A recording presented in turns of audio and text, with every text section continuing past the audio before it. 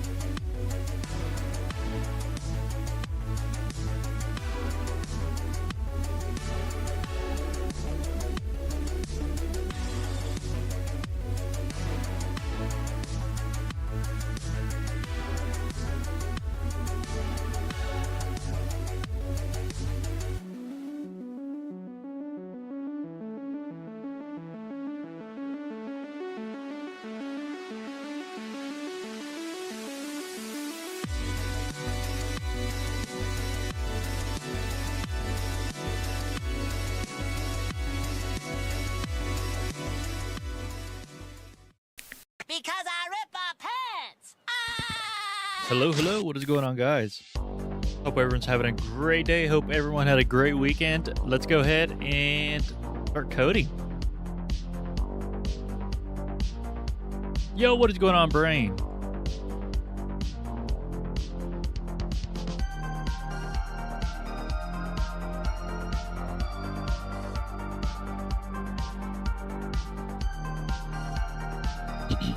Excuse me. All right, there we go.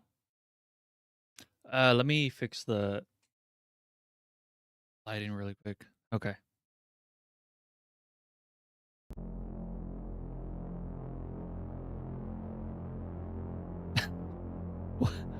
What song is this?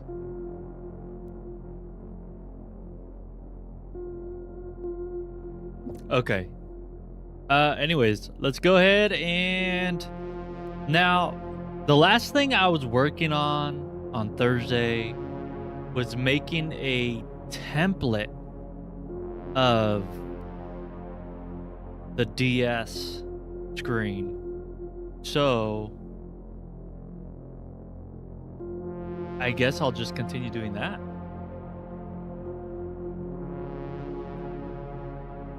Was it this one? I forgot which one.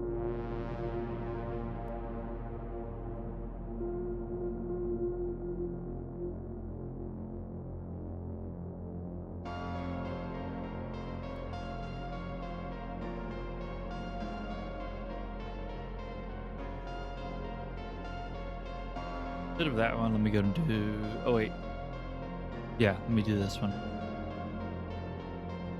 A little better, I guess.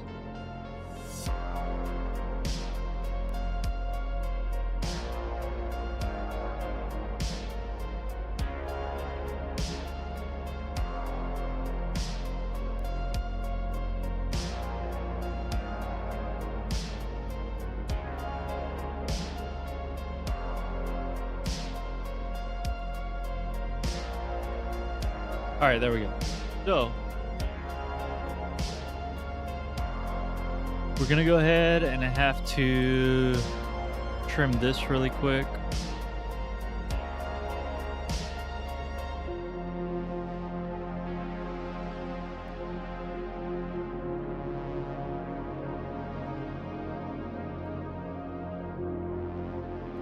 Okay, so I'll go ahead and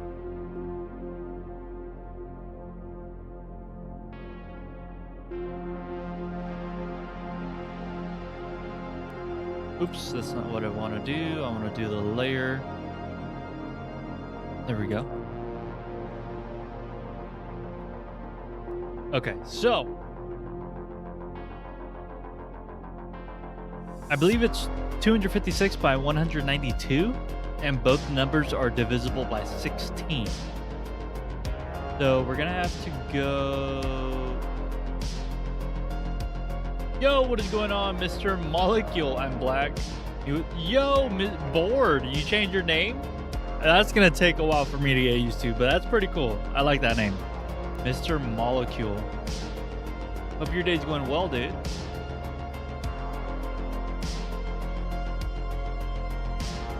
All right, looks like I'm gonna have to zoom in more. Can't I just 16? Let me do another layer. No, I mean, I was bored. Oh, I have another user named Bored. Not as in Bored, the guy who shows up. Gotcha. Well, regardless, appreciate you being here, dude. Checking out your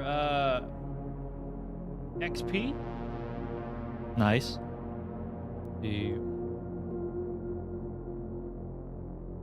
Okay, so it's on the right side. So this is 16 then.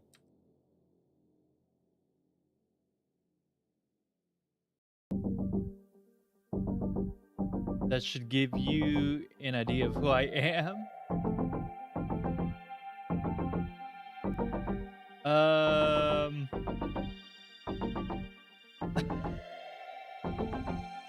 No idea, honestly. Oh gosh.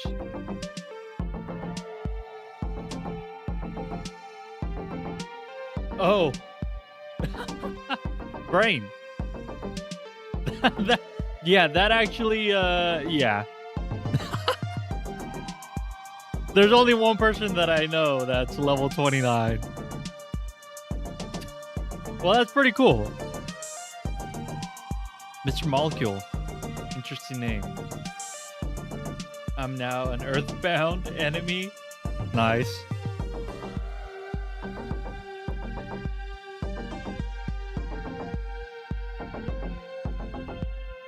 Okay. Gotta be kidding me.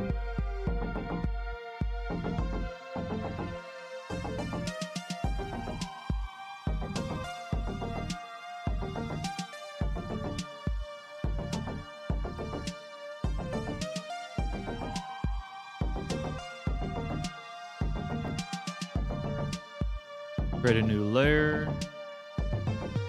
Fill this in. There we go.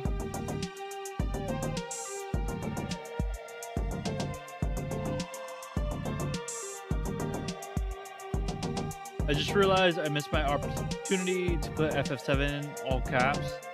Too late, you figured out who I am. FF7. Yeah, pretty soon.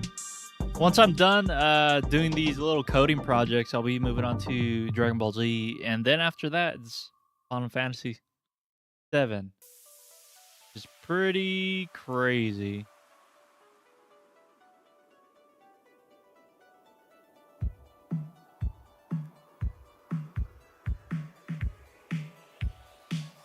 All right, everything is locked in. So now what I can do is just copy and paste and then just keep duplicating it.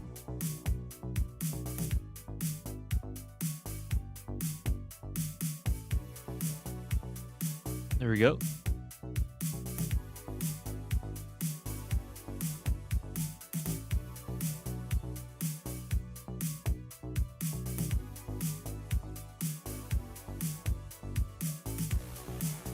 Just gotta get the ball rolling. Yo, crowd control on DS is gonna be something else. So I figured out an easy 2-hit combo with Ken and Smash Bros that can KO at low percentages. Really? That's pretty crazy.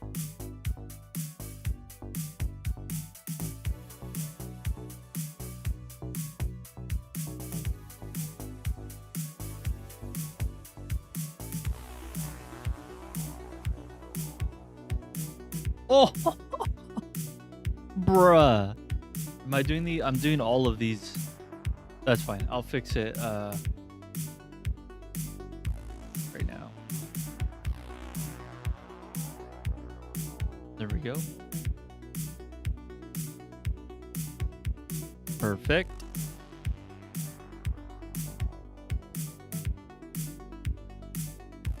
What does the combo consist of?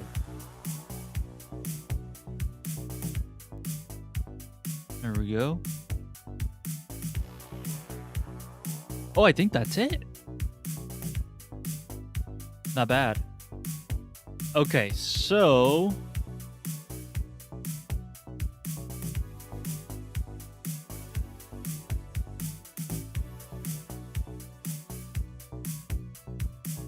one thing that I do have to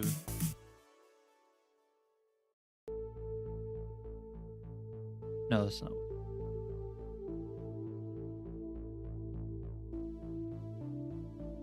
Okay, so this one I'm going to be rotating 90 degrees. Support our journey and help us grow by subscribing. My gosh, why does it go all the way out there? Okay, let's see.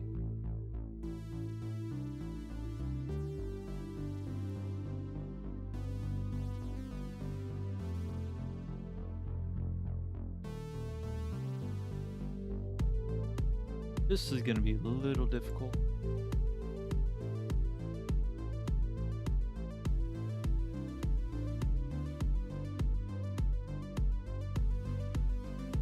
Okay. Is 16 by 16 too much, or should I do 32 by 32?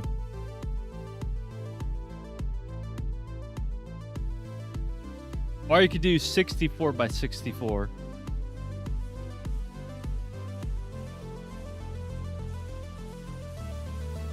Biggest thing, in my opinion, that Ken has over Ryu is that his roundhouse kick is now a special input instead of his heavy neutral, which means you can cancel it. Which means I could combo it from a neutral or smash attack. The 2-hit combo is do Ken's heavy neutral followed by roundhouse kick. That's pretty cool.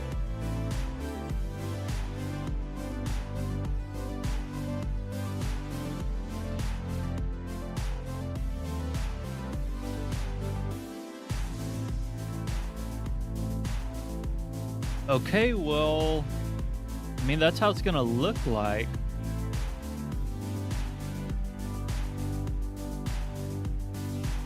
But I can't tell if that's too much.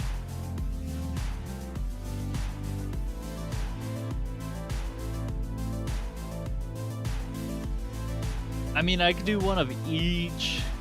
I don't... Let's see. I'm gonna have to,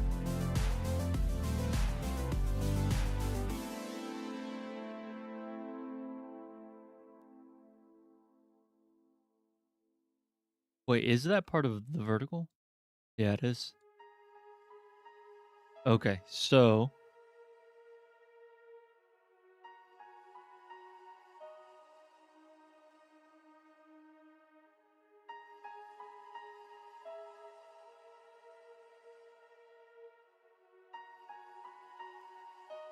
Let me rename this.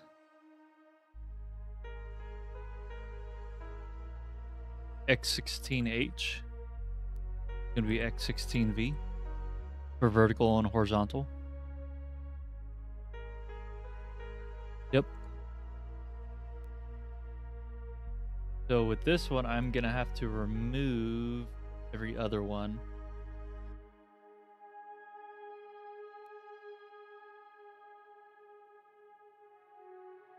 I'm sure that there's a faster way to do this. And then for every 64, I'm going to have to remove every other one from 32. Oh, wait, the first one. Oh, my. Because that's 16. There we go.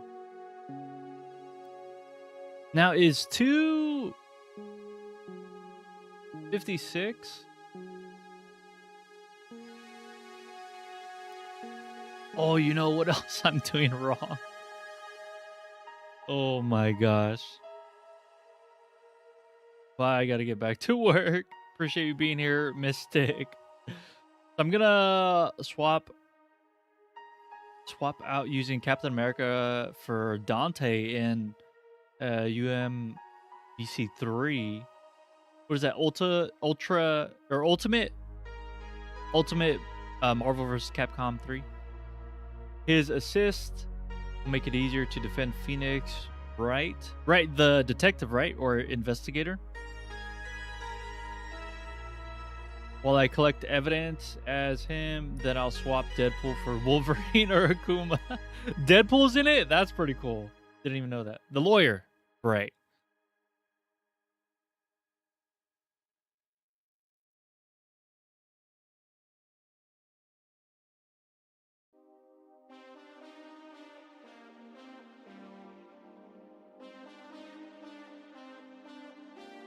Another thing that would make this a ton easier,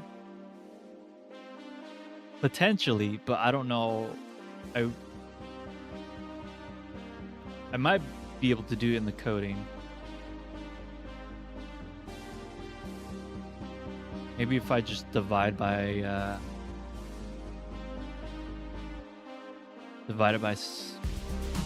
whatever the... Yeah, see, it's not divisible by... Okay. This is what we're going to do. We're going to go ahead and make it the original size.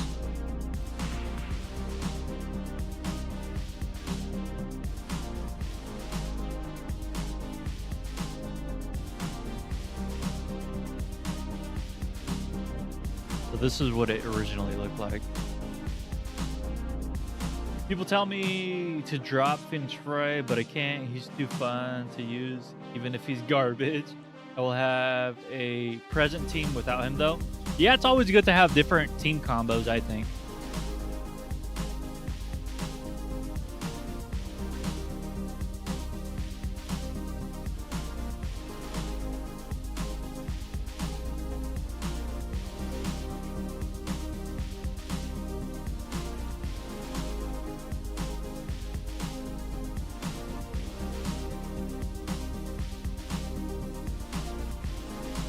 There we go.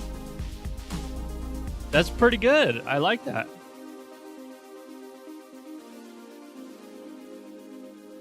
Pretty much, I mean, you get to pick any pixel. Okay, so now I'm gonna have to, I think, literally write out 16. I'm gonna have to probably grab.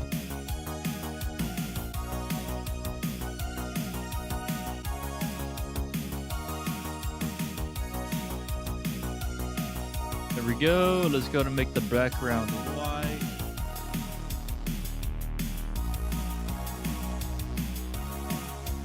So I'll just have to do 16, 32.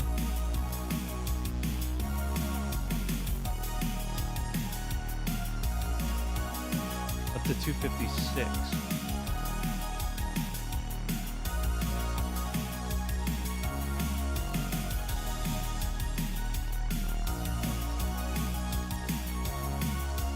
Just go ahead and do this.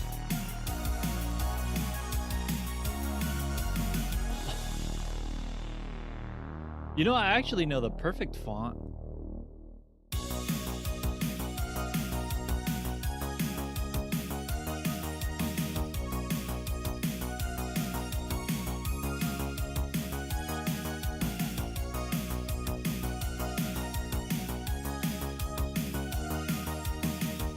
Now, what if I just make this...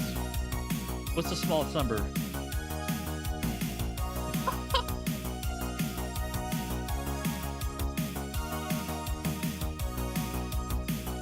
So 8. How many pixels is that? 1, 2, 3. That's 12. Holy cow. Okay, I'm gonna have to go smaller than that.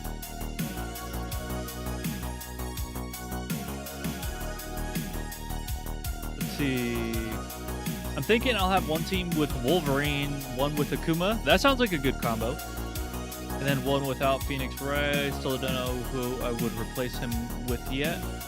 Wolverine and Akuma both have their ups and downs, so I can't really pick between them. Either way, Akuma and Wolverine will be more of an aggressive character. And one I swap into if Dante and or Phoenix Wright gets weak on HP. Yeah, it's pretty strategic.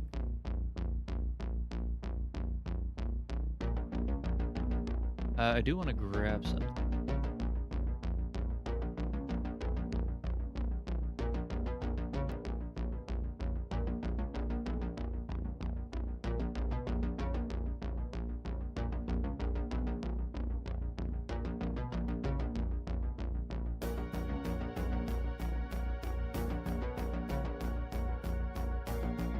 Trying to see if I could find a small font of numbers.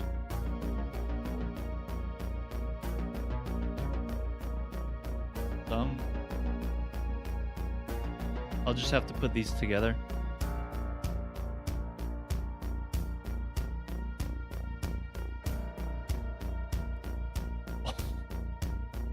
This is terrible.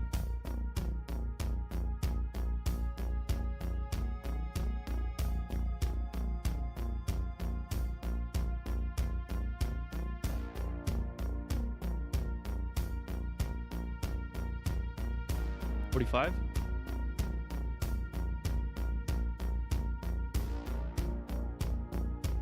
Oh my.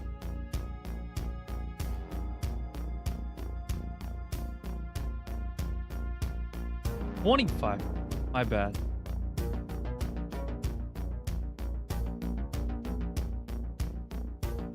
Uh, 46.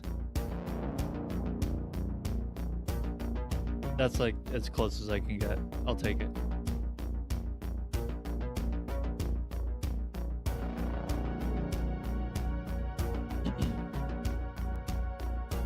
So I'll just be using these numbers.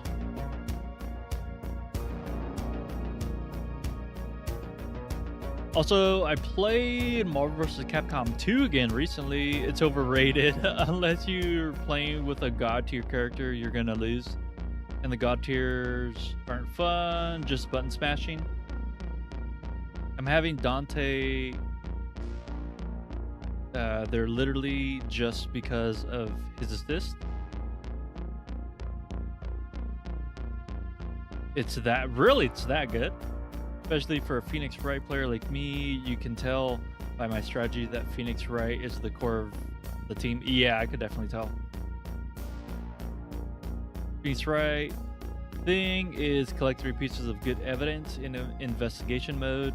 Use those evidence as projectiles in trial mode, and with a 3 good evidence hit with an objection to go into turnabout mode, aka the lawyer unlocked godhood.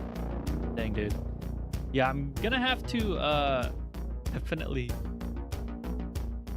try out Ultimate Marvel vs. Capcom 3. I played 1 and 2.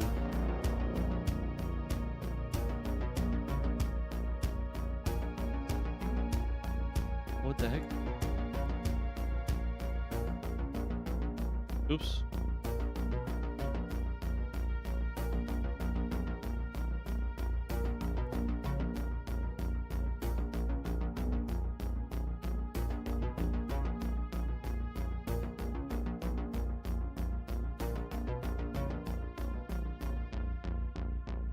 Okay, that should be everything now. Yep.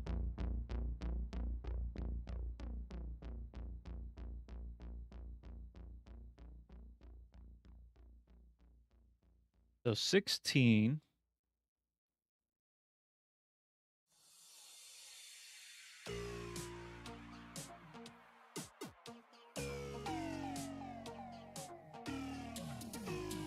$32. Put those together.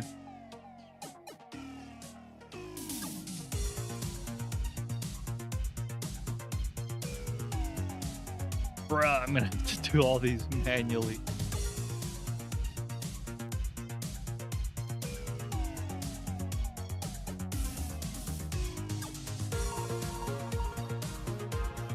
What? How many numbers do I have to make? It's 256. What's 256 divided by 16? Is it 6? It's not 16, is it? It is. Okay. Yeah, that makes sense. Okay. I gotta make 16 numbers. 16, 32, 48, 64. Holy cow.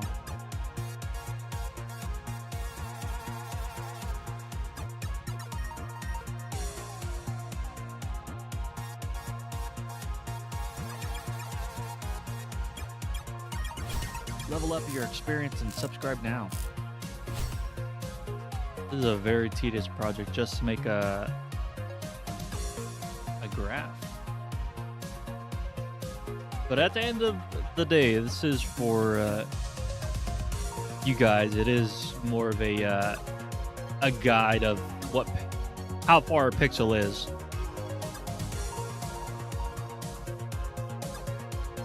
I would recommend Ultimate Marvel vs. Capcom 3 as a game. Yeah, one of my favorite fighting games.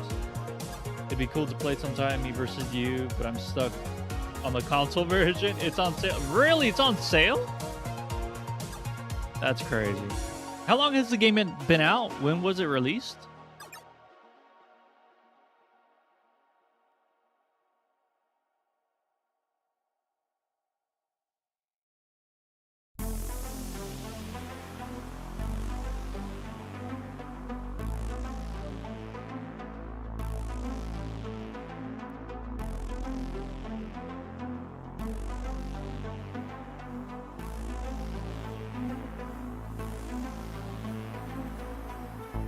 Yeah, this is gonna be a minute.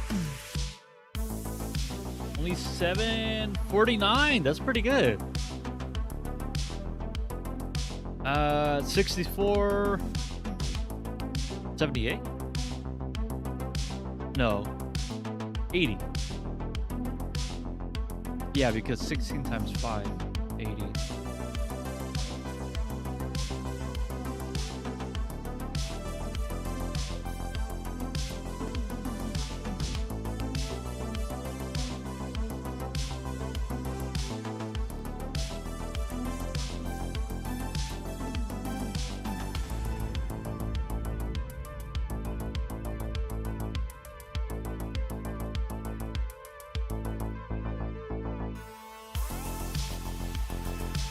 Let me just see how these look, at least. There goes the voice crack. I mean, it's not too bad.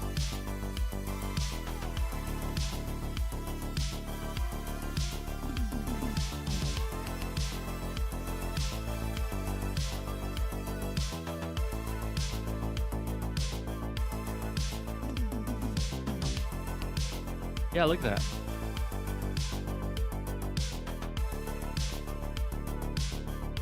So I'll just put it up next to the closest corner. And then I'll just have to do this.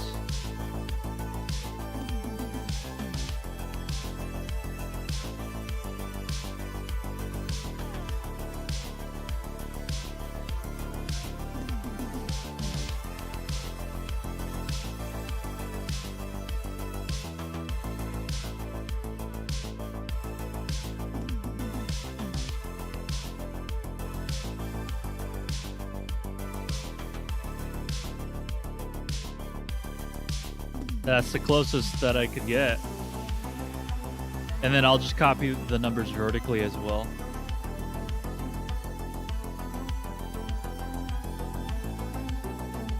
Ultimate specifically came out on February 11th, 2011. February 15th. Oh, okay. Dang, dude, it's over a 10-year-old game. My only complaint on the roster is no Venom. Right, it came out as DLC though, right? But I'm pretty sure you mean just base roster.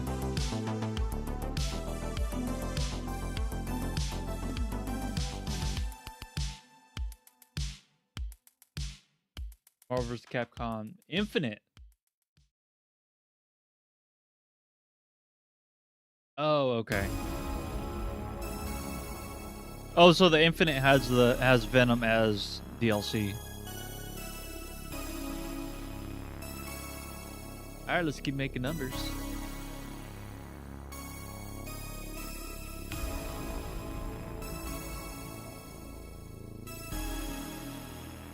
You know what? Let me just do this.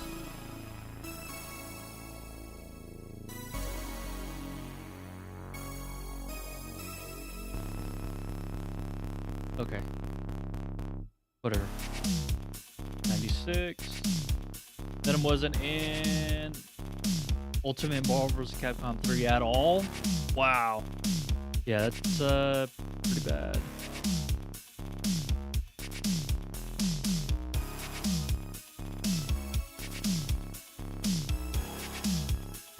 $96. Plus another 16. Is that 112?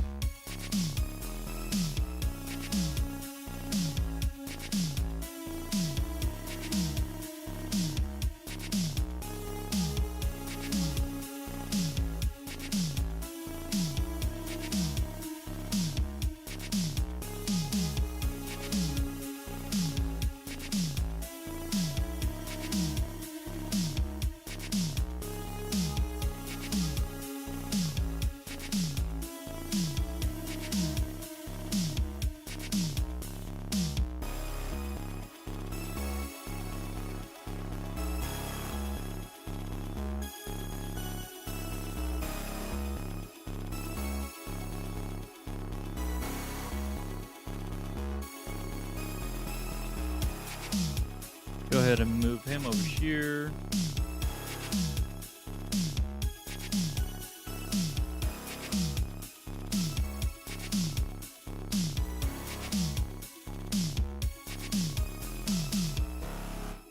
After 112, 128.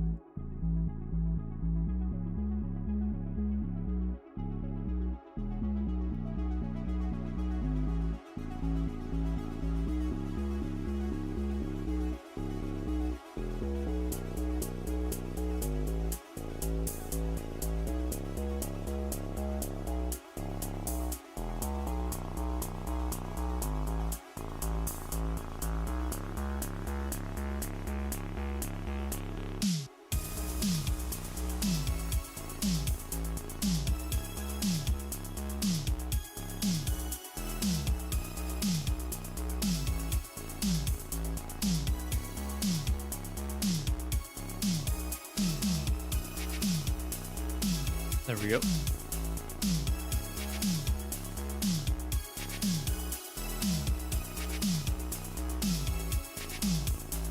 $128 plus 16. That's 144.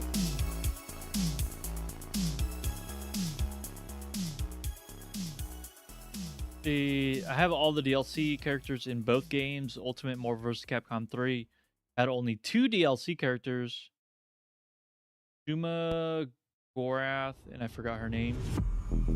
If you buy the Steam version, there's a ton of mods that add the missing characters.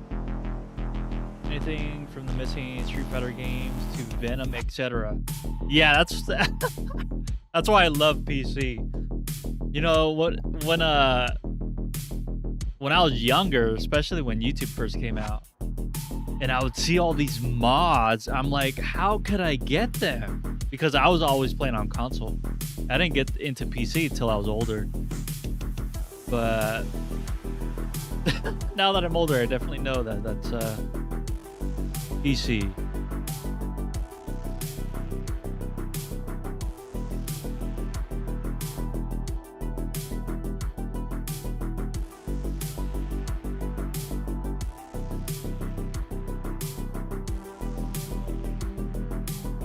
$144.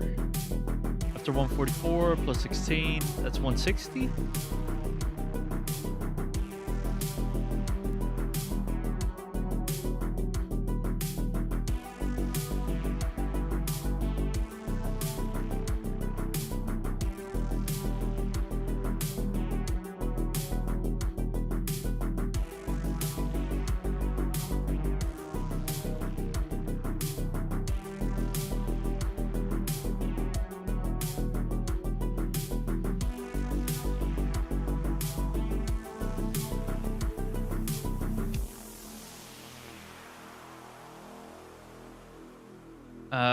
$160, 176.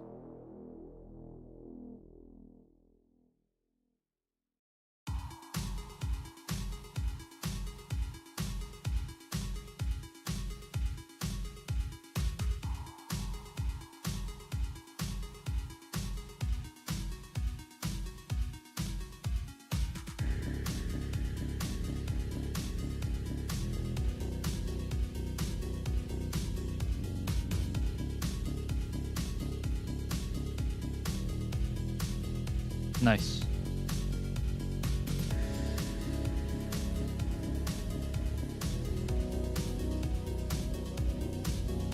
All right, let's see how these look. Oh no, cancel. I want to delete all the work I did.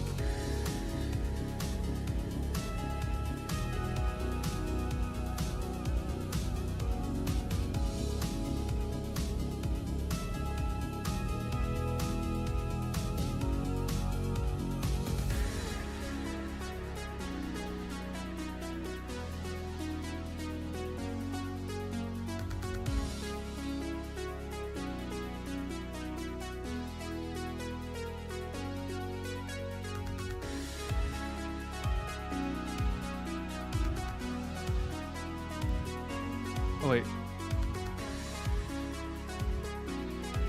Wow, 128's in the perfect spot.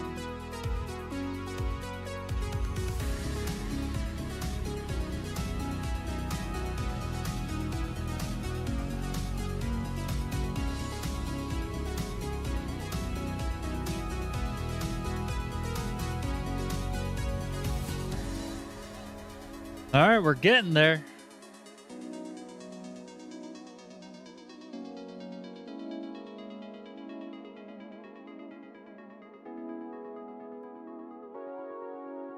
Cool. So once we get to 256, and the number won't be as high going vertically, it'll go up to 190 or 192, which is actually the next number.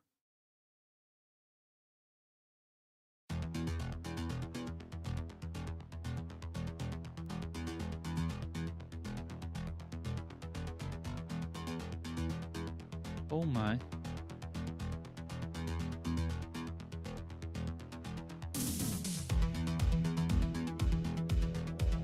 I pulled something in your calf? You pulled something? Is it just like cramp or cramps suck? They're just randomly like just randomly cramps. Could be low on potassium. But if you pulled something like pulled a muscle, then yeah, that's something else. Hopefully it's not too bad.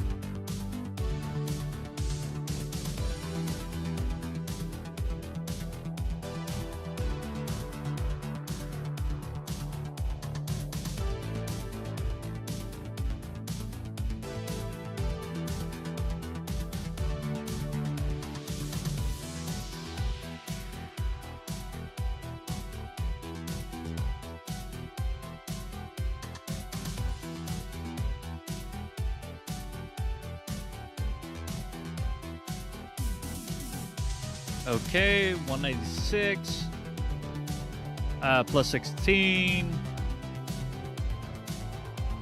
212. That is the boiling point in Fahrenheit.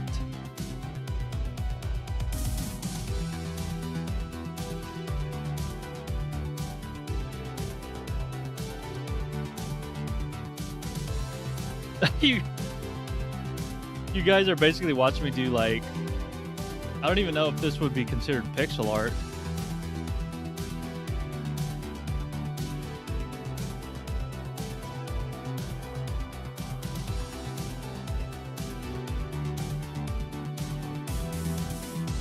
$212 plus 16, $228.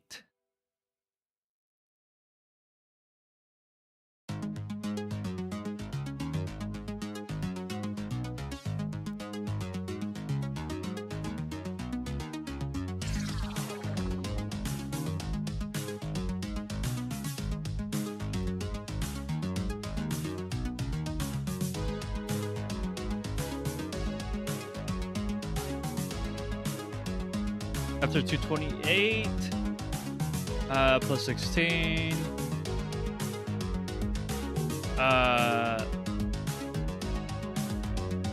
why am I blanking out? 24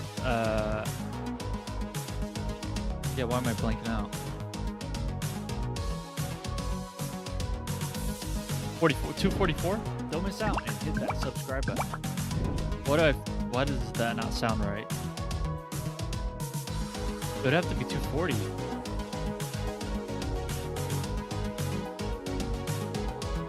Hold the phone.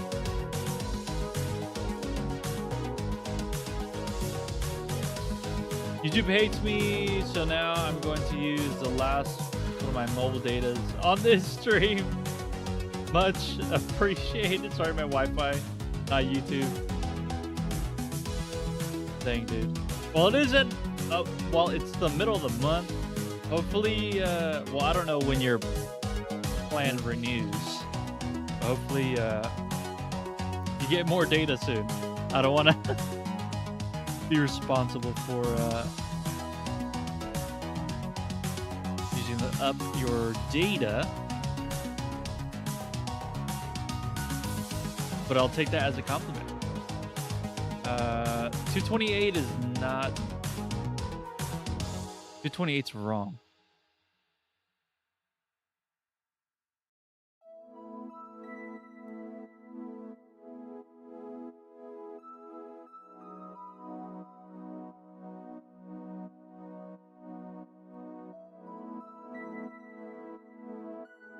I messed up my multiplication.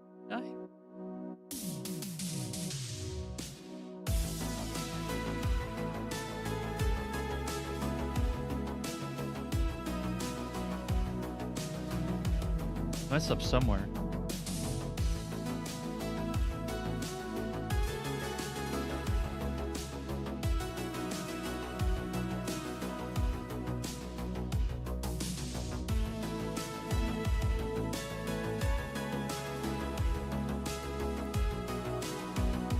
Yeah, 176, 192.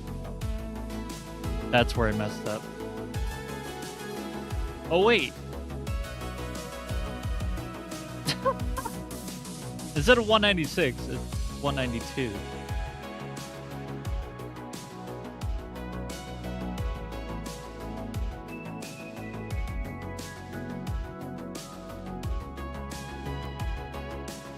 And instead of 192, it's going to be 208.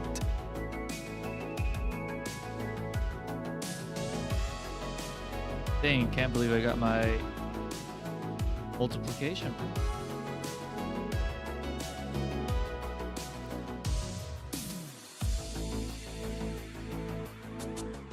And then 208, then that's going to fix this. It's going to be 120,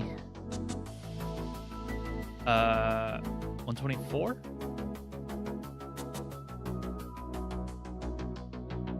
Yeah, my bad, 224. Why am I saying 1? There's obviously a 2 in the front.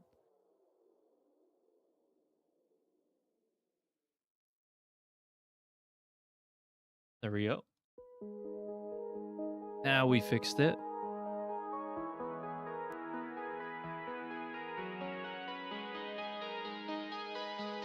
Ninth, I think. I hope my dad finds someone to play in Ultimate Mortal. I want to say Mortal Kombat. Marvel vs. Capcom 3. Because every time we play, he forgets there's no Venom and complains every time.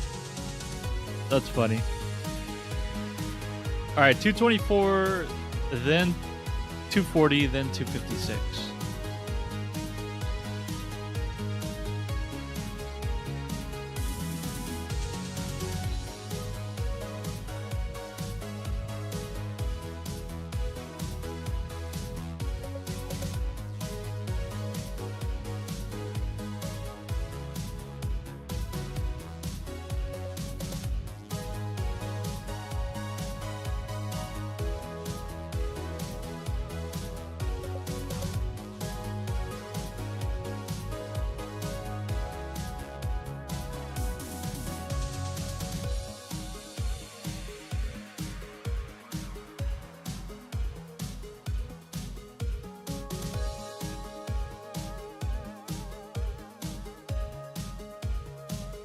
There we go.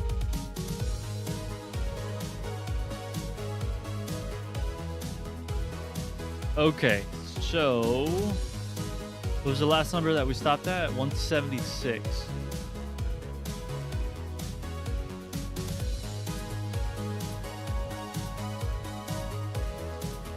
There we go.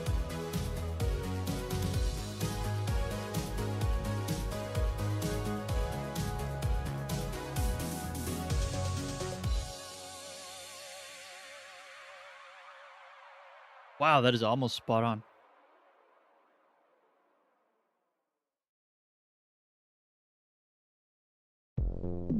There we... Oh, just the last one.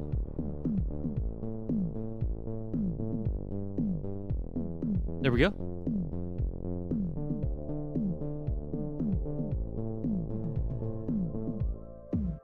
Oh no! I merged the wrong ones. Okay, there we go. Can I like... No, it won't... Let me select them. Okay. So now I gotta do it vertically.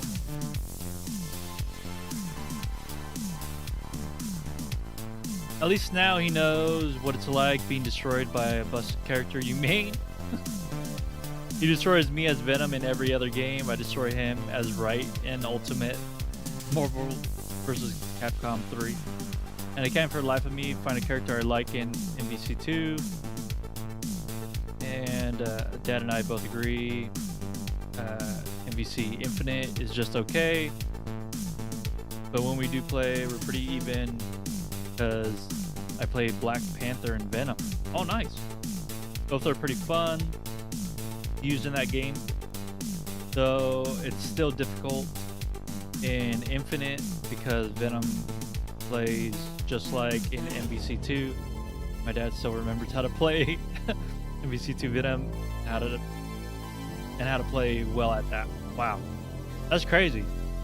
So, you know, I like games when they don't really change that much, especially when they have a long history and community, such as Marvel vs. Capcom. Okay, should I put it on top? I think I might. Oh, can't I bring it down one?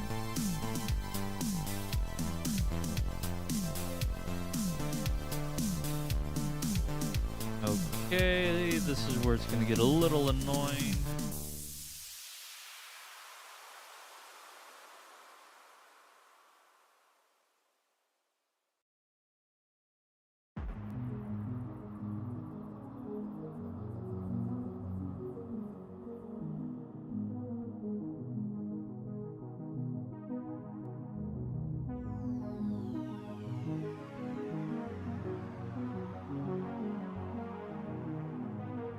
Okay, so for this, I'm assuming I'm gonna have to make it as an overlay for you guys.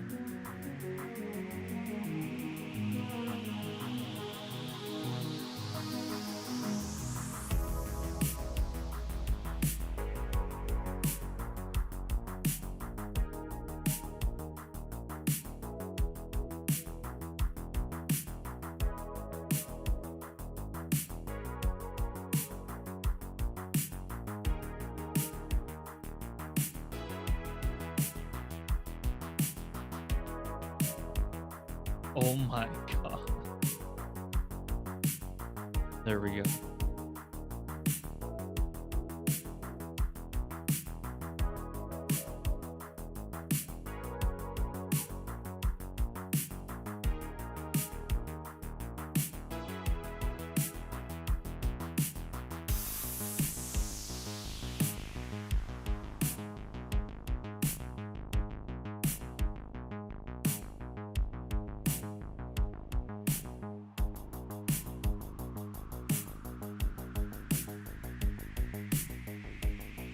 There we go. So now let's go ahead and merge all of this.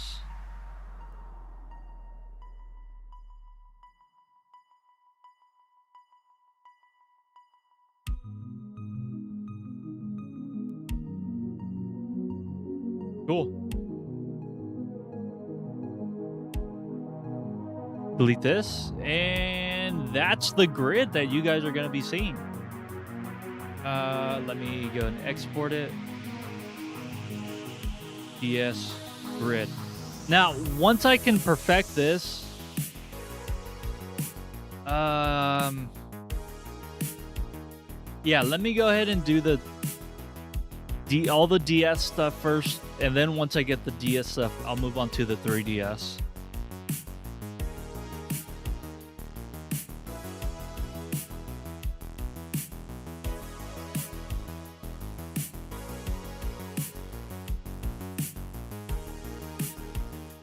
Okay, cool.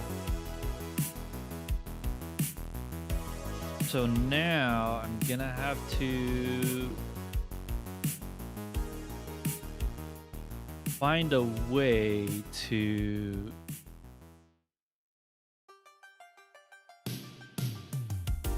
have Python only read this section of the screen. So let's go ahead and go to Python, and then I do have some previous work.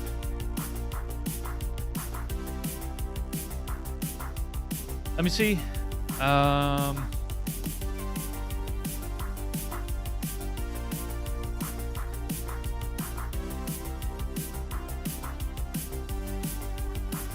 does not mean Infinite doesn't play differently. Infinite, when went back to 2v2 and got rid of assists for tagging your opponent in mid combos, and also added infinity stones, tagging your teammates mid combo. Infinite feels a lot less strategic. I like assists. They added a whole new depth to the game. Yeah, assists, if you know how to use it, they definitely come in handy. By the way, mid alert, X and Y suck. I don't care what anyone says. This game is soulless. What is that, Gen 6? Gen 7? I forgot. But I believe it was this one. Was this the one that had all the...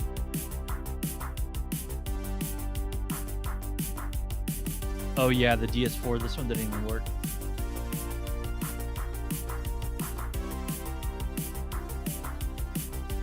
So this one works for all games.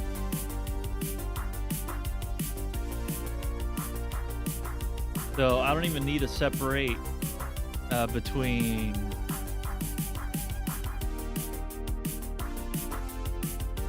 Yeah, the only thing that I would have to change is probably just the action buttons, depending if it's Xbox. An Xbox game, PlayStation game, Nintendo will determine the action buttons, but other than that, they're all pretty much there.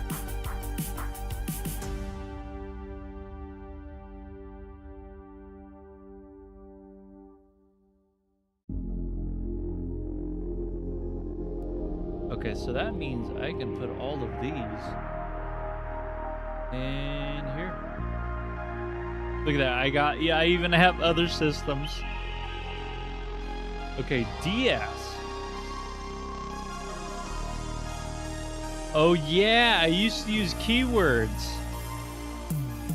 You try to yeah, that's not gonna work. I'm not gonna be using keywords anymore. I'm just gonna be using a coordinate,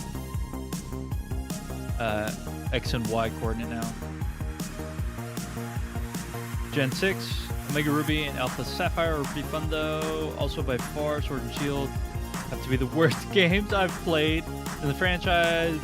People are split on which one is the worst, Sword and Shield or Scarlet and Violet, which are actually good. So Scarlet and Violet is better than Sword and Shield. And why is that? I'm just asking your opinion because I have played neither. Tomato. Okay, so screen region.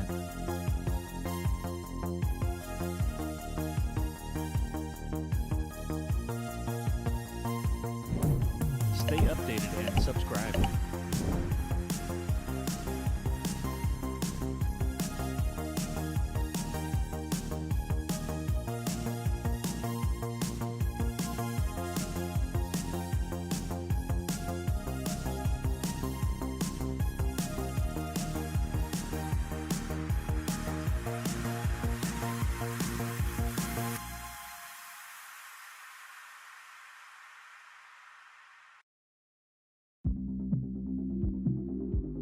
Okay, so for this one, we'll just have to, let's go ahead and rename it to,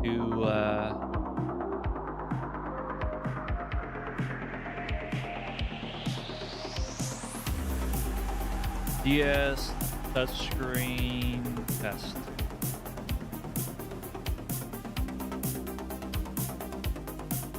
And let's name this version 1.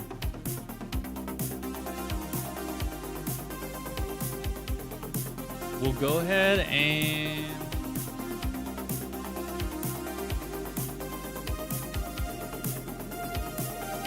Scarlet and Violet didn't even get a chance. People are still cooking it for a pre-day 1 patch, as if every game doesn't come out on half release. Scarlet and Violet aren't buggy anymore. First off, why Sword and Shield sucks? The region is so linear. You thought Kanto was bad, you ain't seen nothing yet. I'll give credit to Sword and Shield for its battles and Pokemon selection. So pretty much just the story.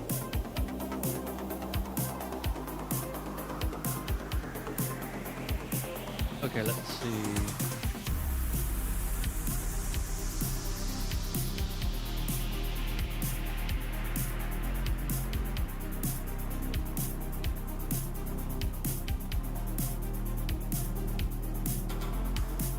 I'm gonna copy this one, put it in here.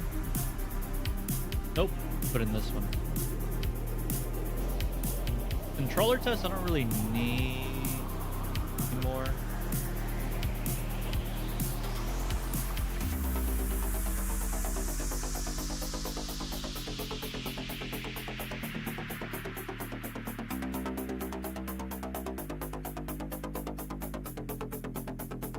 Okay, let's see. That's it. Scarlet and Violet were the first open world Pokemon games. And it has so many good things. The story mode was pretty fun. Battles, the new battle mechanics. Terra Stylization has to be my favorite. Had to shorten favorite. Screw you. The character limit. That's funny. Okay, so I don't really need the definitions anymore. And I don't need image recognition either. What I do need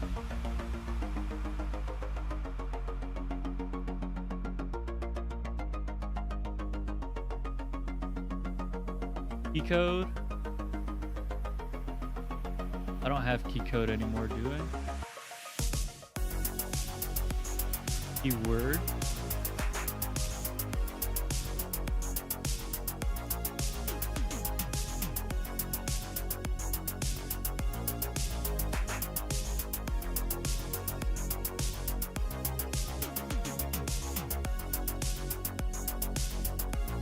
There's key mapping. I don't need key mapping.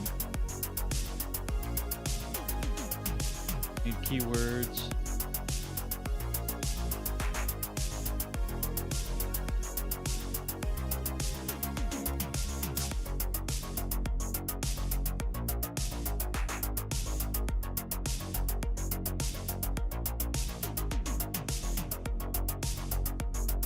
Let's see. I want to try this new AI. I downloaded an extension.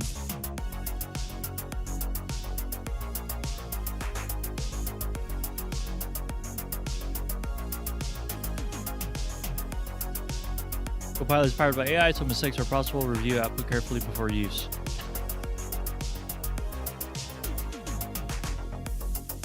Scarlet and Violet also introduced so many cool Pokemon as well. The game feels complete without the DLC. Cough, cough, Sword and Shield.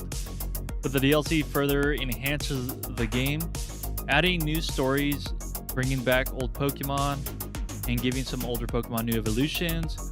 Base game did it, to be fair, in the Indigo Disc. DLC was so fun. It was an actually challenging area. 4 Elite Four members, you fought. Every battle there was double battles, and the trainers have high-level Pokemon. It was actually fun. Yeah, that sounds pretty interesting. Has there ever been a... This is a wild thought, or wild question. I'm sure other people have probably thought the same thing. Has there ever been like a ROM hack or a fan-made Pokemon game where it somehow integrates a majority, most likely not all, because of the different consoles that each game were on. But if they've included a majority of the regions, I guess that would be a pretty large project. I don't know how the story would work, even like if there is a story. But that would be pretty complex. It's a pretty crazy idea. At least I think it is. Okay, let's see. Let me go ahead and get the region.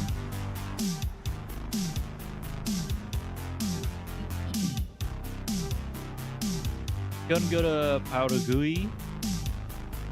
Bring you guys with me.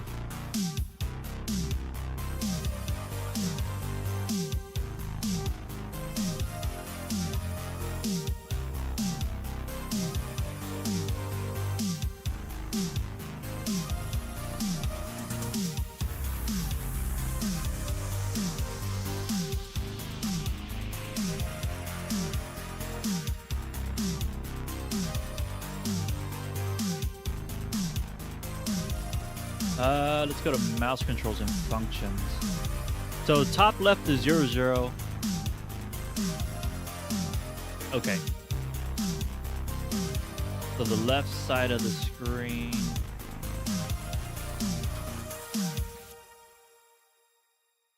If I know what you're talking about, then I don't think there's a ROM hack. Just stick to Crystal Clear or something where it has more content than Crystal and still has Kento and Johto.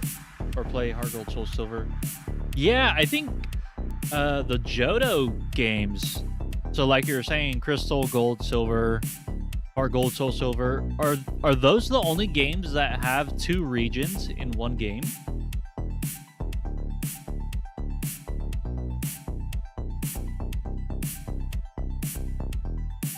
Because I don't think any other Pokemon game does that.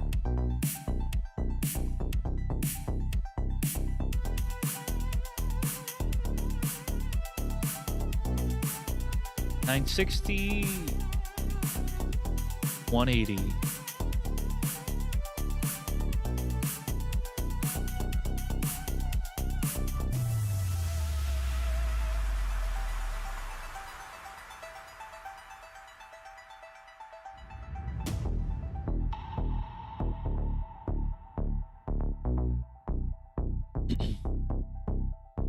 Okay, and the bottom screen is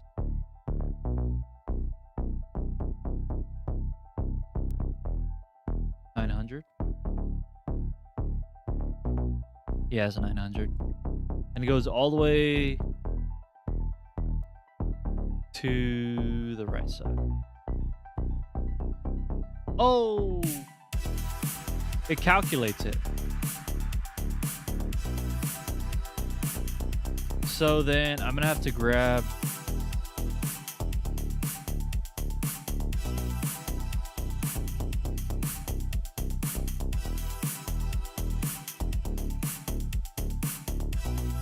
so it's 959 by 720.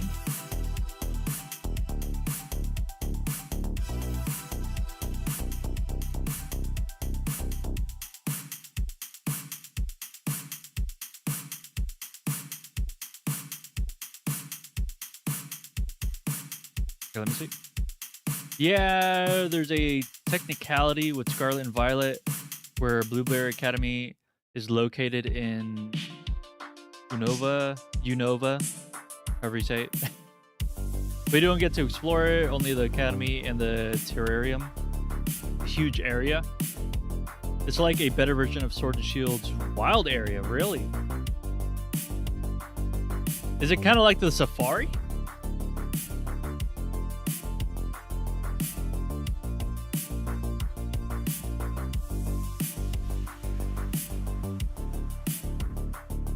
Okay, do I need C-types here? I don't think I need C-types.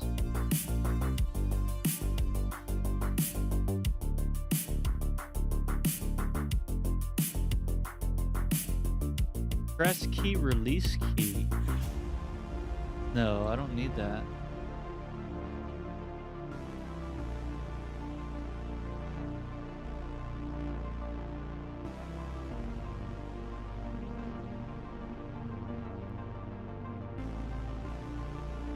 There's a, I think there's a click, right? Mouse click. Movement.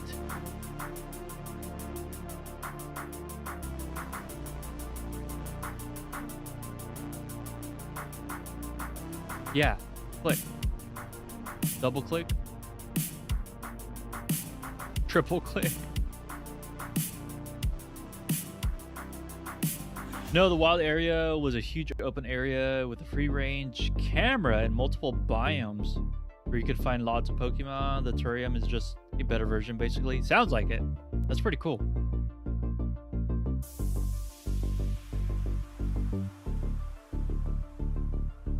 Okay, so check the X and Y coordinates. What I can do,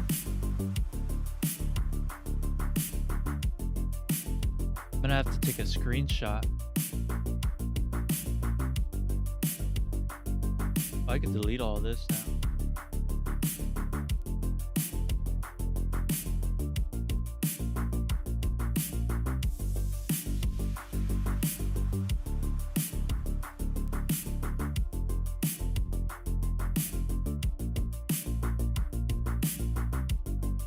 Left up, left down, left right.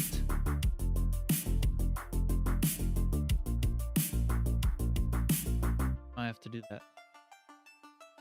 Okay, I'm getting distracted.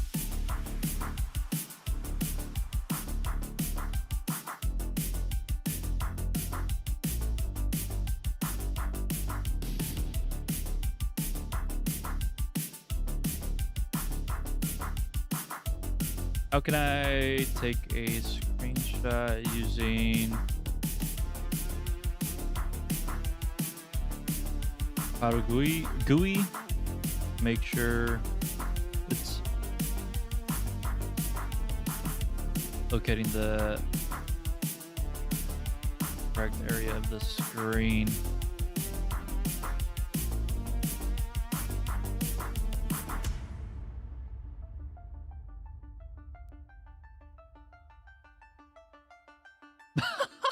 What?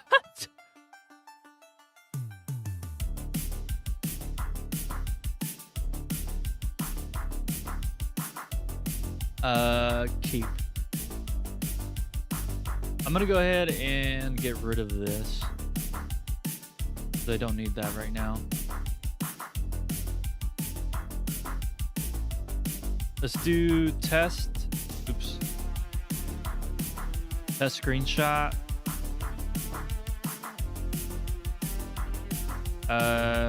DS touch screen. Sure, something like that.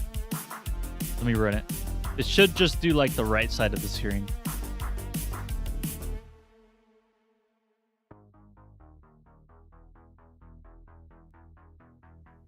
DS4 is not detected. Make sure DS4 Windows is running.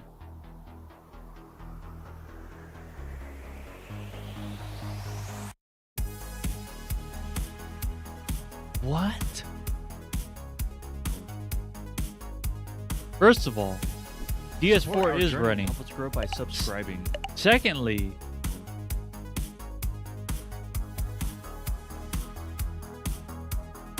what does any of this have to do with DS4? There's no...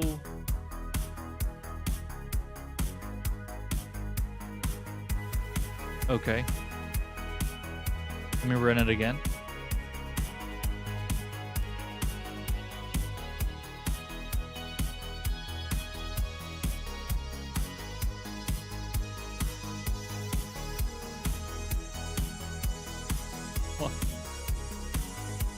What in the world?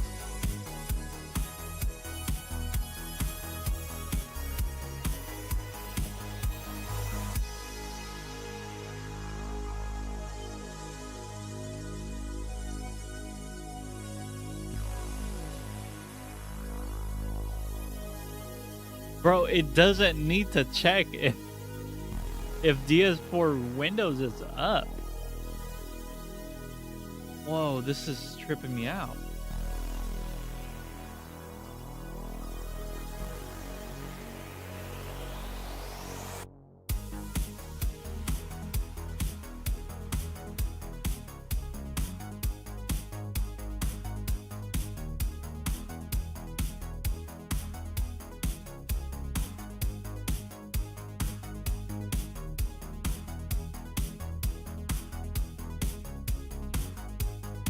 Can I like...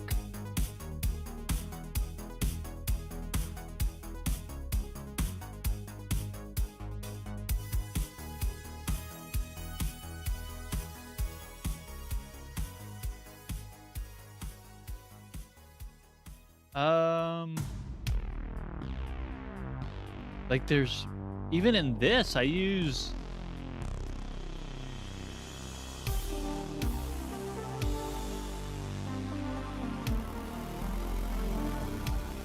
like this works.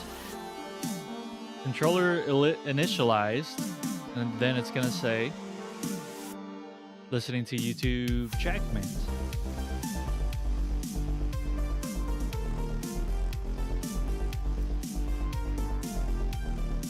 There we go. And then for this, DS4 is not detected. What? Let me see. The walled area was made. Wait, what? Can't even speak. The wild area was more so a marketing thing, like, oh my goodness, open world. And it was really just underwhelming. I mean, to be fair, the wild area is kind of a tech demo of what could become Scarlet and Violet in a way. Scarlet and Violet has a free range camera everywhere and is a very exploration based game. You need to buy the DLC for it to work then.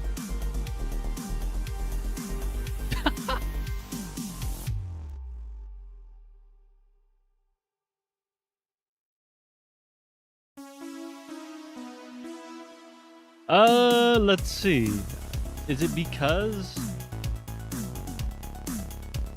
like there's nothing? Let me just create a new file. We'll call it dstest.py. We're gonna go and copy, paste, delete this old one, and then run it.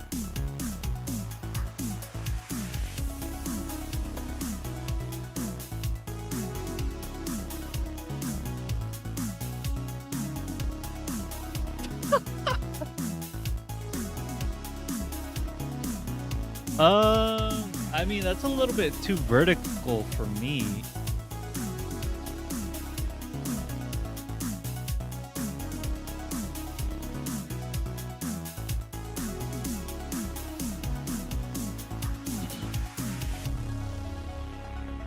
Was it the... I have no idea what caused that issue.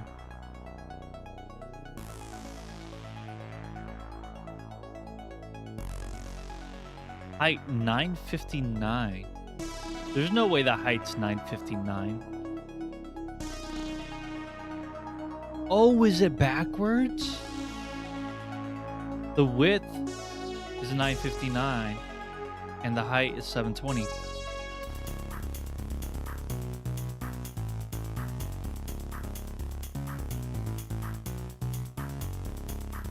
That seems to be a little better.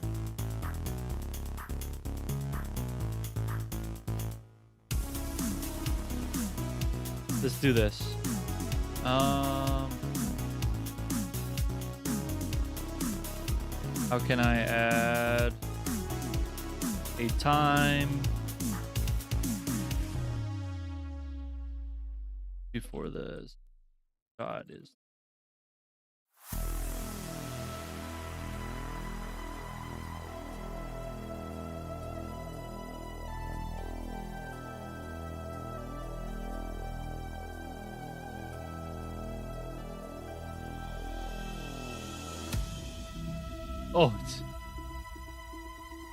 It's working on the old one.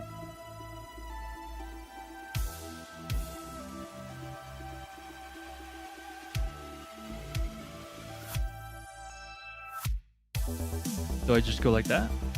Cool.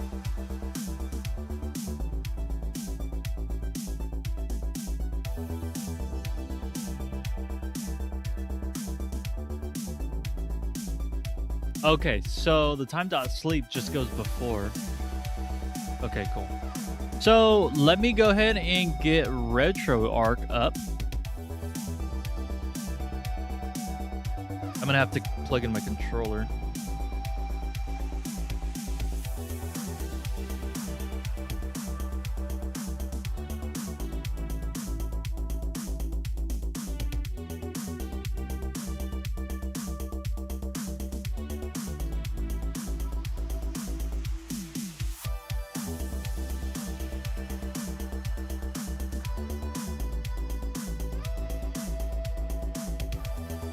Don't think you guys can see, but I'll bring it up right now.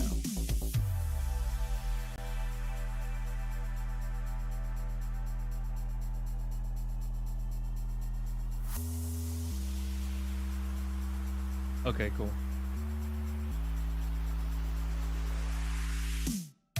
So let's go ahead and pause the music. And okay, there we go. There's retro arc.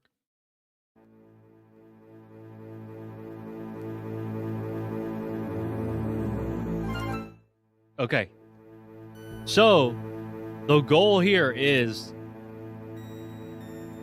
to take a picture of the right side of the screen, which is technically the touch screen. So let's run it.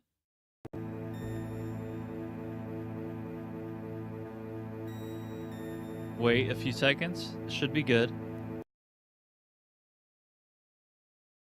Okay. Wait, what?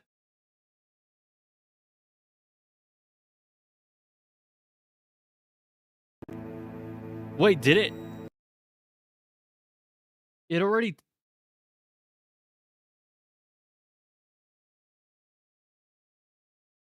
It just takes it like that.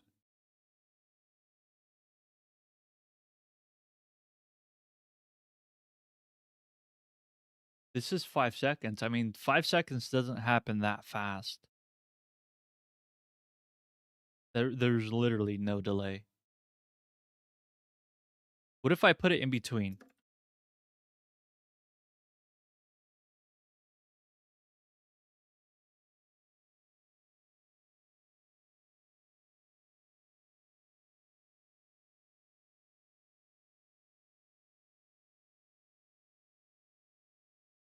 Okay. What if we double it?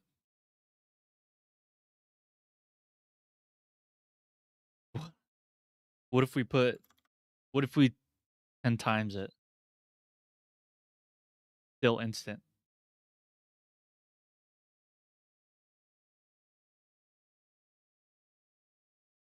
Let me put some music on. Yeah, I put music. There's no delay being added.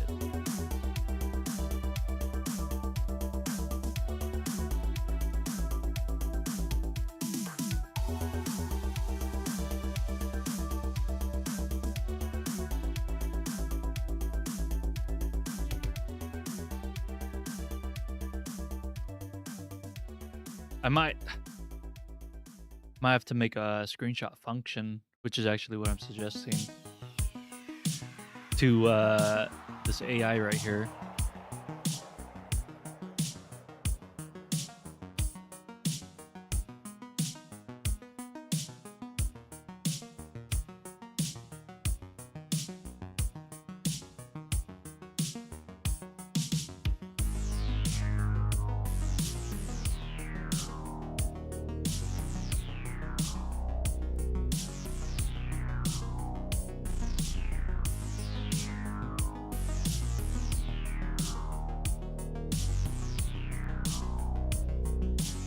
Why are those red? But that's the thing. I don't want it after.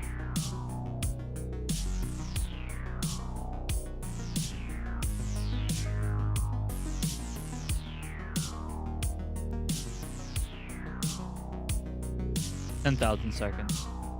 Still does it immediately.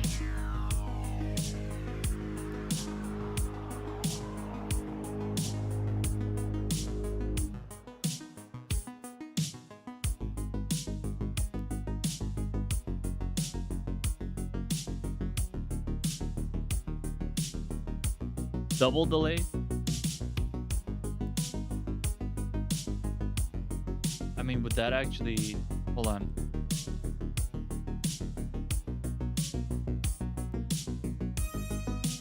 Does that mean I take 10 screenshots? What does that even... I don't know.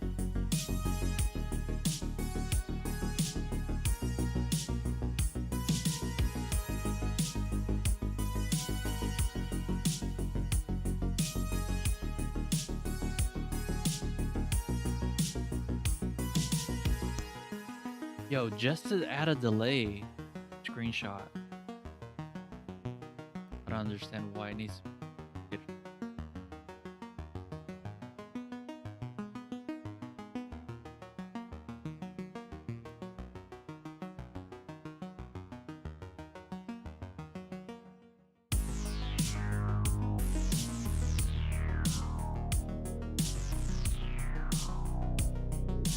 That wouldn't work.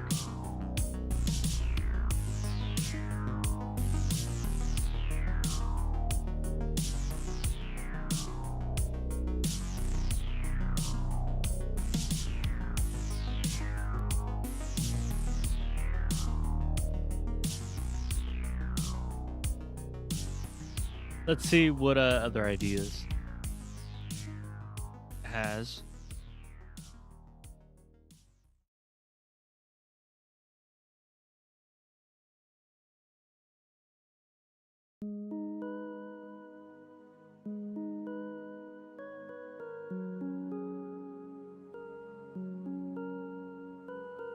Wait, what?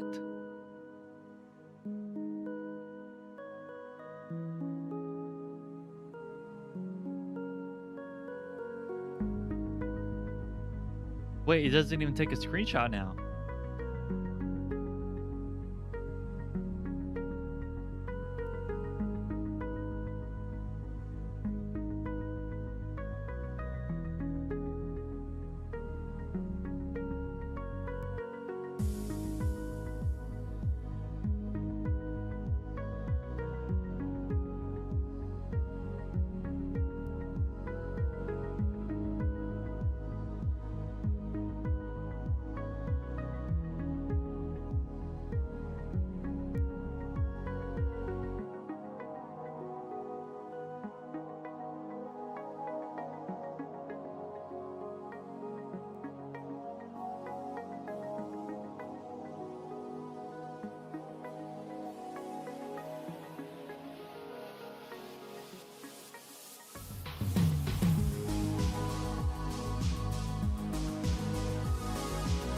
So it does take a screenshot, but it doesn't print.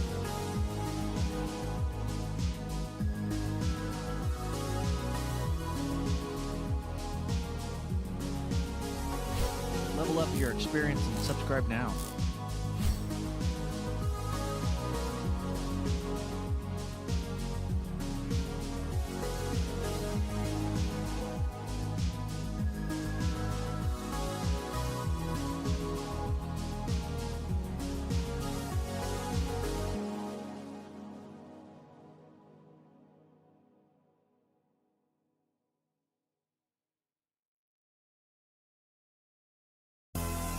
Maybe we could try it.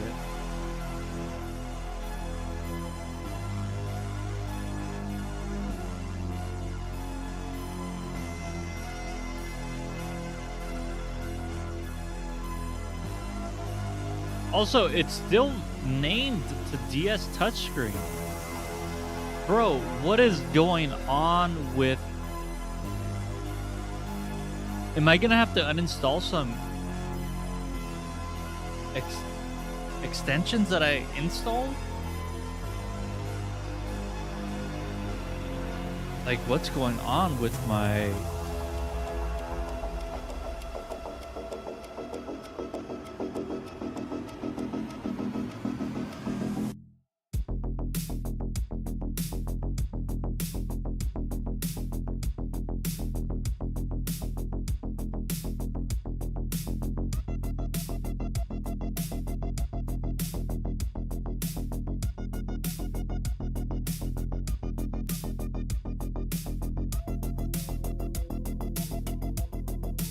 Okay, well that worked.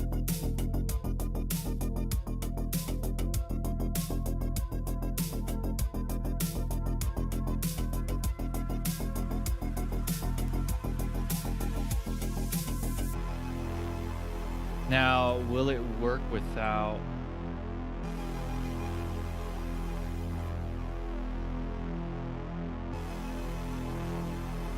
that?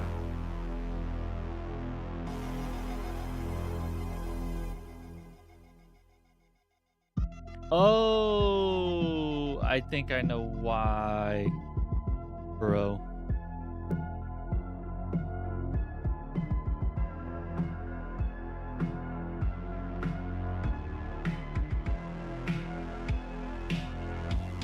Am I running it without saving it? All right, let's pause the music.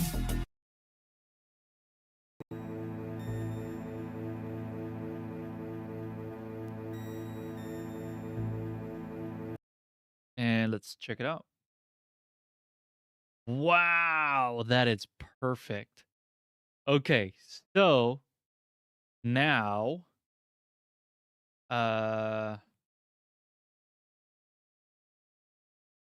what's gonna have to happen? Let's see.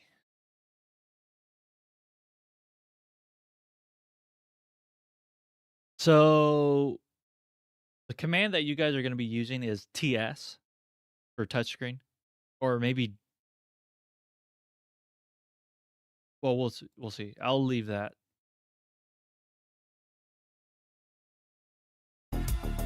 Okay, so that works. That means it's working in the right area of the screen where it needs to use the touchscreen at.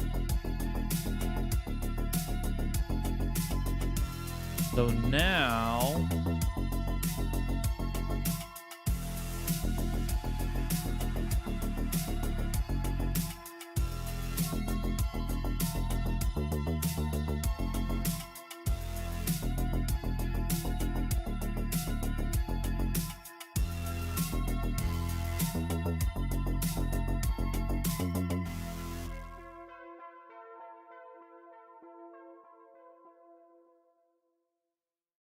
how many times larger is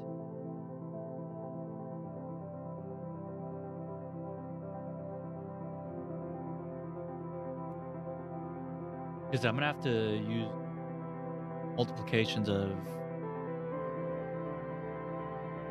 whatever it is.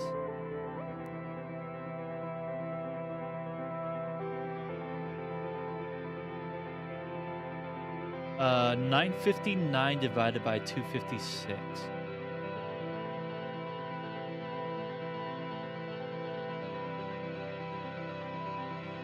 About 3 3/4.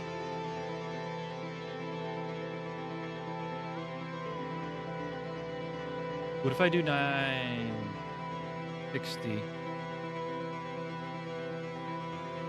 That's exactly 3 3/4 of a difference. So I'm gonna do it.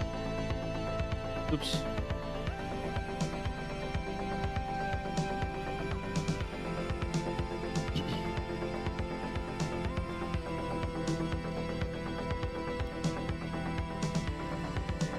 The original DS resolution. 6 by 192. RetroArch emulation resolution.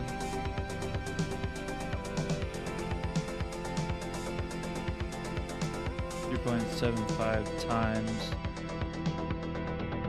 larger.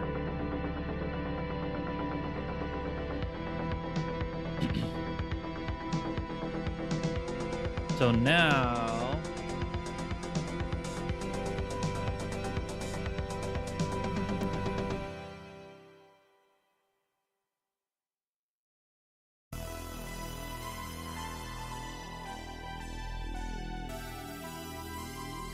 we implement PYT chat to retrieve data from YouTube live chat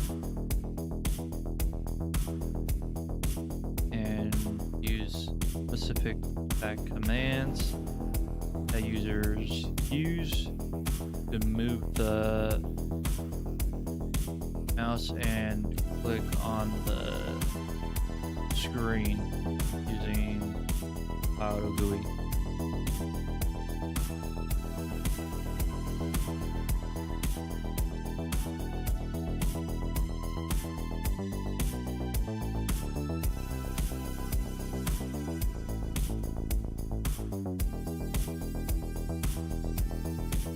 See if it uses UIT chat correctly.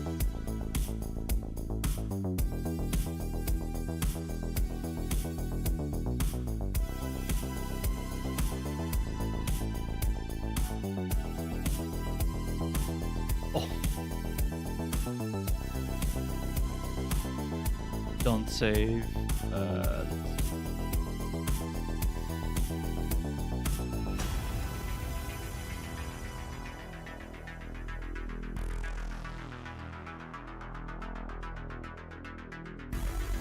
There we go. Oh, what the heck?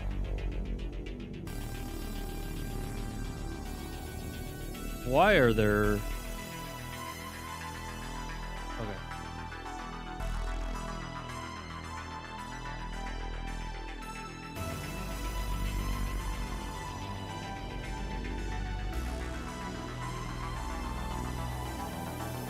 So no screenshot needed.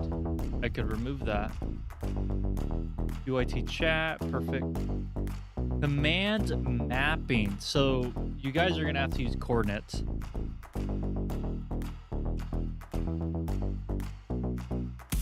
Hold on. Oh yeah. We go ahead and grab the URL.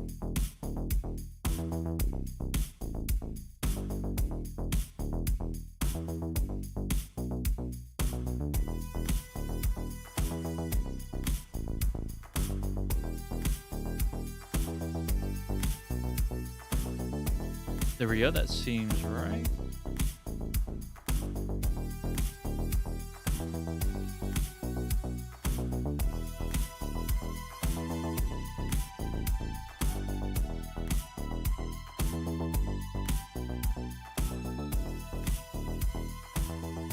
No screenshot needed. I removed it. The command. The users will be using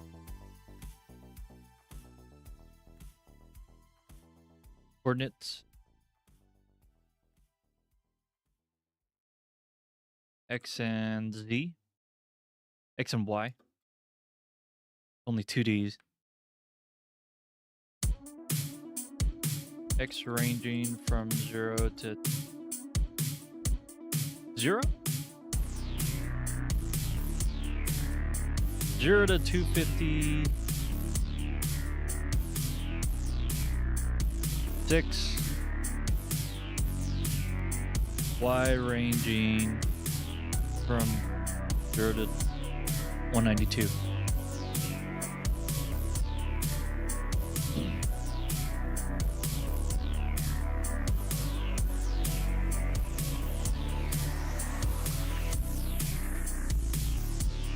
Set up command mapping in order to trigger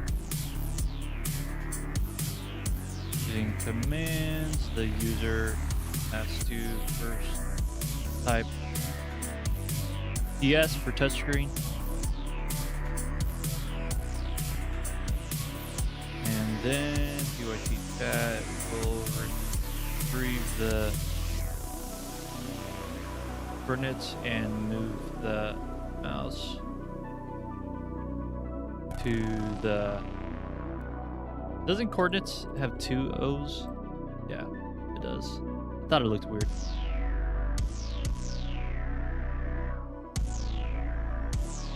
Does it? I don't know. It still looks weird.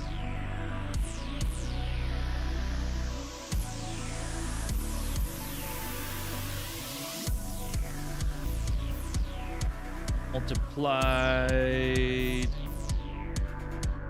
by 3.75 because of upscaling.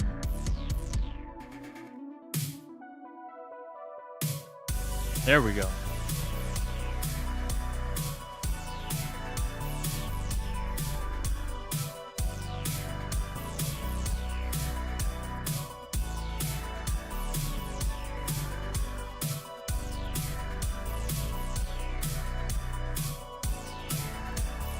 It's still using the command mapping.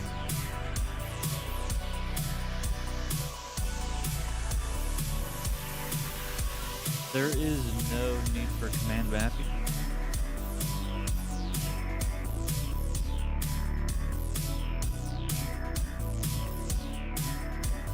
Check if command exists.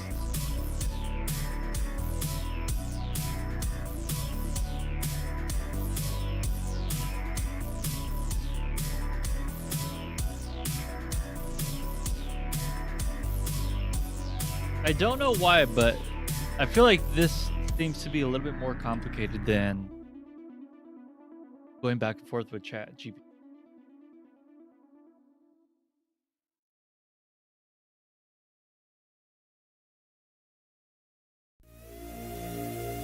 Can I, how can I create a new conversation? There we go.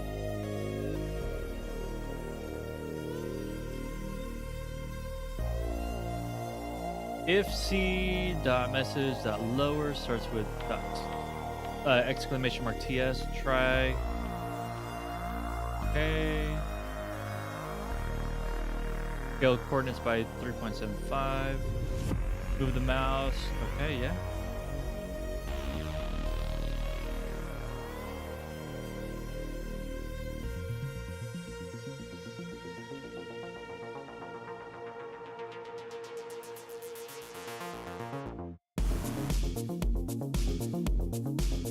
If coordinates are out of range,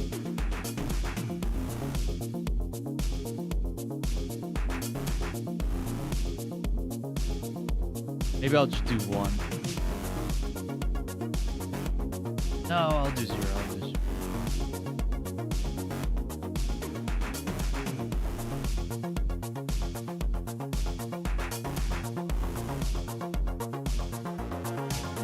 Oh, but that's the thing, is that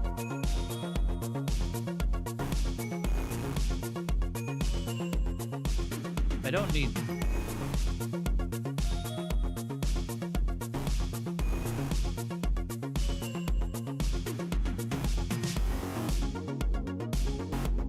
There we go.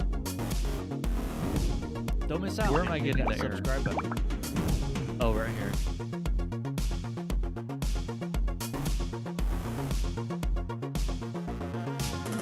Honestly, I feel like it's ready to go.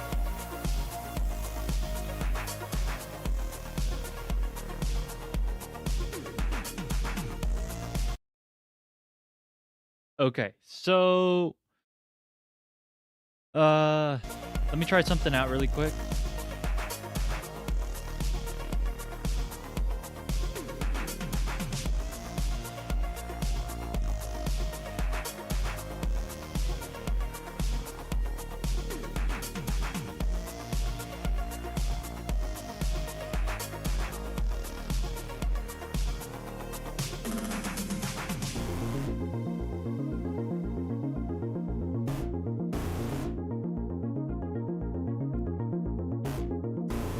Here's the grid.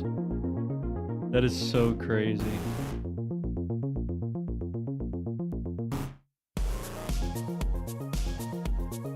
What was the top number? I forgot. Let's see. 180?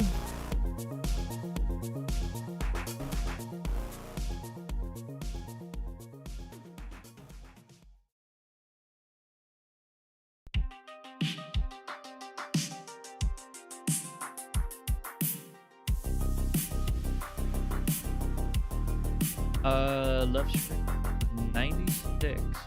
Oh, it's because it's okay, yeah.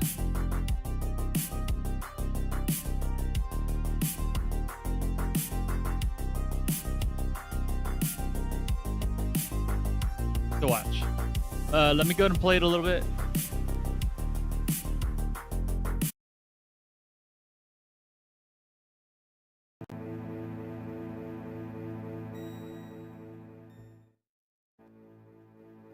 I could probably change the opacity, that way it's not so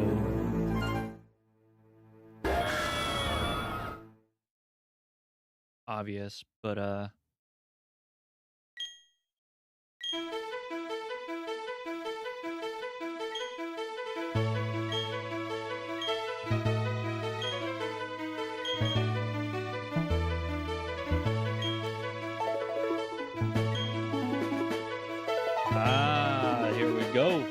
This is the first hiccup that we've always ran into.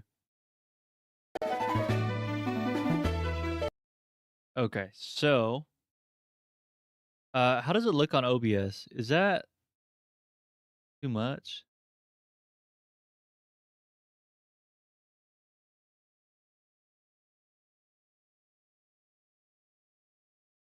I feel like that's good. You go and change the opacity.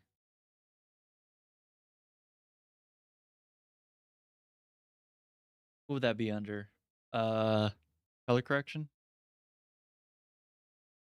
We'll do 50%. What does that look like?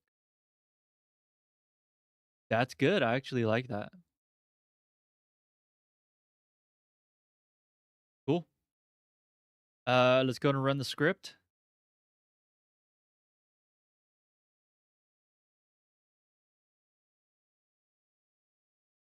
And let's run the game. So, well, it's about 128. Yes, 128. 122 or 112.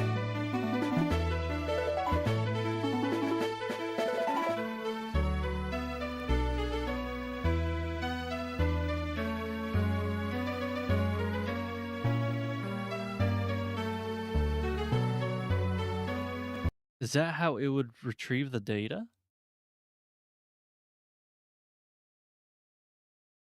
Says TS 128.12, move to 48.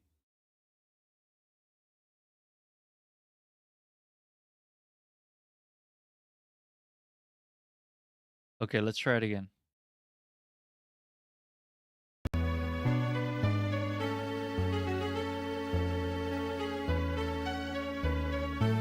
Oh, here's the mouse. You can barely see it.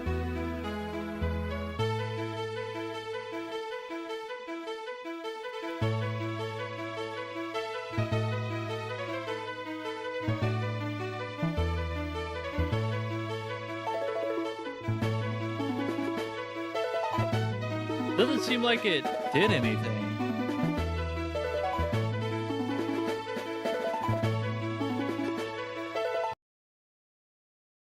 Yeah, it doesn't seem like it's doing anything.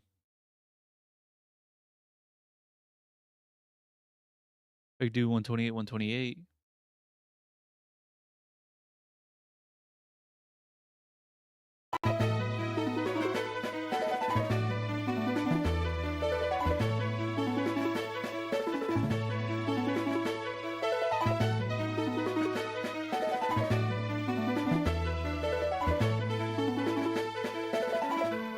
My mouse did not move at all.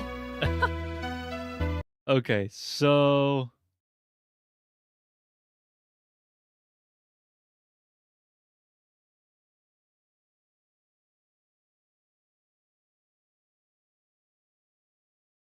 let me stop the script. Let's play the music. And let's see what's going on.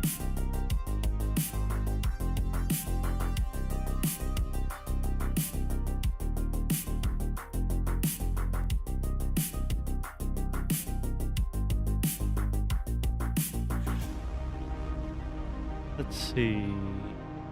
Sure, coordinates are within the valid range. Yep, 128, 128.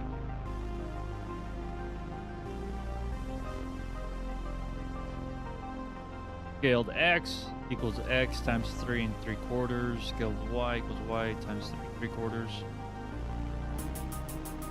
Move 2. Scaled x and scaled y.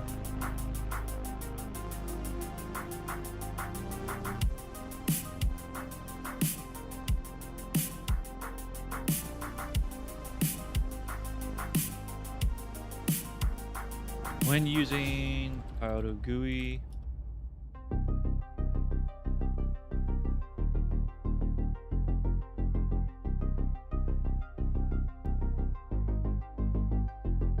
and the move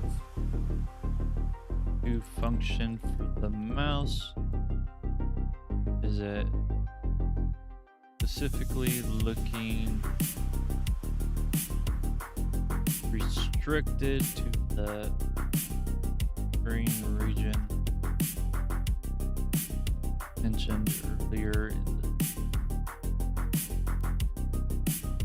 the... No. Okay, it's not.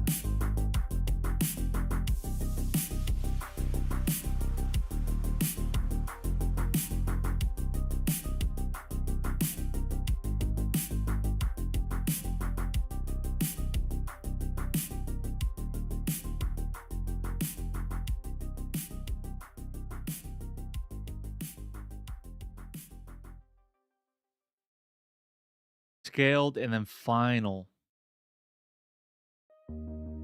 Okay.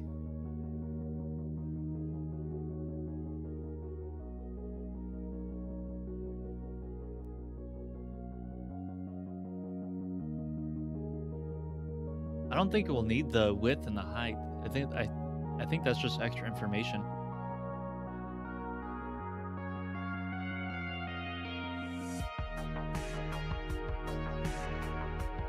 What other functions are there? Move to. Oh, drag. We're not going to be using drag.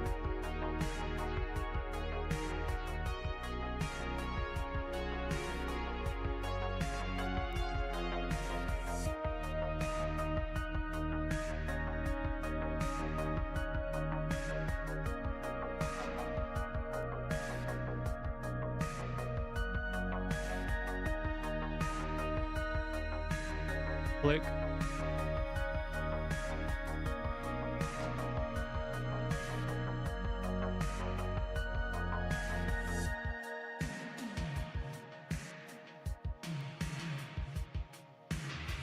If I do this,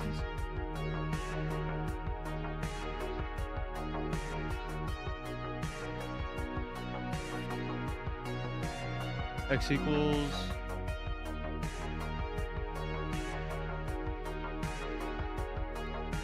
y equals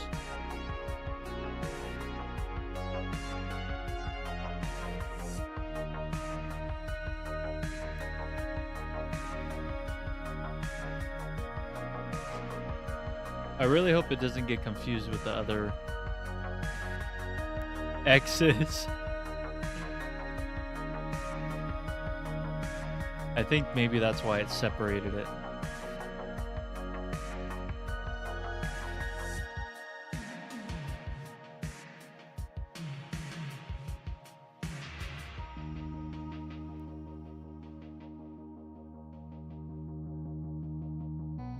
Okay, anyways, let's go ahead and give it a shot.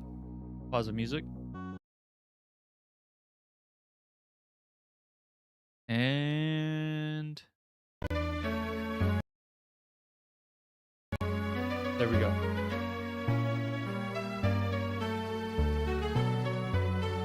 PS 128, 112.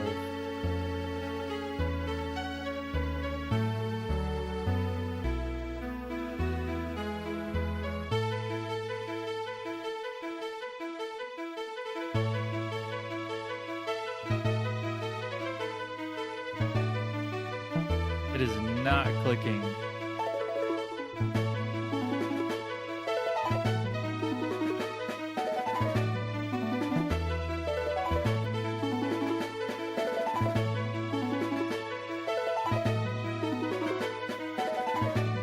It's not even moving my mouse.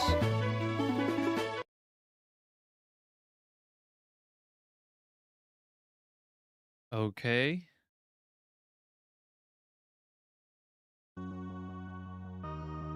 But you guys can't even see the coding that I'm doing.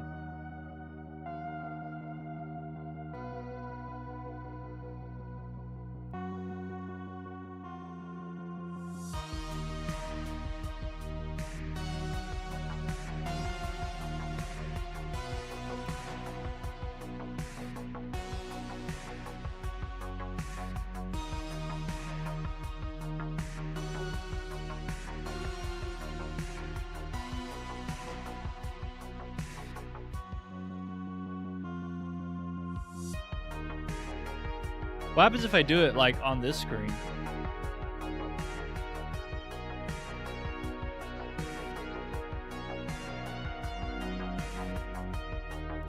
Okay, so it goes to the left side.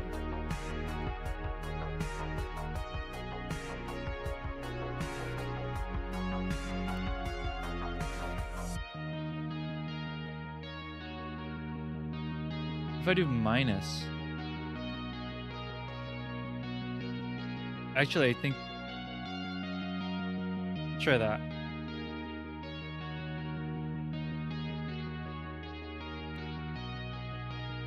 It's still going to this side.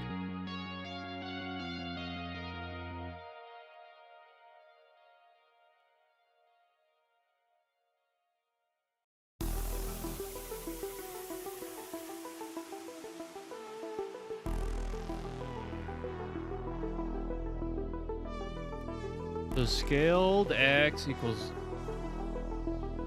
x, which is in between those two values, times 3.5. So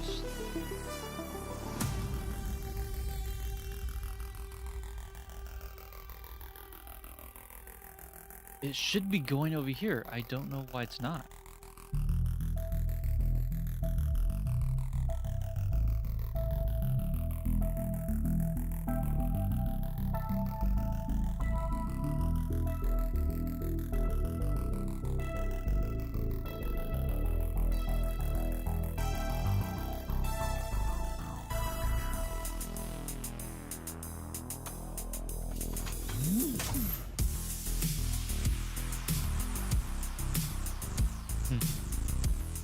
Seems like it is multiplying though.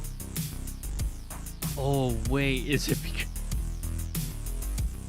it's because I didn't save it? I swear that's why. Let's try it now.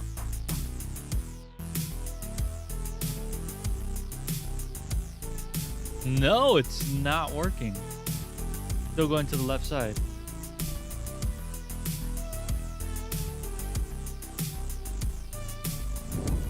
Stay updated and subscribe.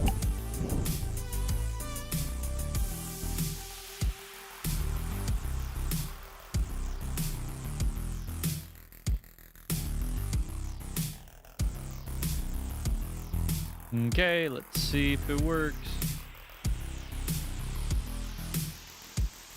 If it's because I got a new script up, that's gonna be... Wow.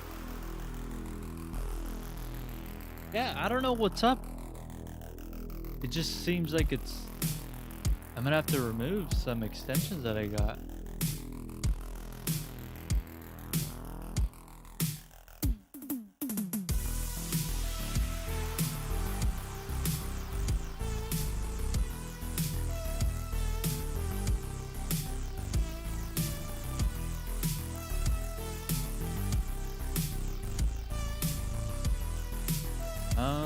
I don't know.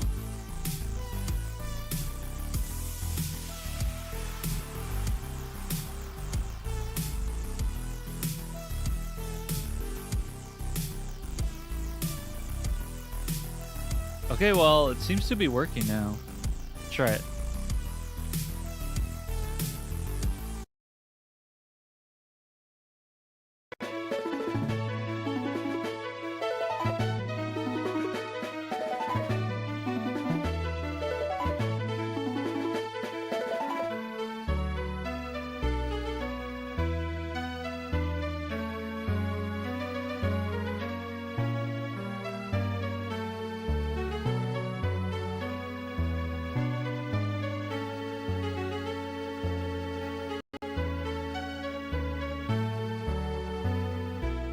Let's see. Did that do anything?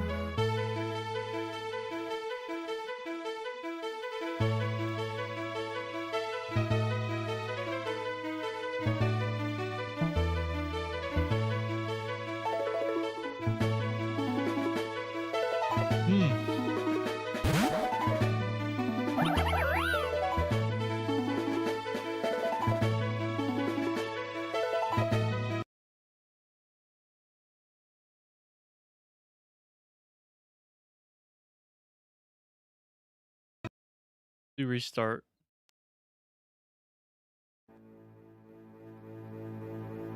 I honestly don't think my computer or my controller has anything to do with the worship. It doesn't work.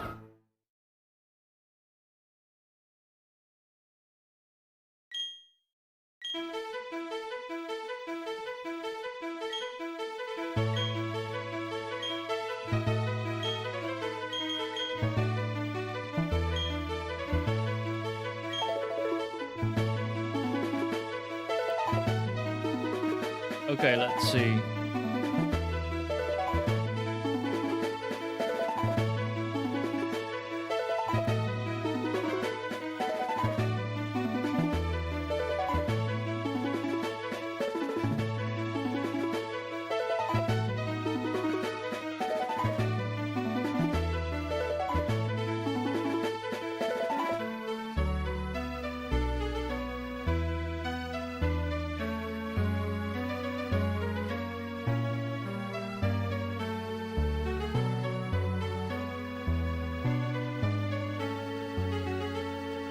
Still not working, huh?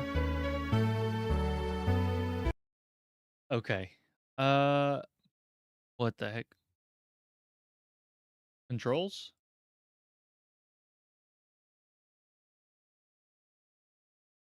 Go back.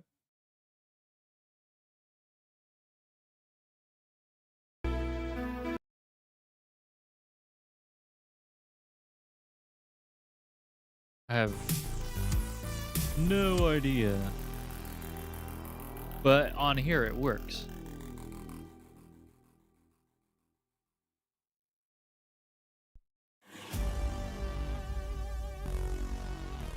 Right there.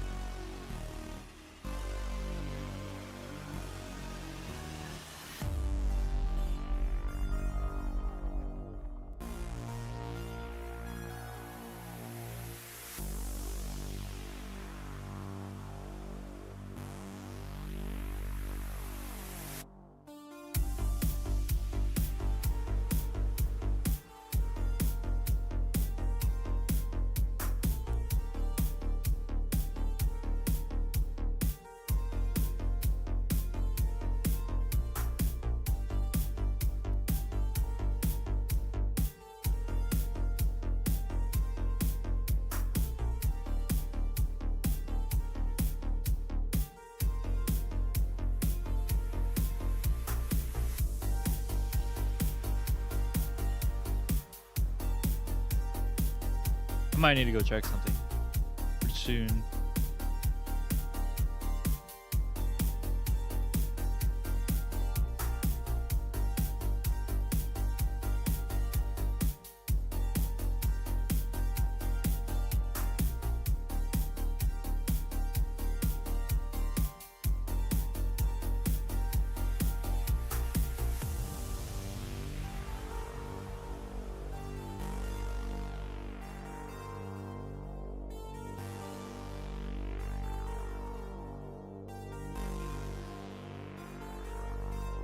All right, let's see what AI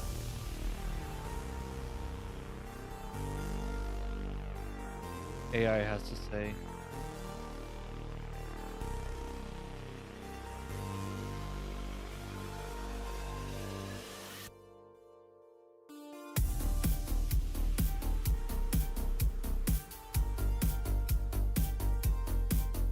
Whoa, what the heck?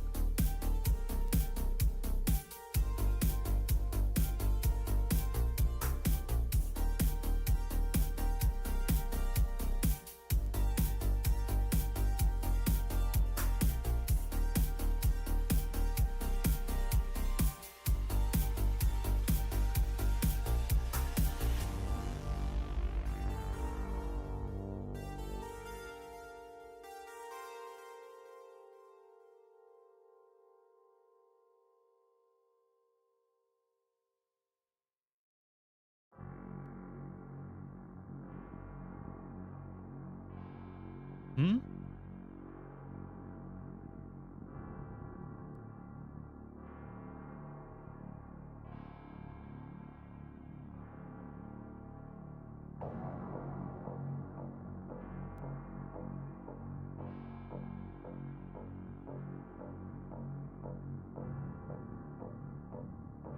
Instead of using Copilot, what if I use Codium?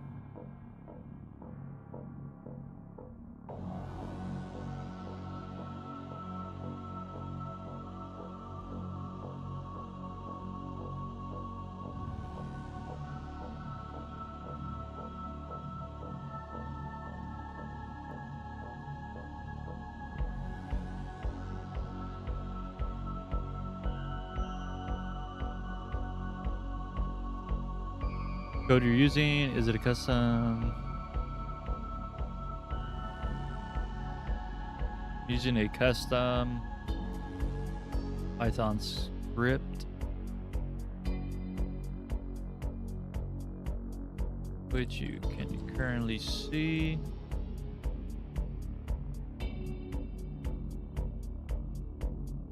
The chat command you're trying to use, are they specific to RetroArch? Or are you trying to use a separate chat service?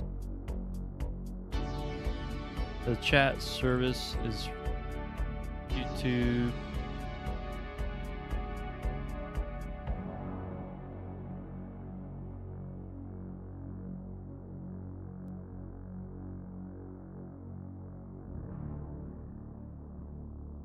And controls my mouse via PyAutoGo. No errors. Just works not as intended.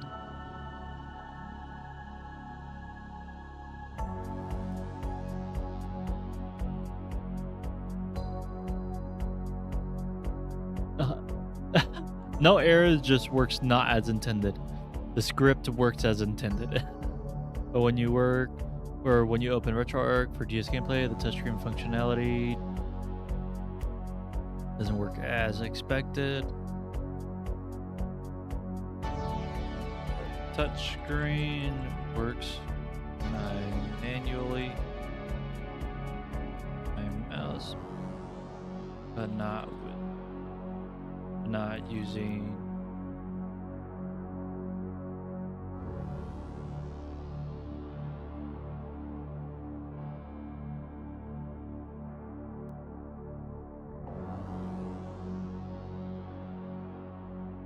I'd like to take a closer look at your script. Can you please confirm that I have access to your codebase? And if so, which file? What?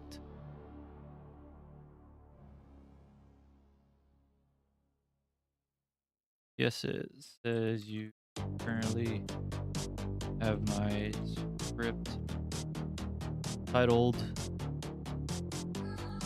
PS test 3.py.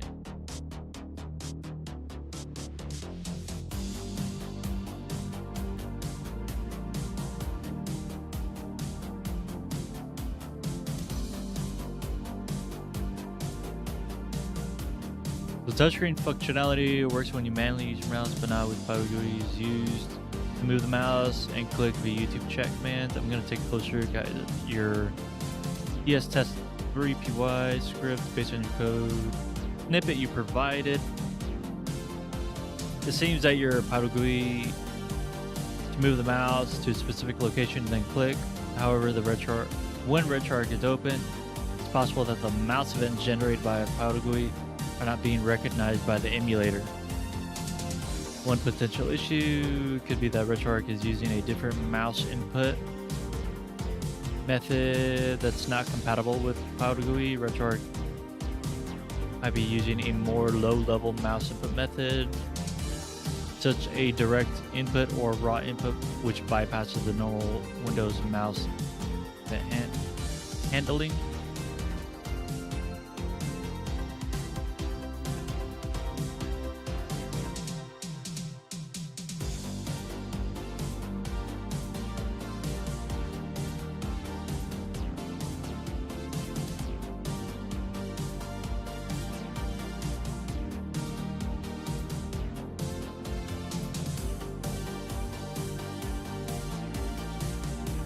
So it wants me to use this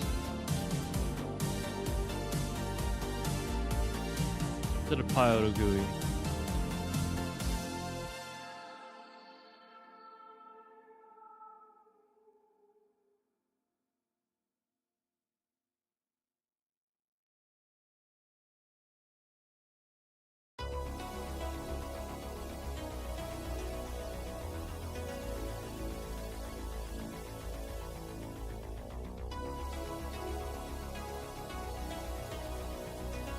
Oops. Wrong button.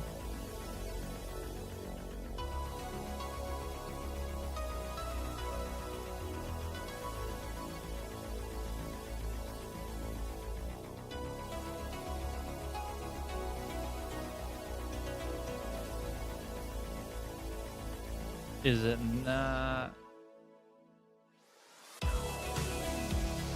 Pip install pi input.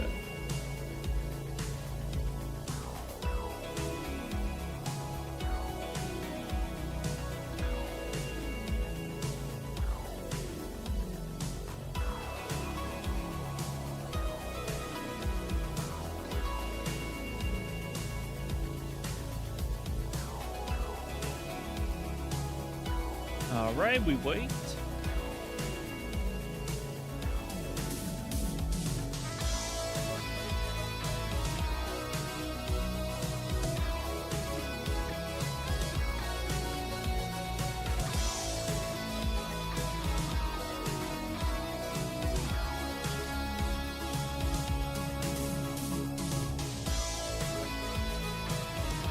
If this works, then I can definitely move on to the 3DS.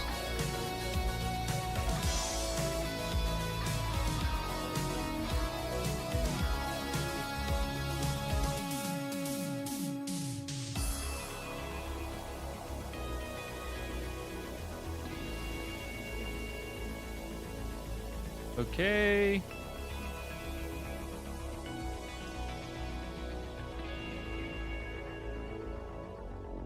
Support our journey and help us grow by subscribing. Pause it.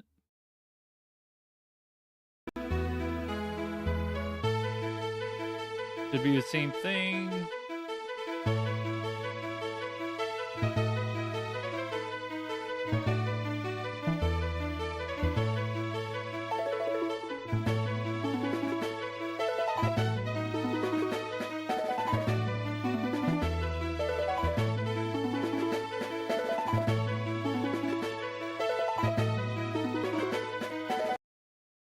It seems like it's, yeah, same thing. It's not moving.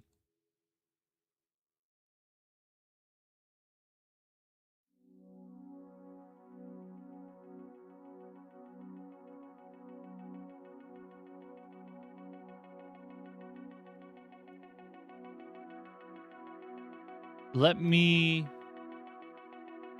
try it outside.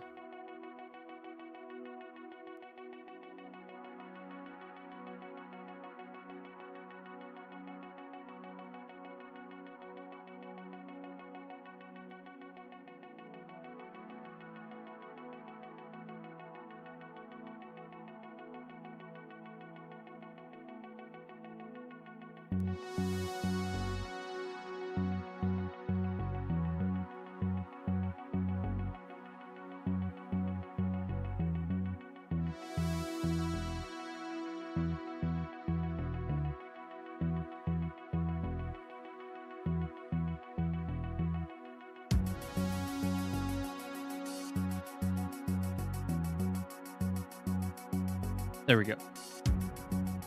It is possible that RetroArch. Ooh, C-types. Looks like we're going back.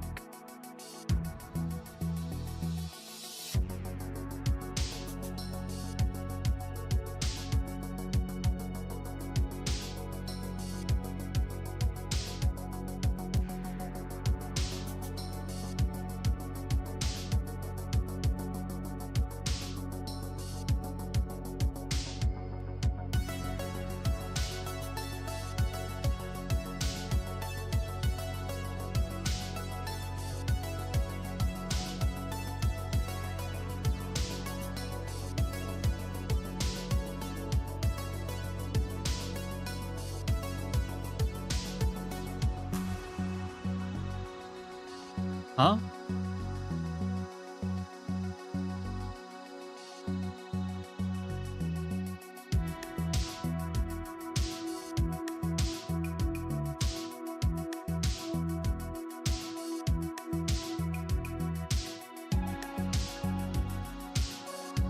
X and Y equals final output.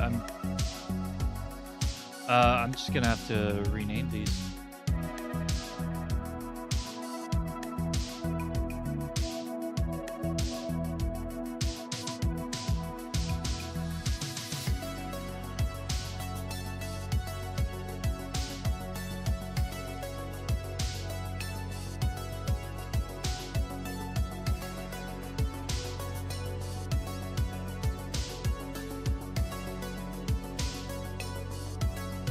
All right, let's run it.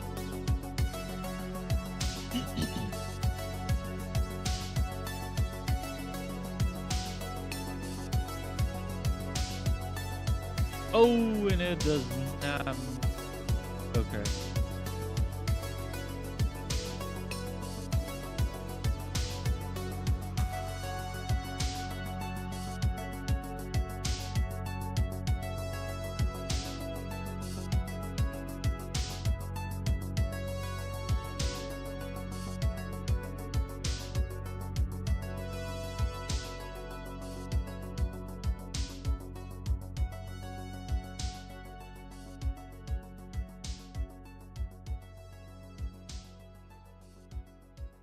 Let me see what the difference is.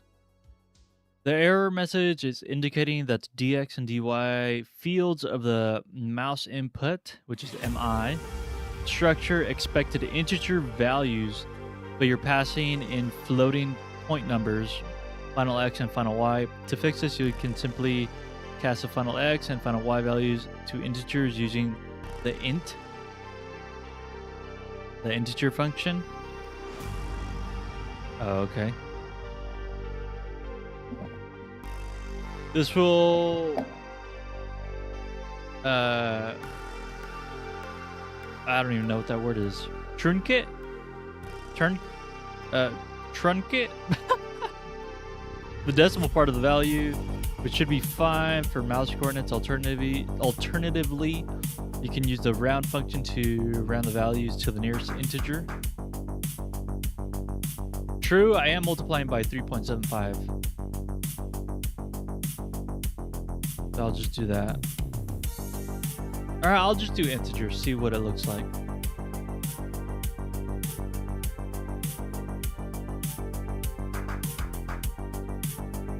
Run it.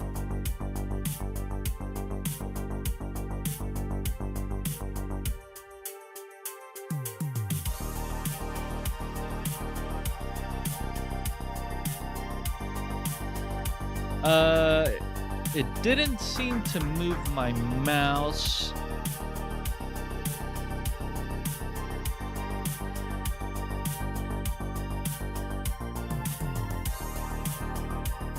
Okay.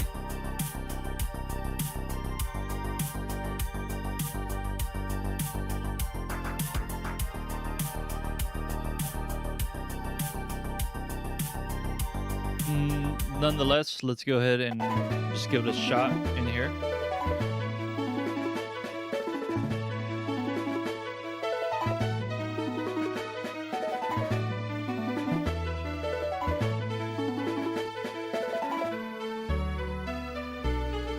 Nope.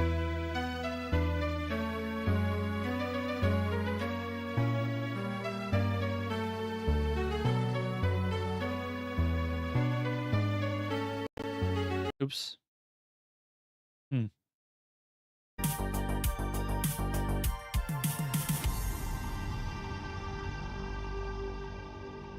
Try it again.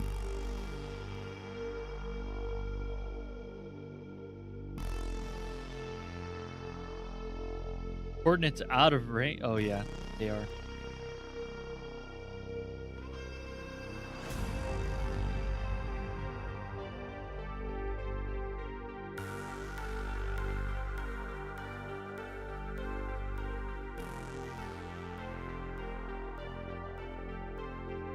In this case, using C types, seems as though mouse doesn't move at all as compared to last two libraries used.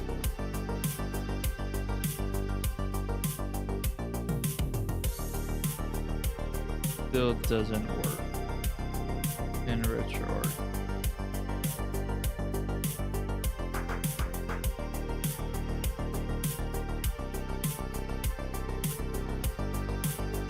here's an updated version of the code.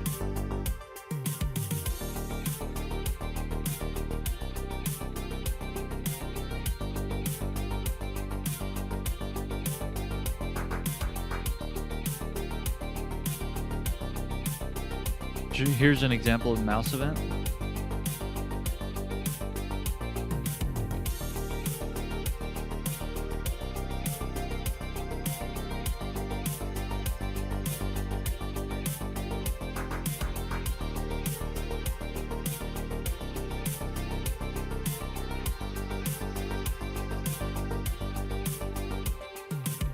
This code moves the mouse cursor to a specified position using the mouse event function. Let me know.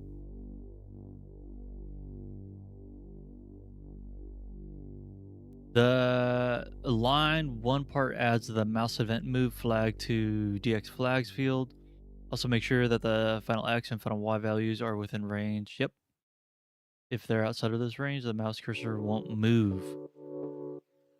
If this still doesn't work, it's possible that RetroArch is using a different method to capture mouse input that's not compatible with C-types. In this case, we may need to try a different approach. One other thing to try is to use the mouse event function from the user32 library instead of send input. This function allows us to simulate mouse events directly without going through the mouse input structure. Okay. All right, let's go ahead and give this a shot.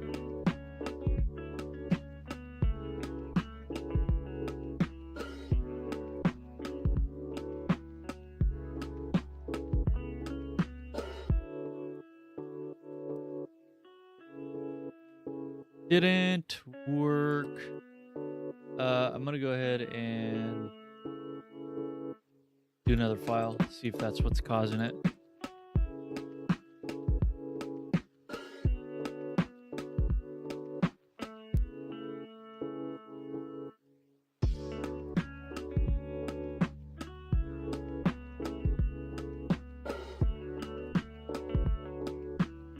Oh, is that too fast?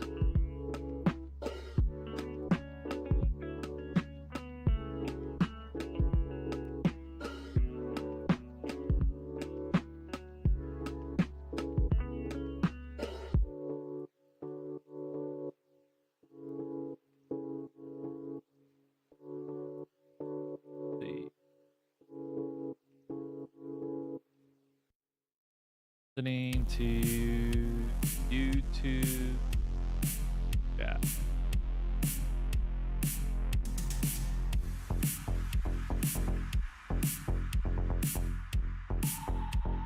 That way I know when it's working and when it's not working.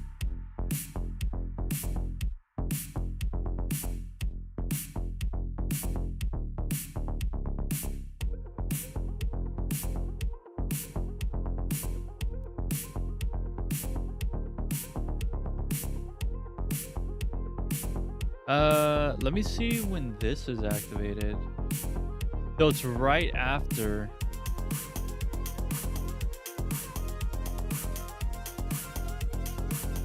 It grabs the chat. Okay. Oh, there we go.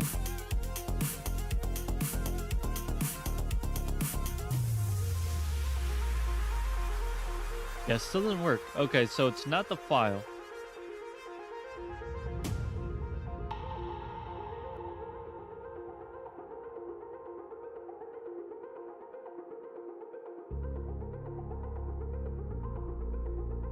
It is not the file. I could run it. I could try it in RetroArch. I have a feeling it's not going to work.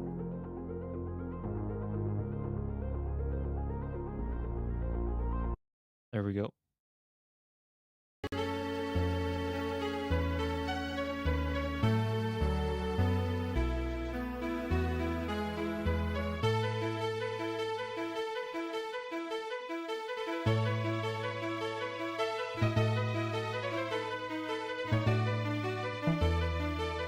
Yeah, nothing.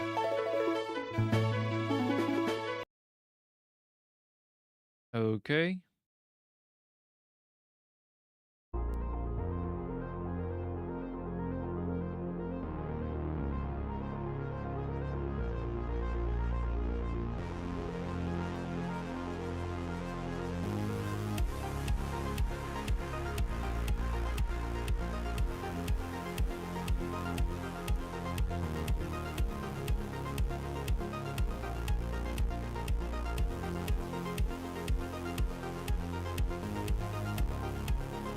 Still C types. Yeah.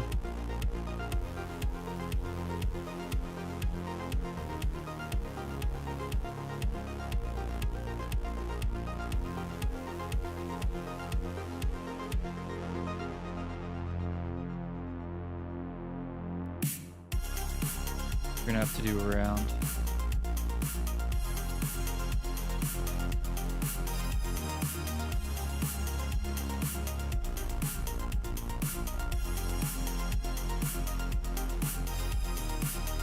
Right, that's how it was.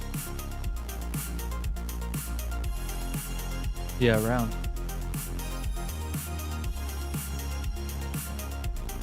Okay, cool.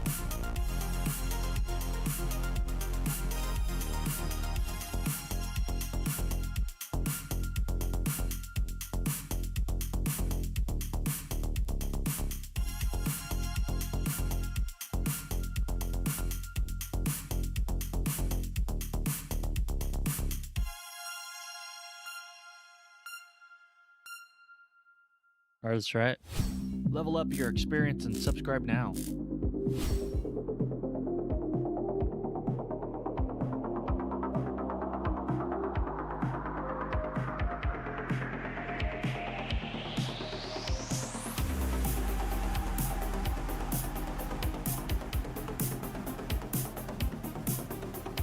Whoa!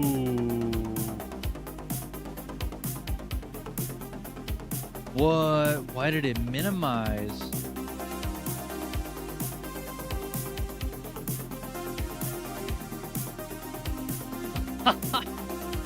What?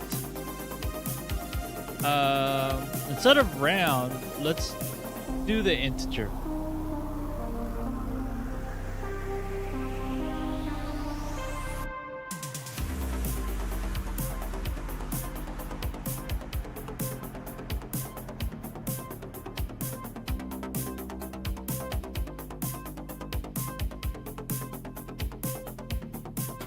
Okay, so it moves and it clicks, but it...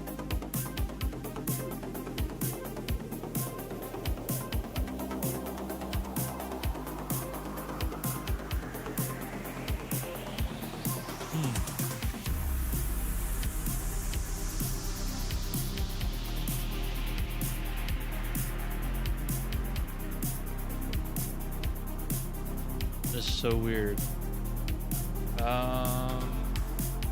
Are they backwards? Potentially?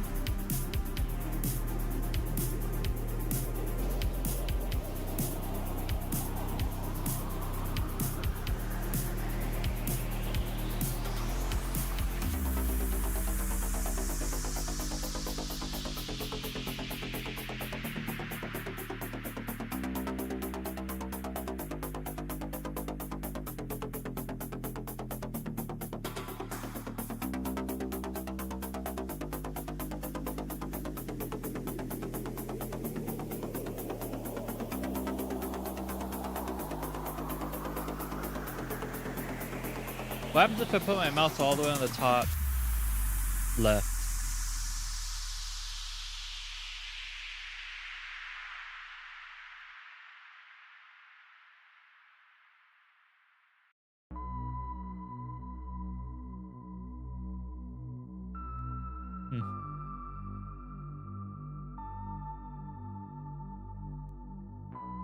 I have a feeling they're backwards. Try swapping it.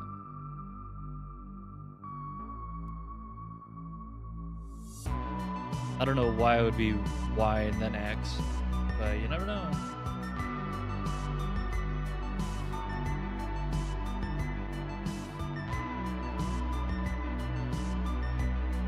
Oh, I didn't do TS.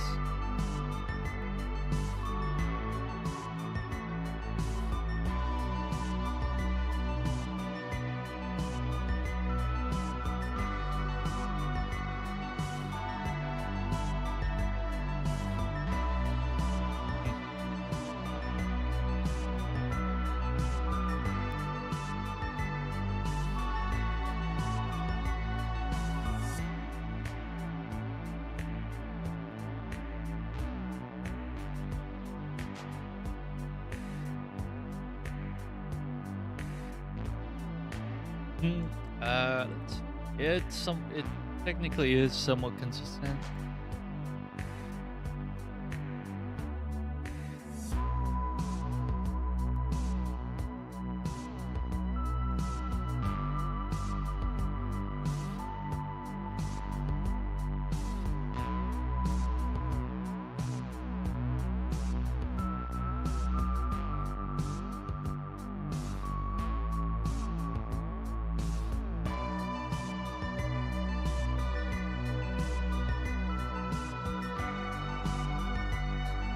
I mean, what I can do, I can try different numbers, smaller numbers.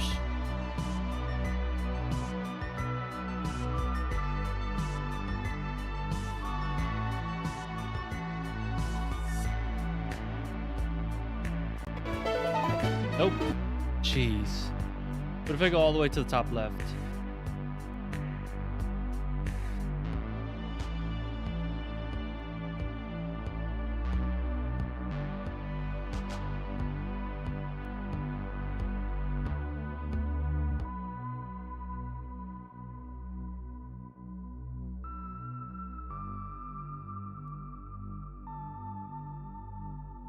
Hmm.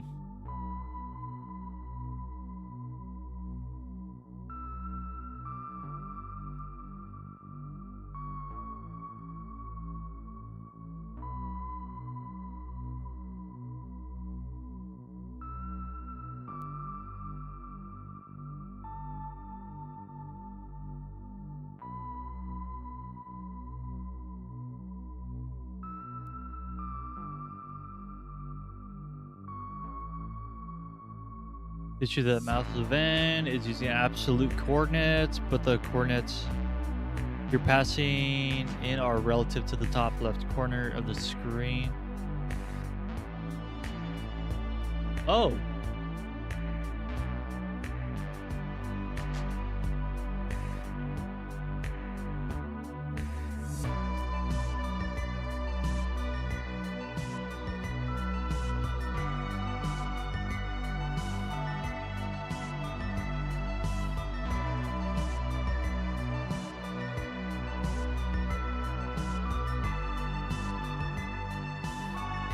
So I don't need that.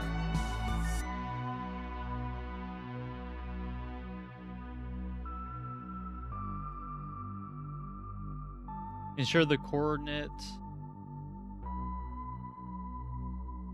are within the screen region.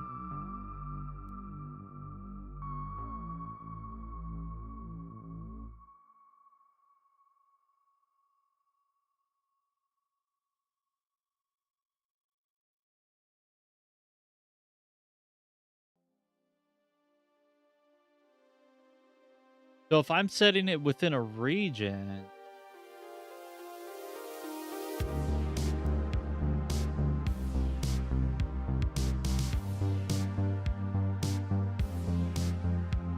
so 960 by 1920. And then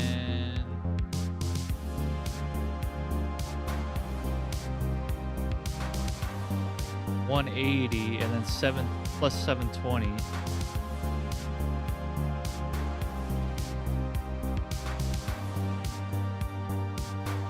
Plus 720, that would be 900.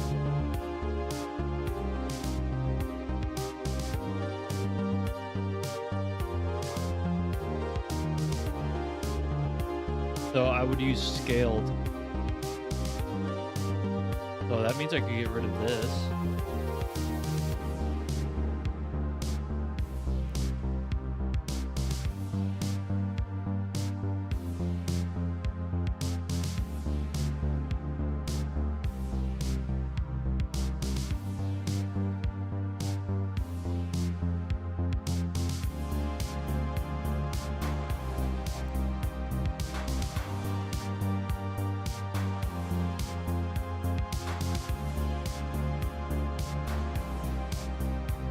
Oh no.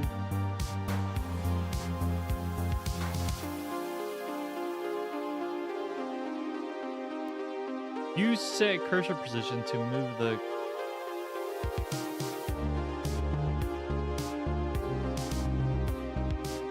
Why are there so many X's and Y's?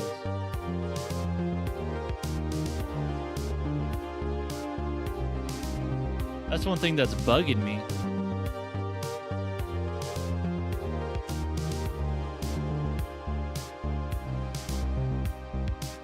And let me read it over here.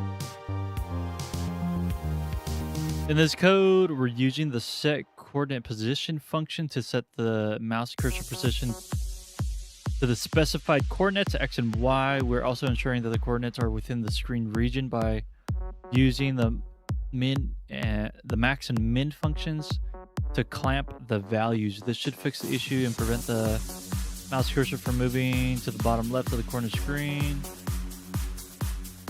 Oh, I meant to say bottom right. Okay.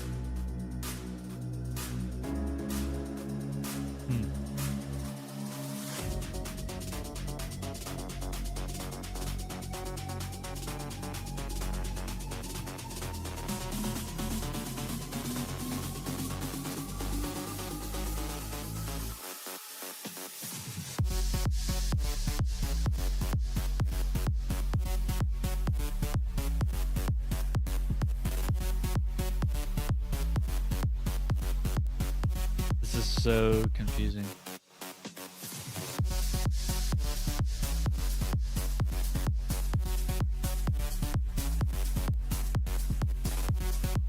What if I just rename it to initial X and initial Y? There we go.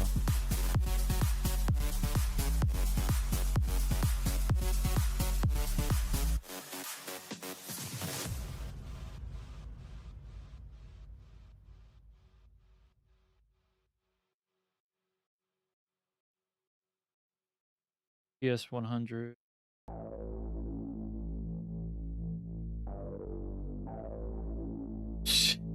It still went all the way to the bottom right.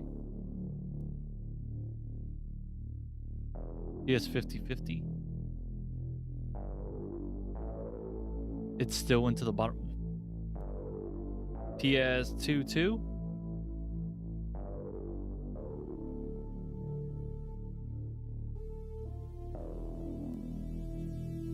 PS 00? What the heck?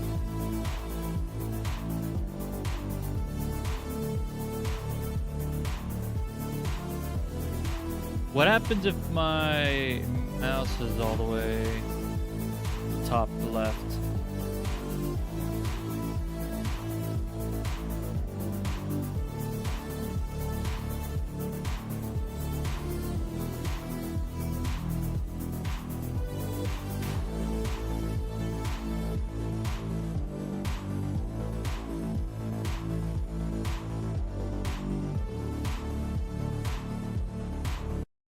Oops, wrong button. Let's see. Even when flying 00 to the command.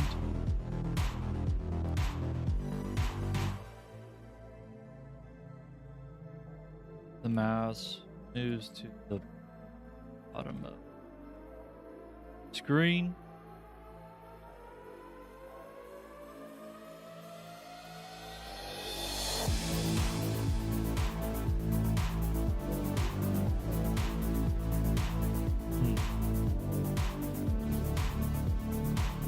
Maybe I gotta get rid of this one.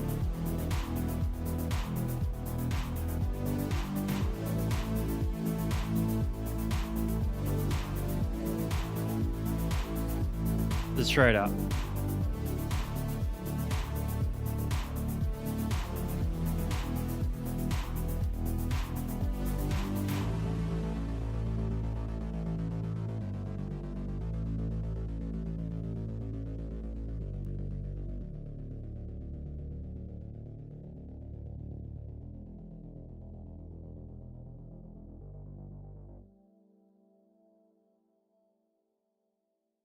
Well, that seemed like it worked.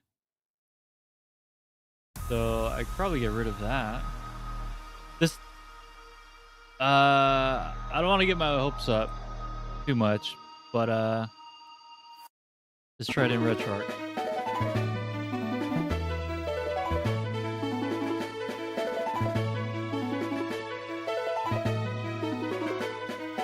Nothing.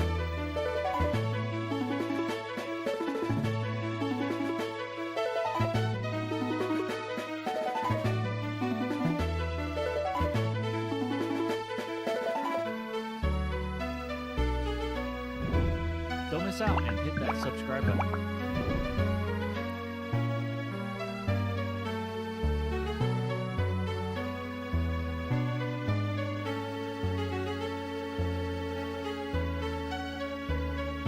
Yeah, nothing.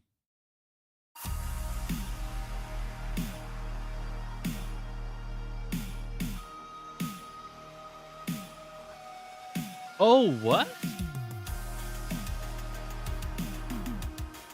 Line 66.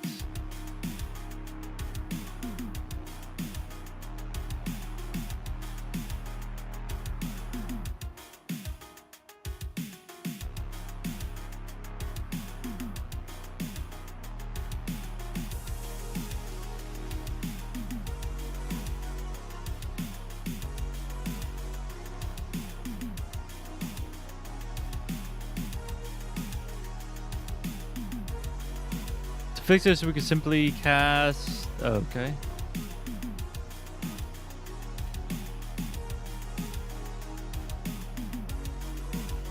That's it.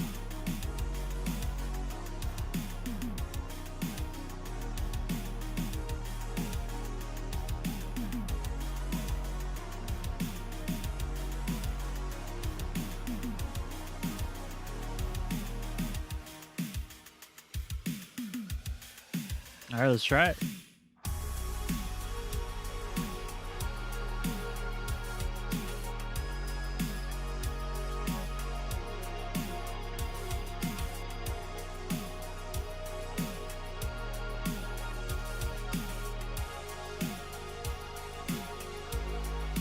Oh, it moved like to the middle. That was weird. Can we try it again?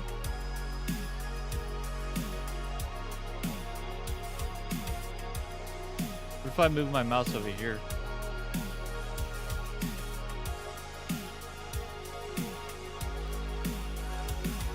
Okay, cool.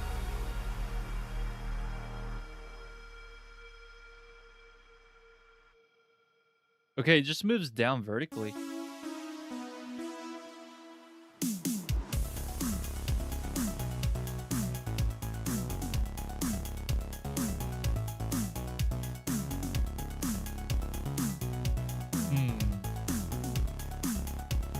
So if I go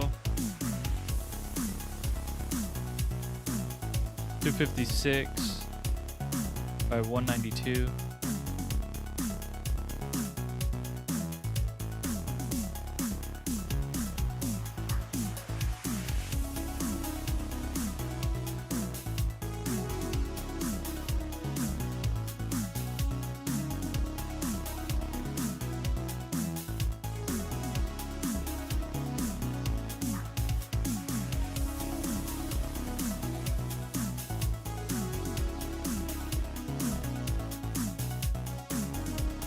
What if I go higher than 256?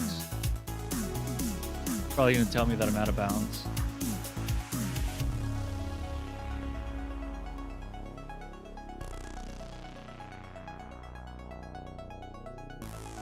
Out of range.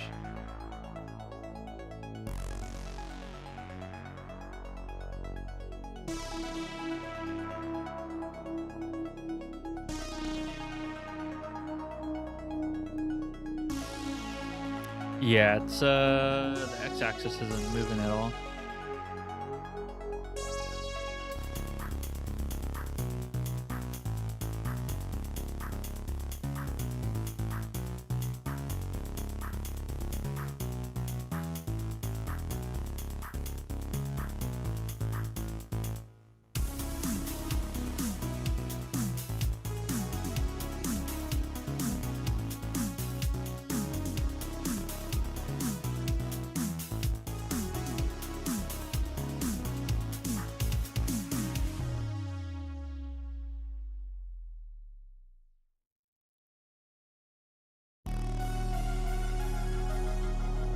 Seems as though the x-axis isn't moving the mouse left to or right at all. It just moves vertically according to the y-axis input.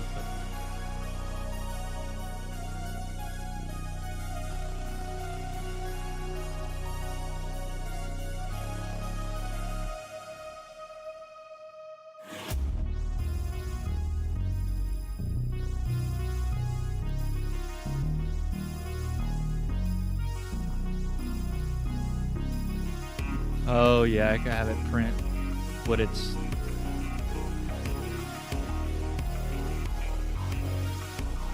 actually doing. That way it can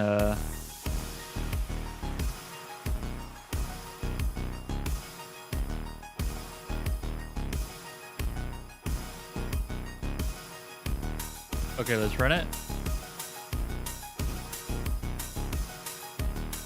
There we go.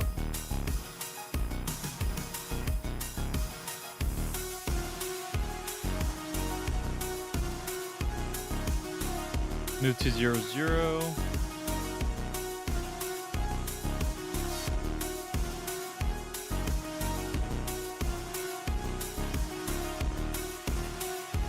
Oh no, it's giving me that error again. Because I don't have moved anymore.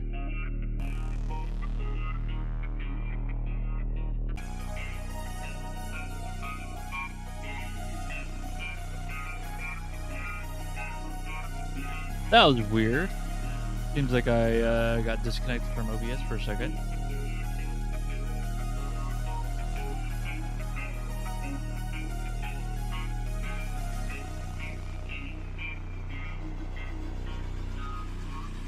Yo, what is going on? What the heck?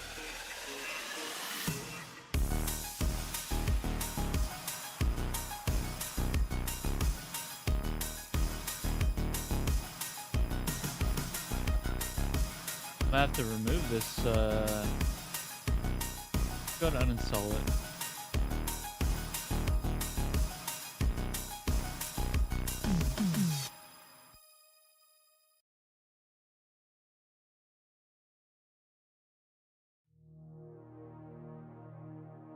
There we go.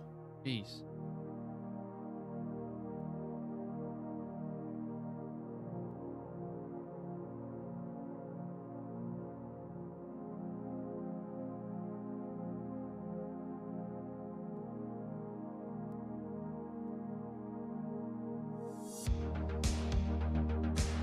Yeah, it is still moving.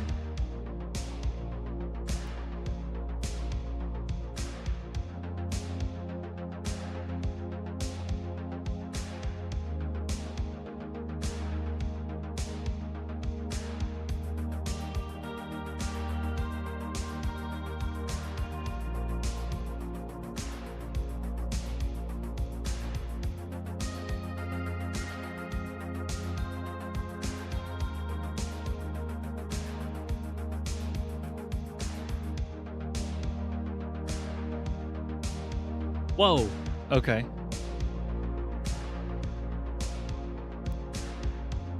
Oh, no way. I have to pay for it?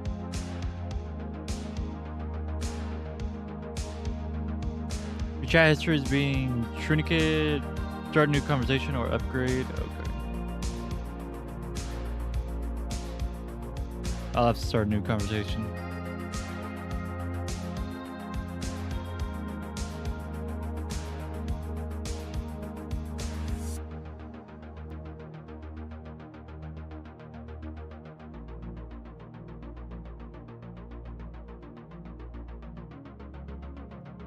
I see the issue. The problem is with line x equals max 960, min 1920.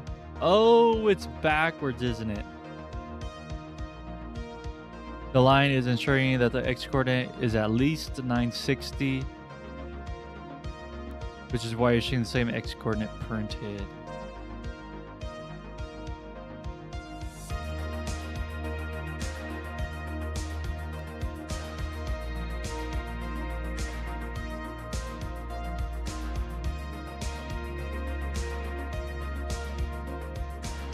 All right, let's try it out.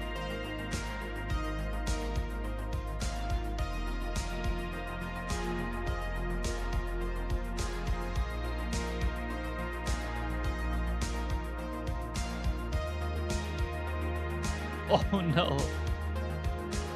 Bro.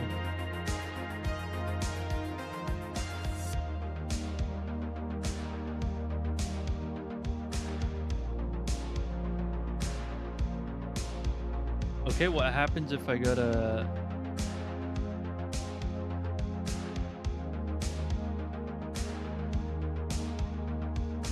120 and 112?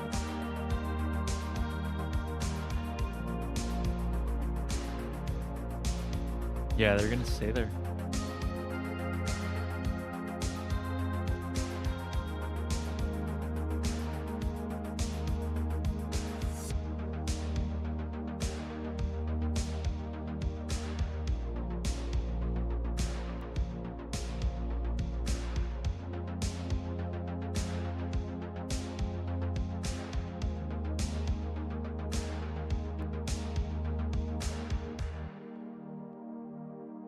X equals max left screen.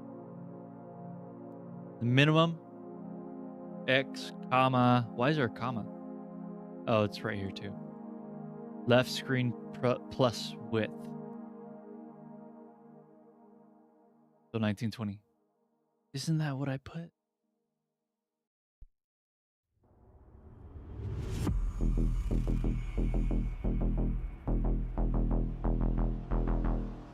I can do the same thing here.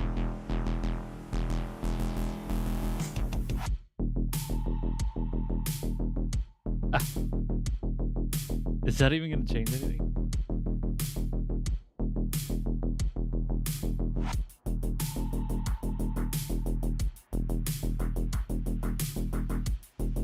Okay.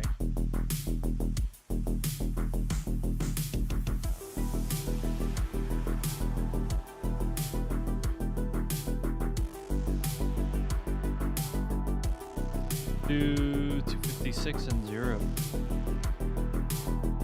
Yeah, it should have moved all the way to the right.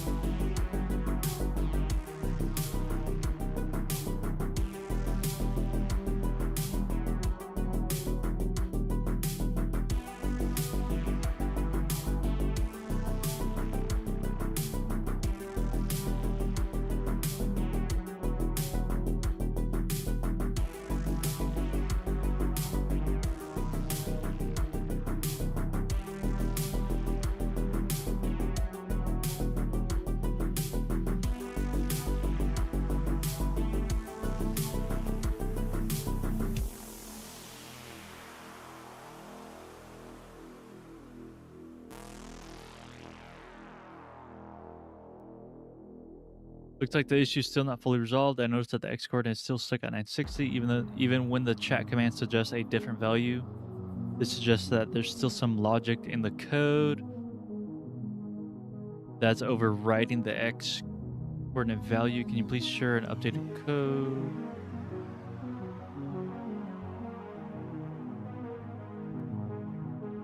I mean, it's grabbing it, right?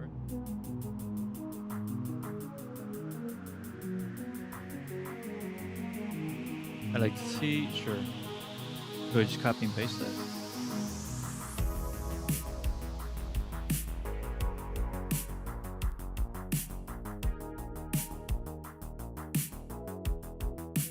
Is that what I wanted to see? I think I see the issue now. The problem is that you're scaling your X coordinate by 3 3/4, but when you're immediately overriding it with the max and min functions to ensure within the region, the max and min functions are effectively clamping the X coordinate to the range of left screen. Okay. Fix this. You should apply the scaling factor.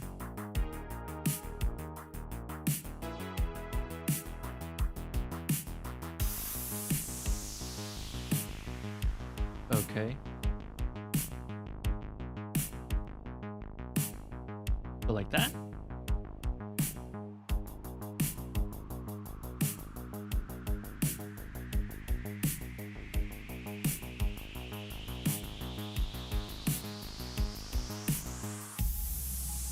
This will scale the stay updated and subscribe. The X coordinated by the width of the screen region. I don't know if that's gonna work, right?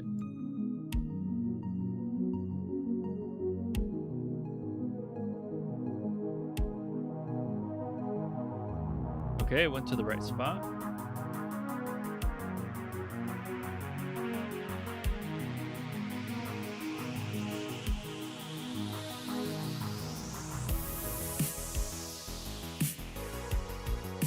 What? It actually worked. Why did it go all the way to 4,560?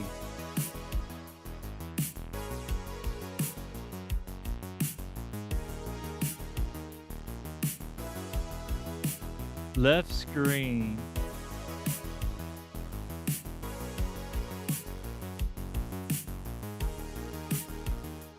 And then there's two of these like that.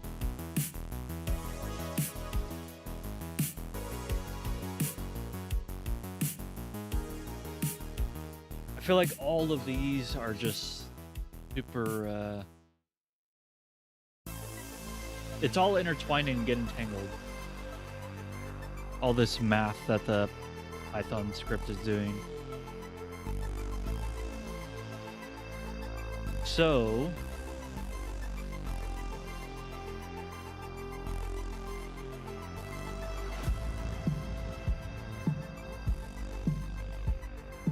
X equals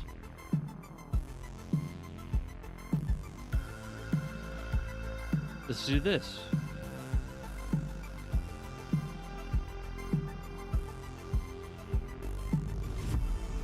I mean, wouldn't that be a lot easier?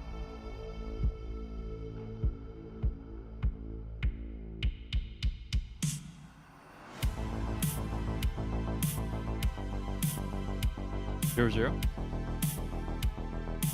Oh wait, it's not even listening to YouTube guy yet. Okay, so there's one problem.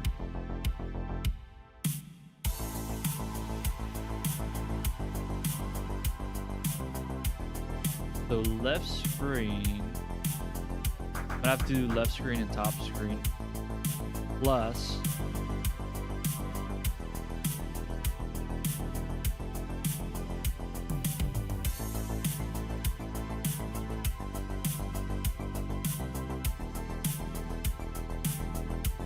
final X and final Y.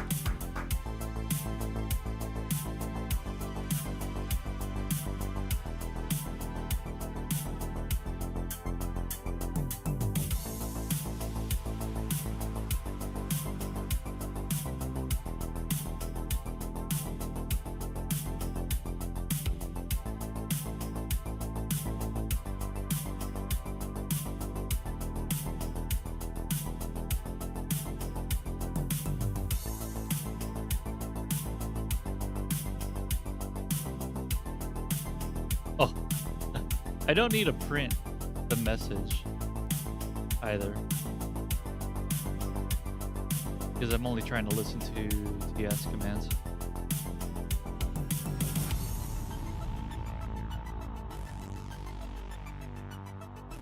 There we go. That's what I like to see. Very 256 and 0.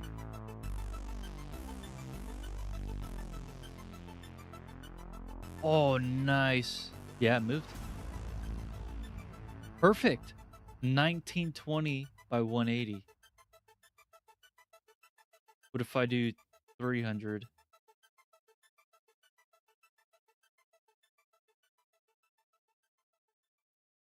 Burn it out of range.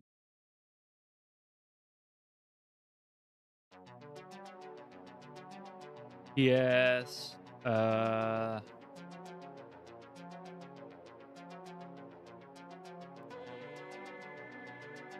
20192. Perfect. Yeah, it's just math. Pretty much. All right, let's try it in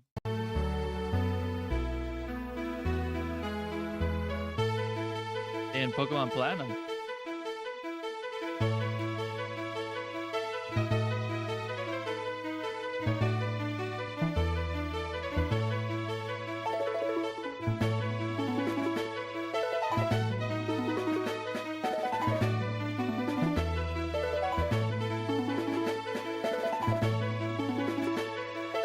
Does not work.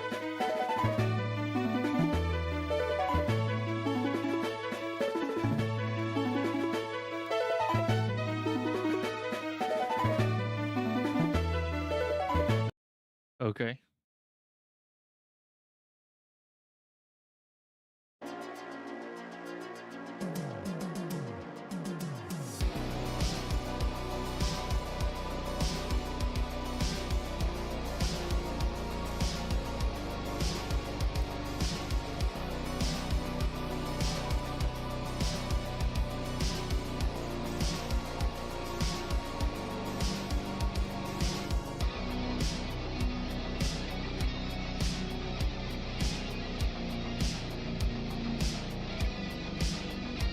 So the mouse movement's working correctly outside of RetroArch, but not within RetroArch itself.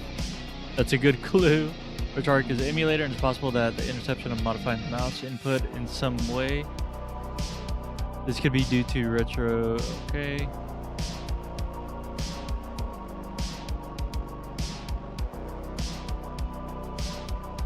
Yes, we tried 32.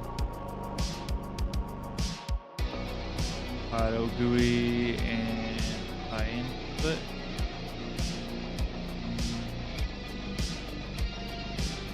And then have work.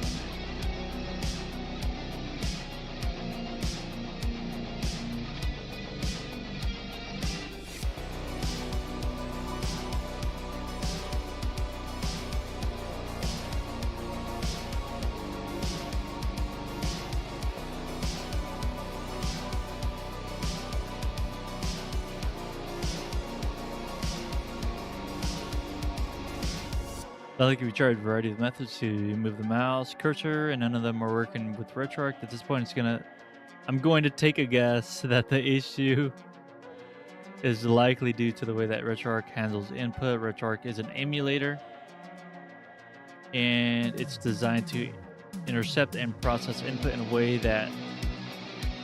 that's consistent with the original console. The one possibility that RetroArch is using a custom input handling mechanism that's not compatible with standard Windows mouse API.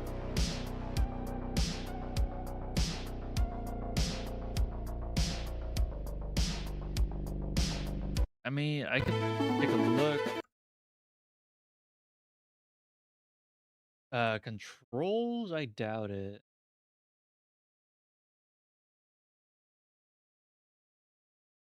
Go back. Speed shaders. Uh, Four options. Screen input. Mouse pointer.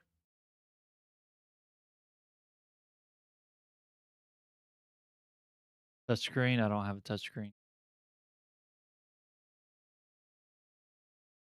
Mouse speed.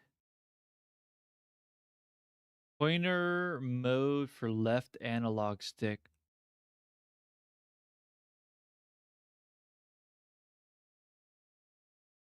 I think those might work.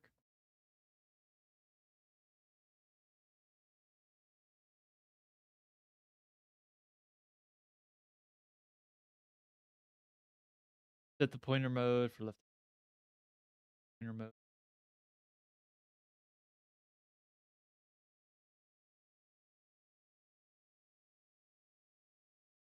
Wait, so what does that mean? Do emulated and then pressed. Oops.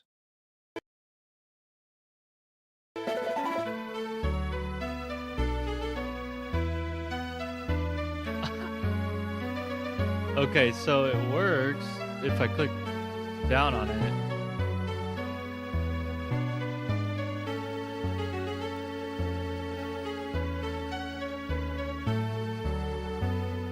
But how do I?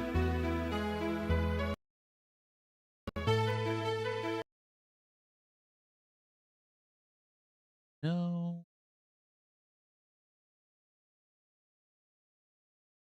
But None. But how do I click?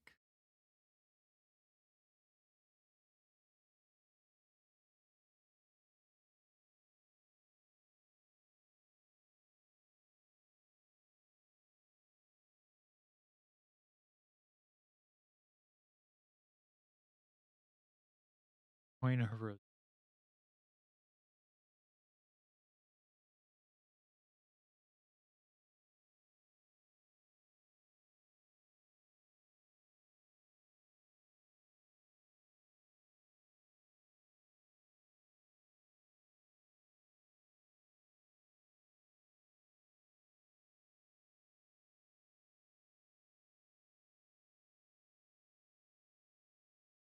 Vista.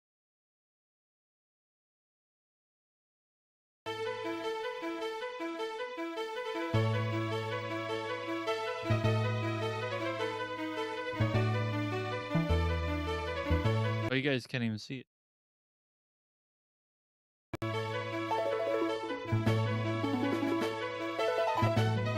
No, not that button.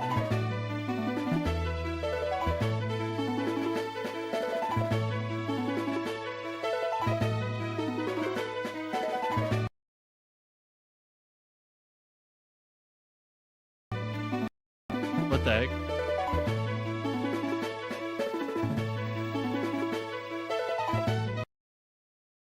Okay.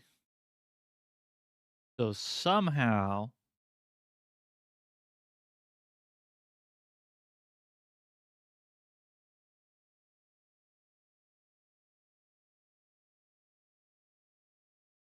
I mean, theoretically, what I can do is combine both using the left analog stick. But that's the thing is it doesn't use coordinates. Like you use the left analog stick. Oh, you know what else I noticed? The grid is on top of the coding right.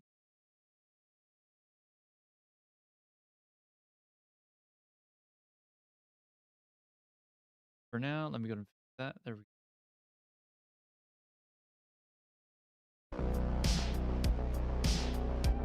But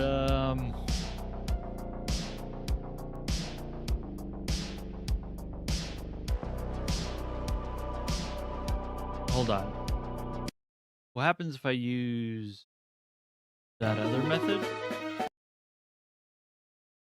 Was it absolute? I think it was absolute instead of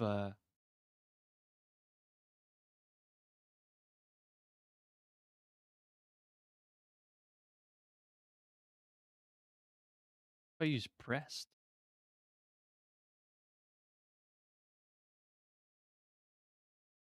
Let's see what that does.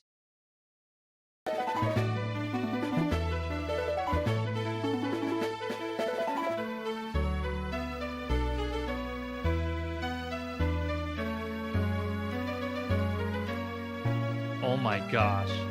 No, I can't control that one.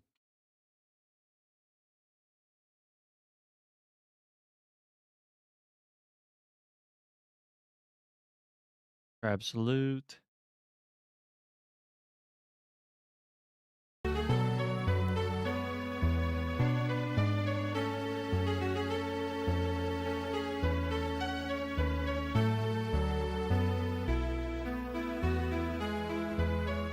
Then if I click,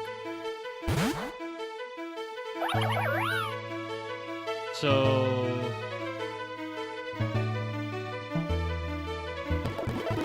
oops. There, let me restart it.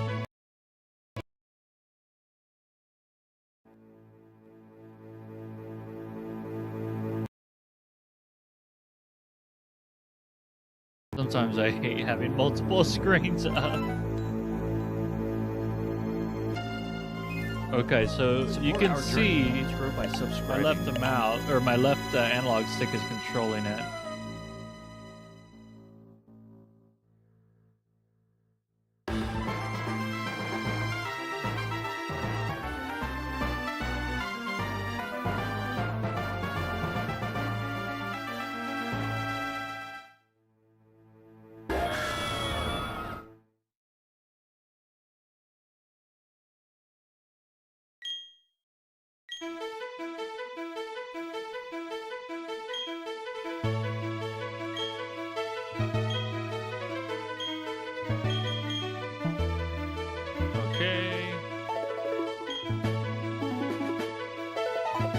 nothing.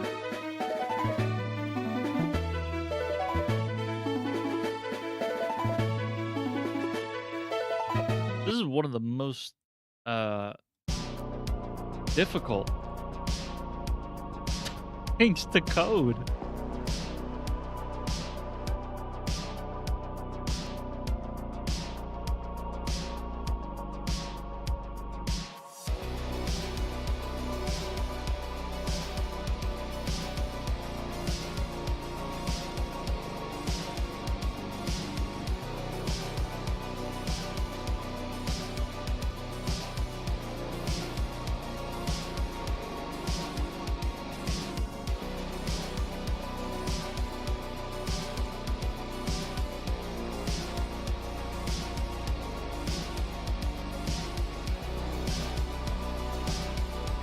I haven't tried Window API yet.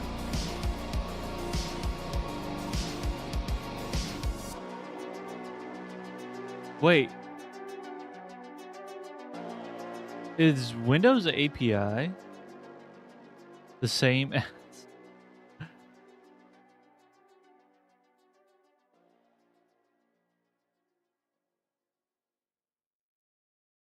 It's the same as C types.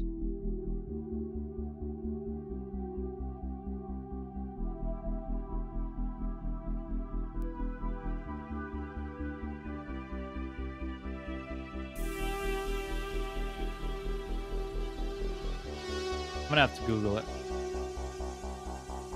The emulating mouse move.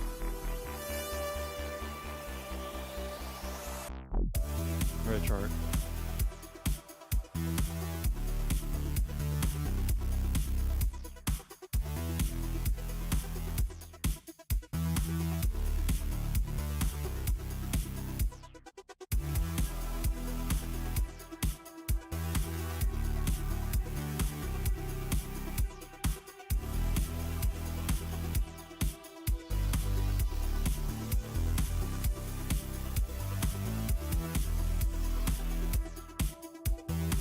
Okay.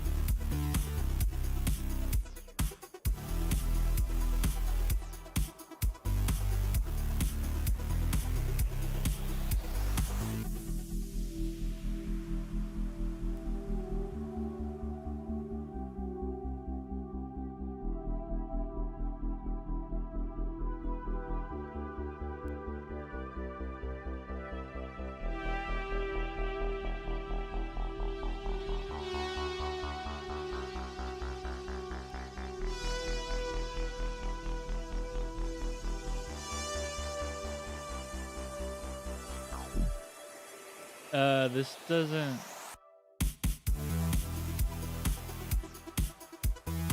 move, or this is, yeah, this doesn't move the mouse. Looking at a script right now.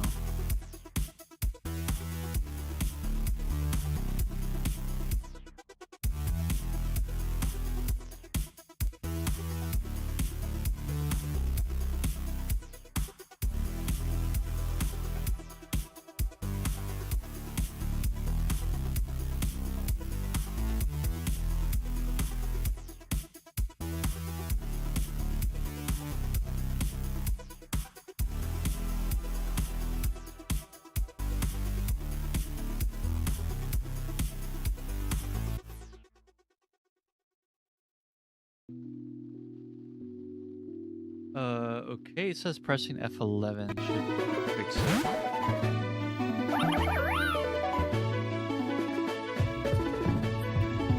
That is not what I wanted.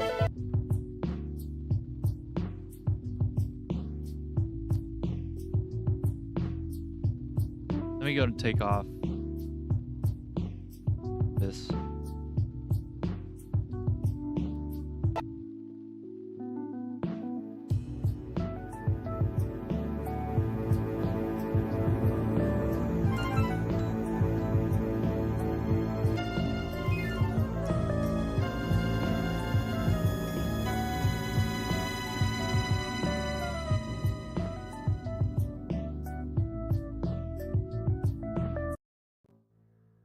Okay, let's see.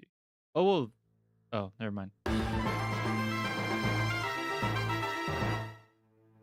Gonna skip this part.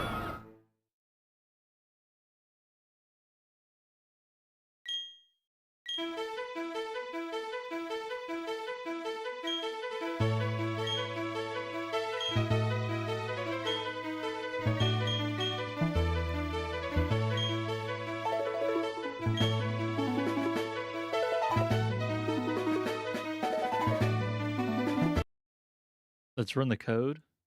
I am curious to see if this works. That would be pretty wild.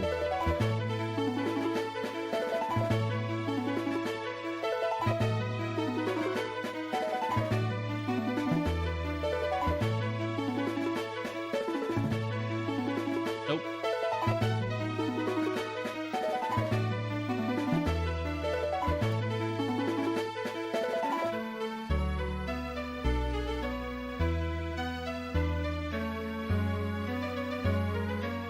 No. Dang. How does Twitch plays?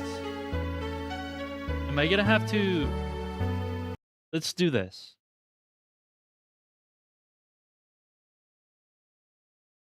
I'm gonna have to run it outside of RetroArch. Let me go and bring up another emulator, and then we'll just go from there.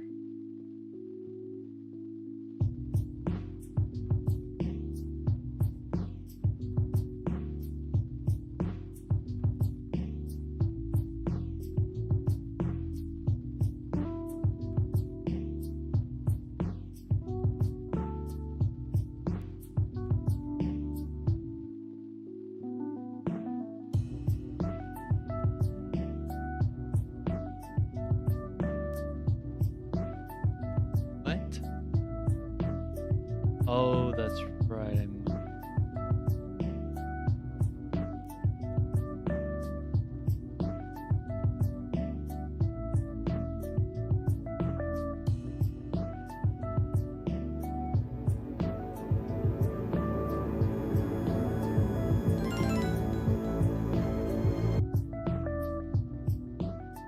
Try to make it full screen.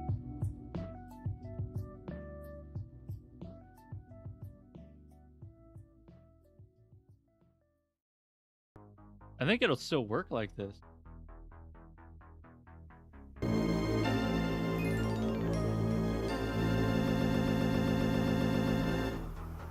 I thought I broke it for a second. You guys can't see it. Let me go ahead and...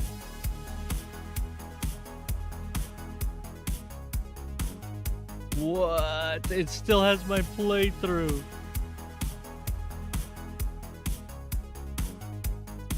Yo, check this out. Let me show you guys. Let me stop this so there's no accident.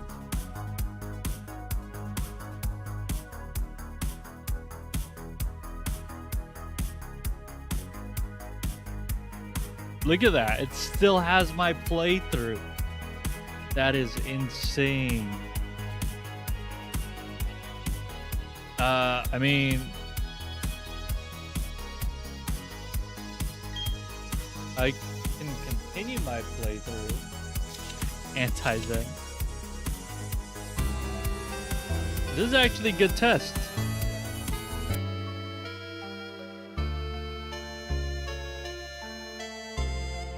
Okay, looks like I have to move the grid up a little bit.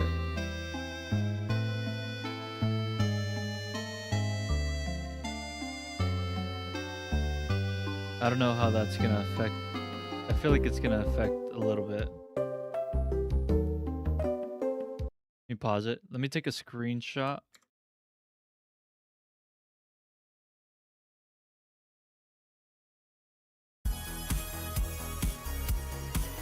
The more Photoshop. Here, let me...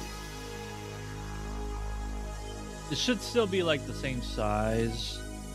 It's just at a different location. I could verify that. Just give me one quick second.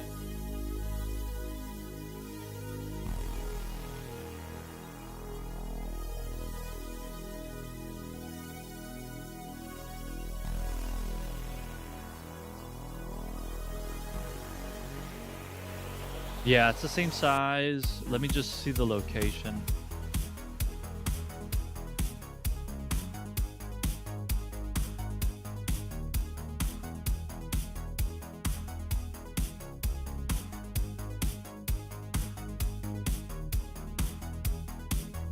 191?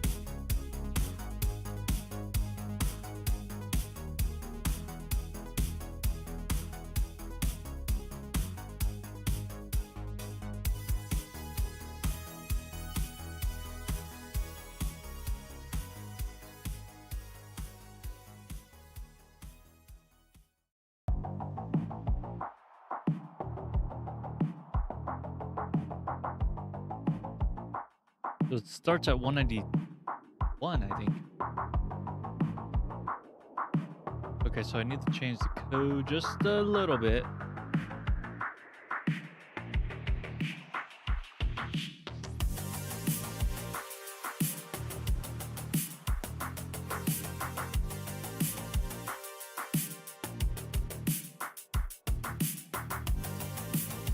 Wait. But it did start a little bit higher.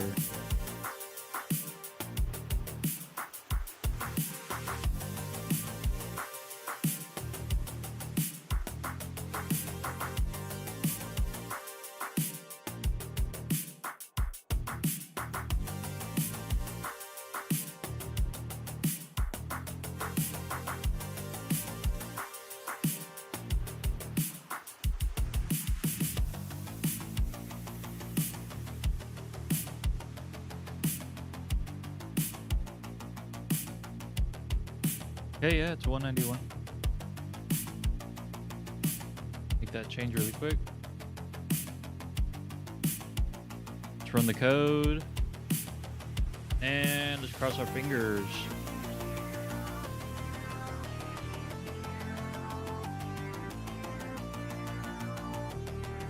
There we go. Pause the music.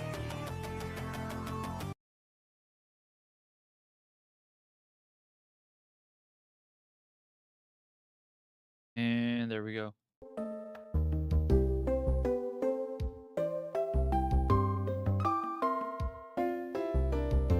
So let's go 240, 64.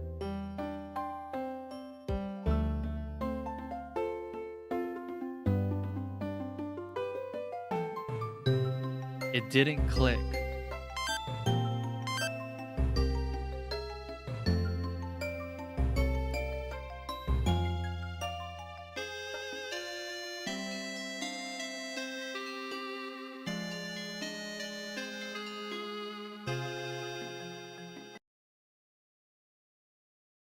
Okay. So now that we're trying a new format, we're gonna have to try out all the other methods.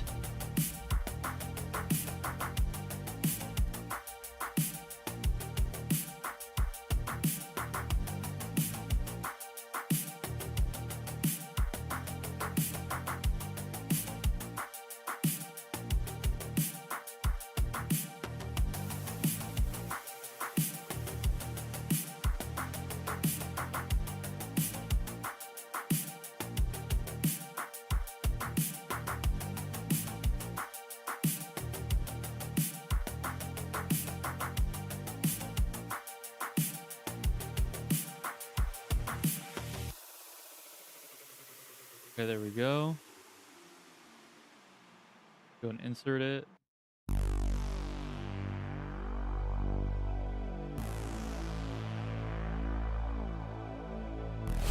Level up your experience and subscribe now. All right, let's try it out, I guess.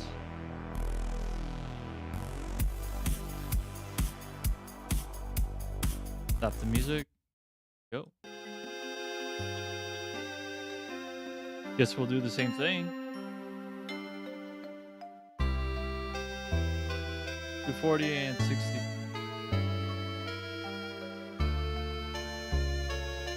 I just need to click.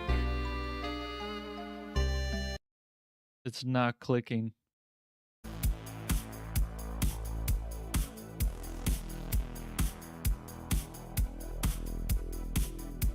Can't I double click?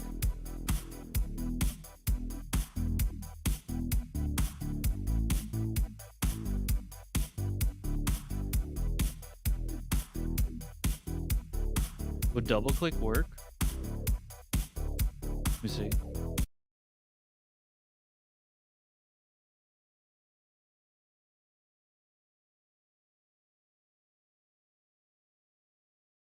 Okay.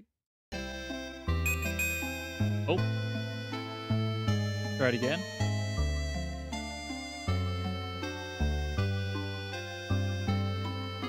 No. Is it too fast? Do I have to use time sleep? Oops.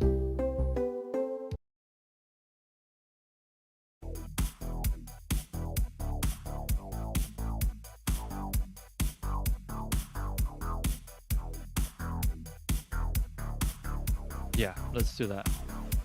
I need to import time.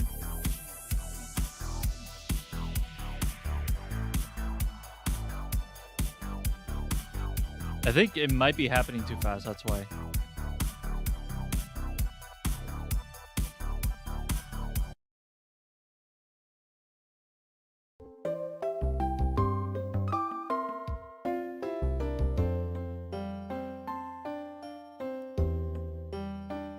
No. Doesn't want to click.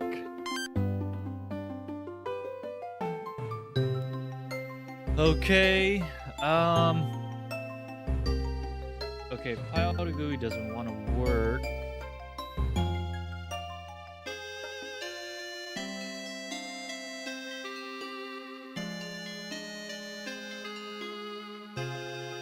This is what I'm gonna do.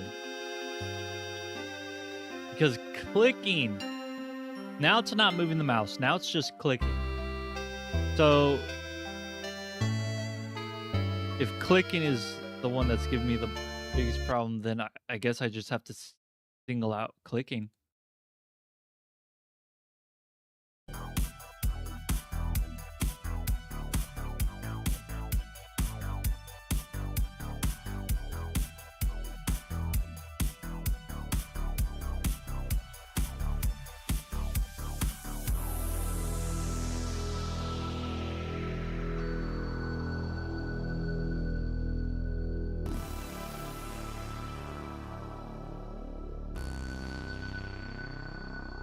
I mean, I could try it right here.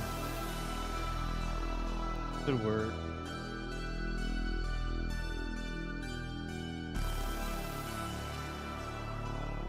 And it clicked.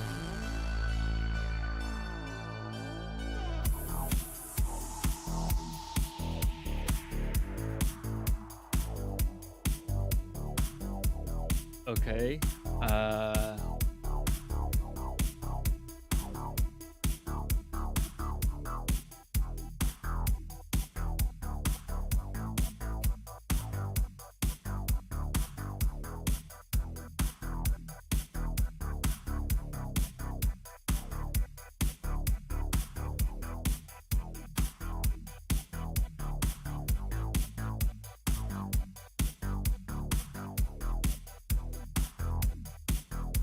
High input.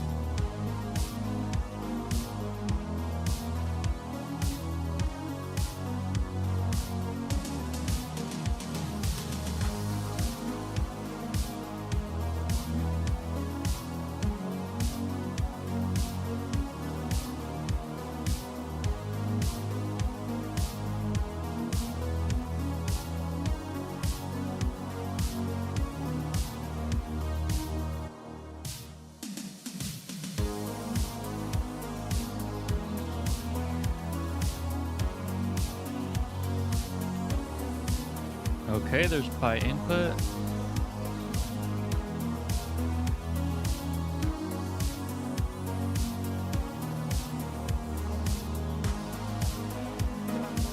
Try it out now. Run it. Pause the music. Wait for listening for, there we go.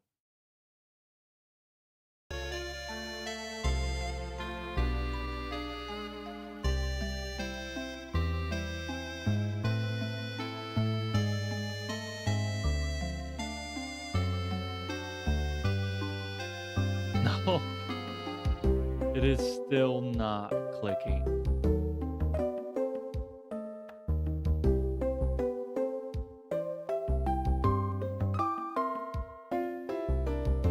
Oh my gosh, I just remembered something.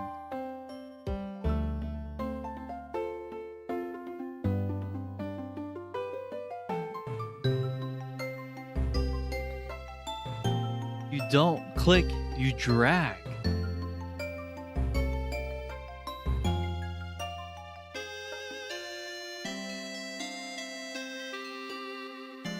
Wow, that is gonna solve everything. Now, hear me out. It's not gonna solve RetroArch, but it is gonna solve the emulator issue. So let me go ahead and do that really quick.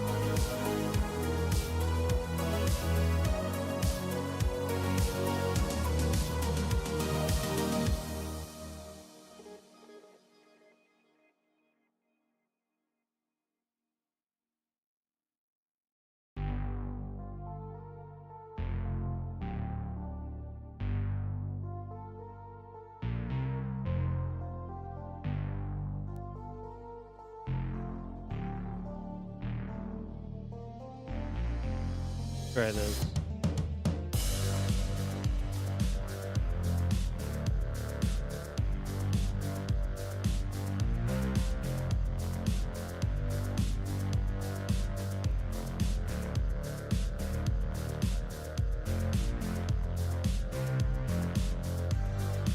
Can that work?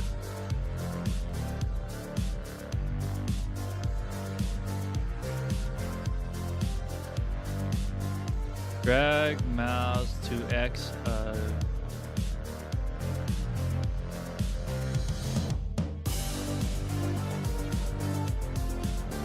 And button left.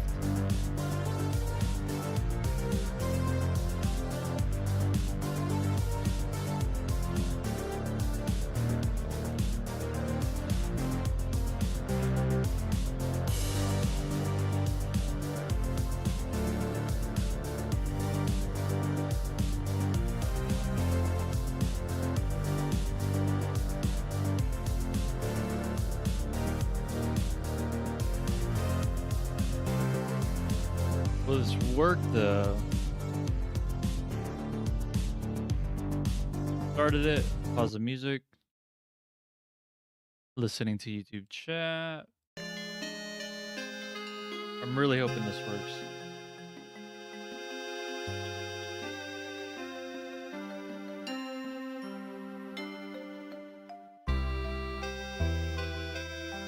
Of course it doesn't. Um,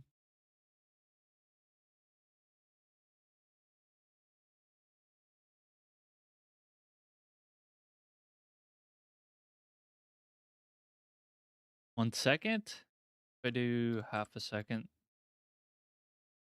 and instead of 1 pixel, we do 5 pixels. Now let me see what it says.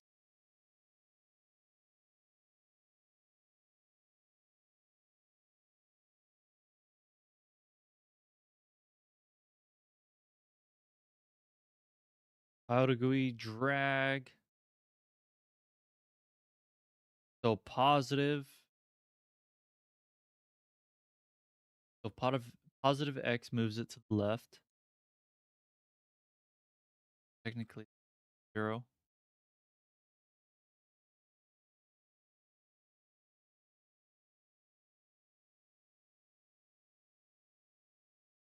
Oh, so I could put none.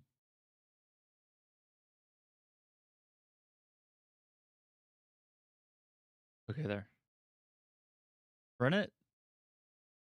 Put a time duration this time.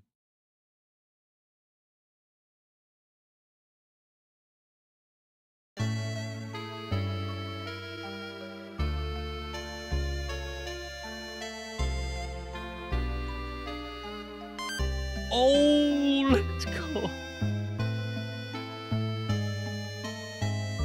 I just had to put a time duration on it. Okay, so yeah, now I need to optimize it. So obviously half a second worked. What about a quarter of a second? And instead of 5, can I do 2?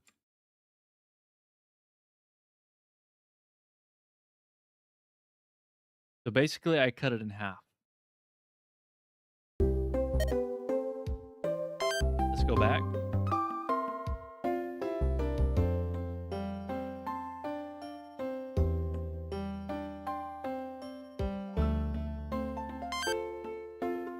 Okay. That was faster. I'm not even gonna lie. Now another thing is, can I get rid of this time sleep? Shorten it just a hair. 0.1 and 1. I know this can go further, the hundredths of seconds, but I'll probably do that next. Run it. And there we go. Okay.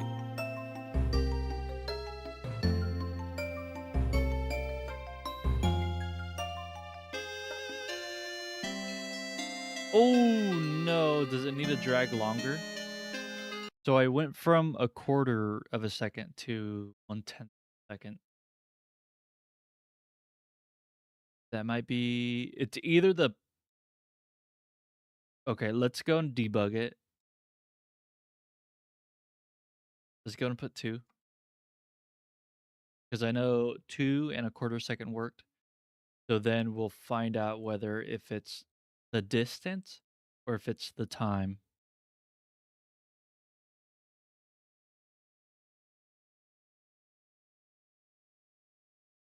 Go.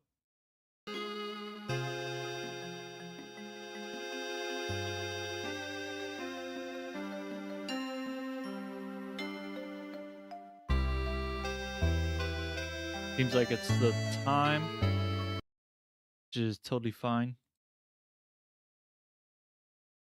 And in order to everything still functions, we could go back to how it was.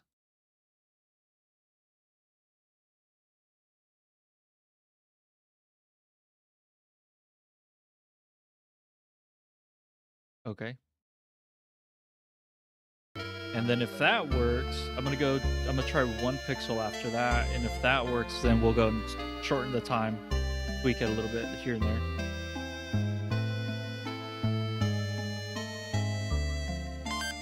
Yep, that works. So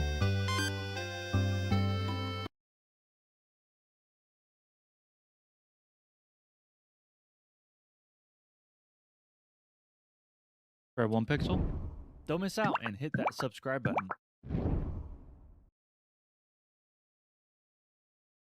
I totally forgot about the drag function. I saw it, but I didn't think much of it. Because I'm just clicking with my mouse, but at the same time I'm dragging.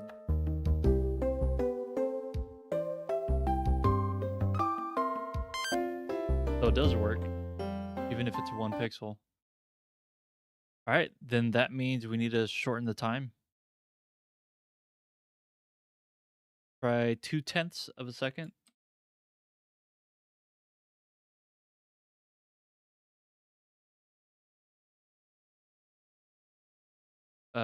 Yeah, it's running.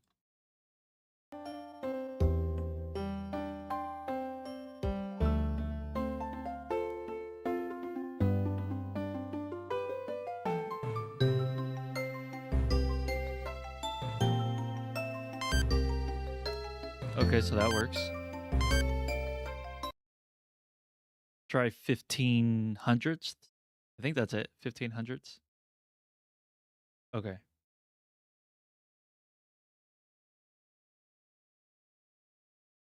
Because I know 1/10 didn't work.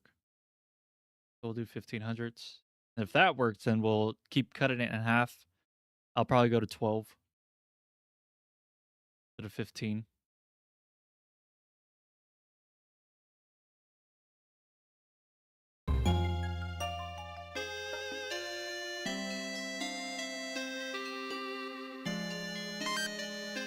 Okay, that works.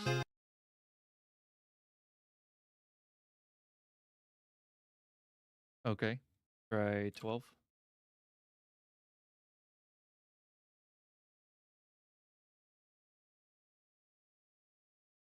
Ten didn't work, so if 12 works, then I mean the best we could do is probably 11.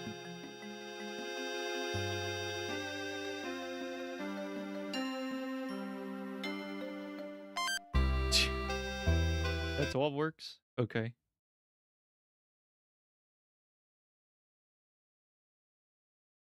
Let's do 11. Oops, I didn't save it. There we go.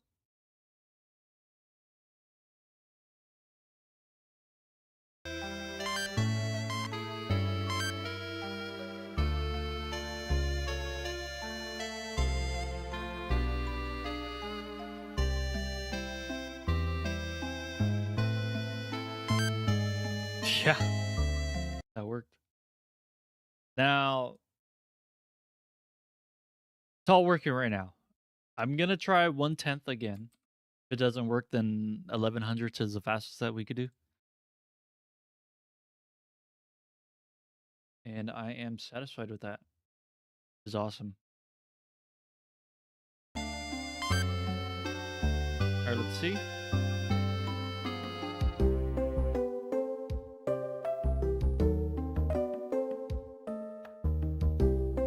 Yeah. Yeah.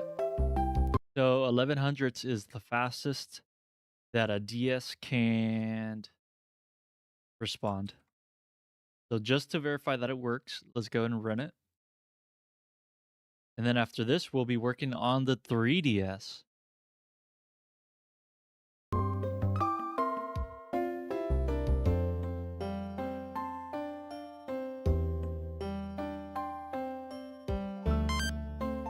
Nice.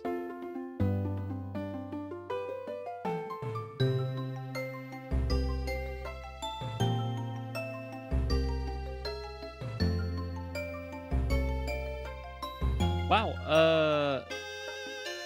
seems like I'm lagging a little bit on stream.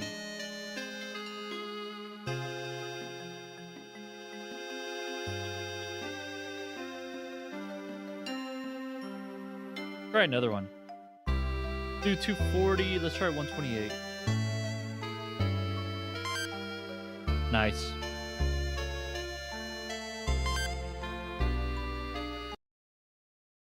Okay, well, that project is done. So now I guess it's time to move on to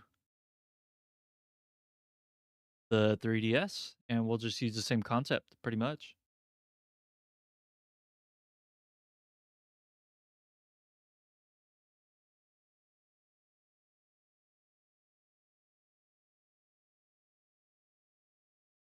Okay. This.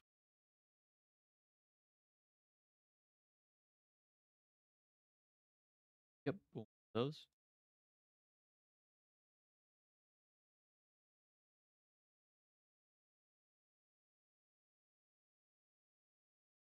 Play some music. Okay. Do I even have any 3DS games? For sure I do.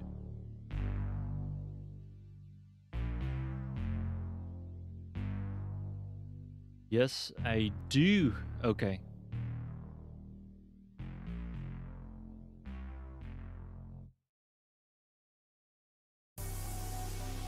Let me go ahead and close this.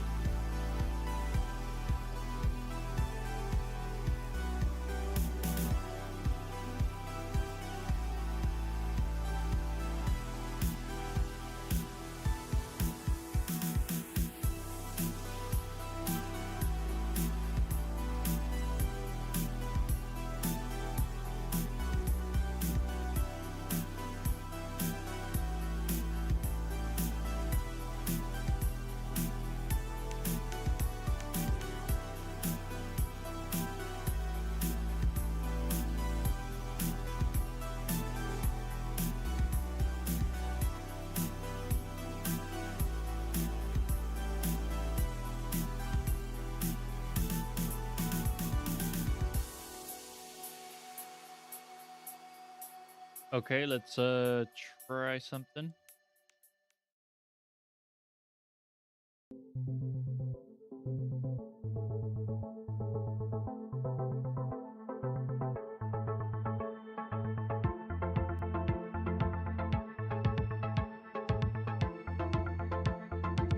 Oh, you guys can see it. Okay, cool. Actually, I'll be doing this one instead.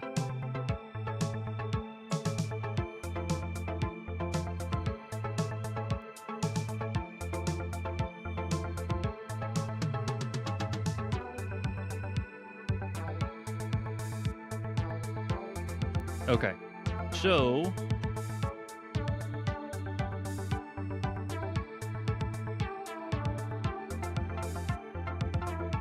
I get my controller.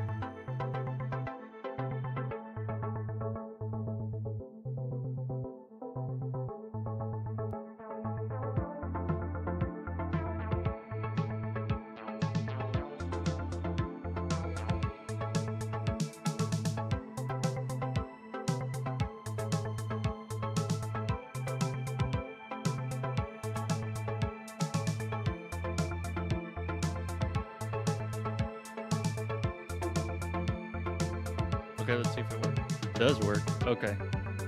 Pause the music. Let's go ahead and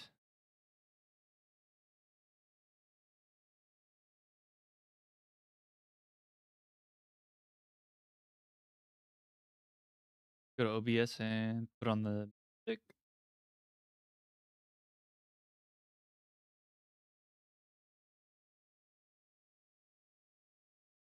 I don't really know how loud it is.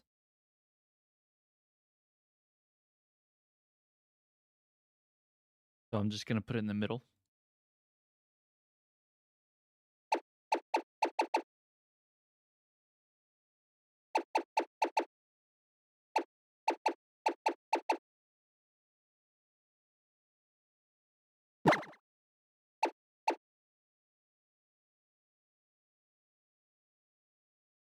I'm assuming the right side is the touchscreen part.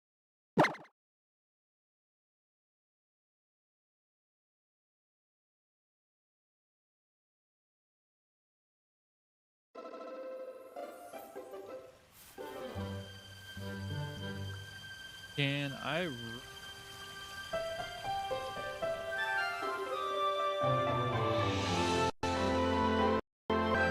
There we go. Double resolution.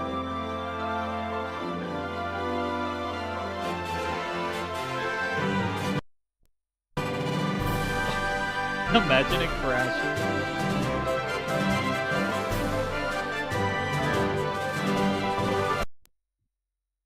It is lagging quite a bit. Oh my gosh. Okay, let me turn it back.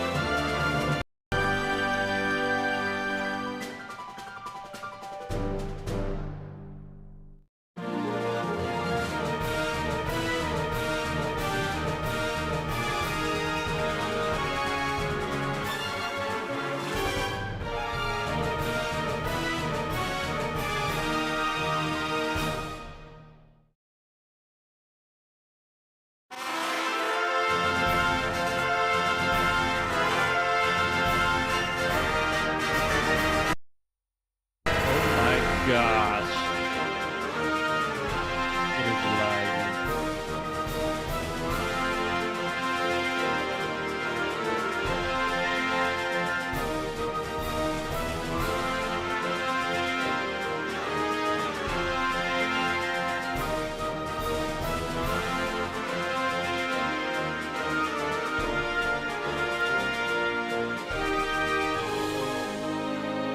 Okay.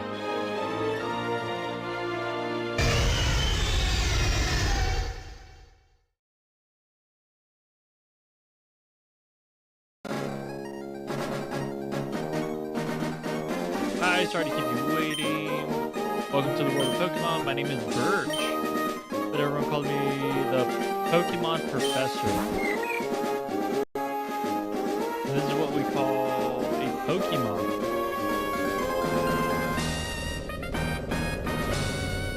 A game in a game. That's great.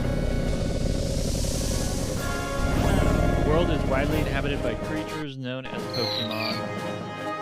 Humans, okay, yep.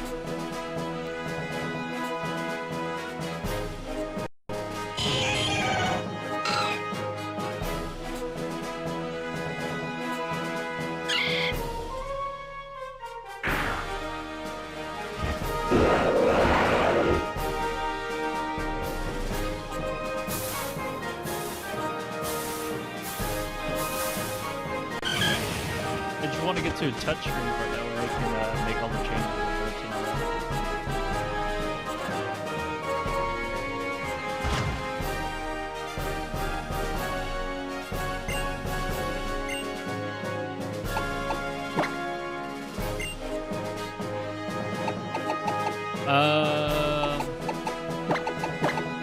Test. I'll just name it test. Sure. So your test? Yes.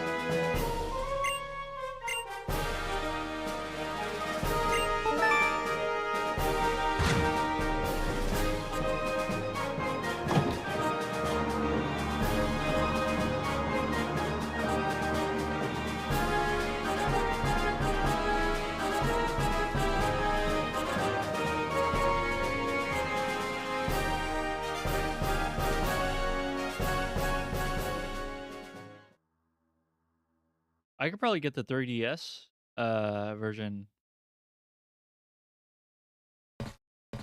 What the heck? It still has the same sound. Okay, so I could click on that stuff. Stay updated and subscribe. So let's go ahead and take a picture of this.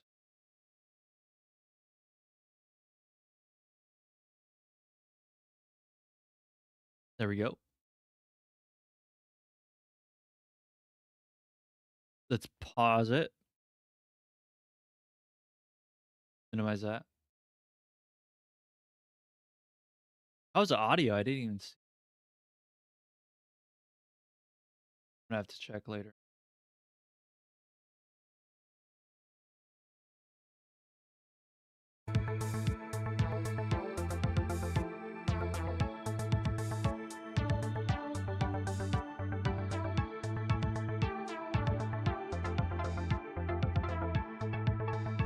All right, let me go and get the dimensions and size. Also, let me see. 3DS. That's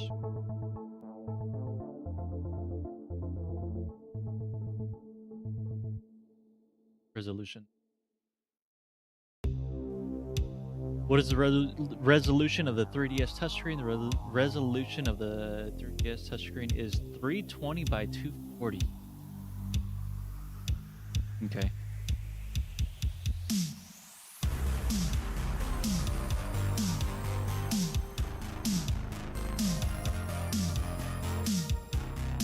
Let me go and bring you guys with me.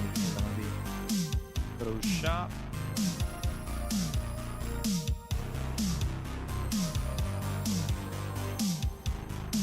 I call it Photoshop, but it's actually GIMP.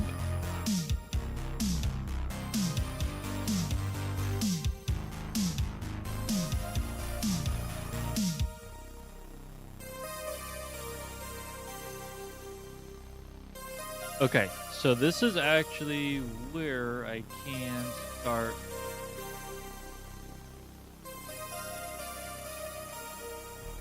So 1067. Also, let me see this.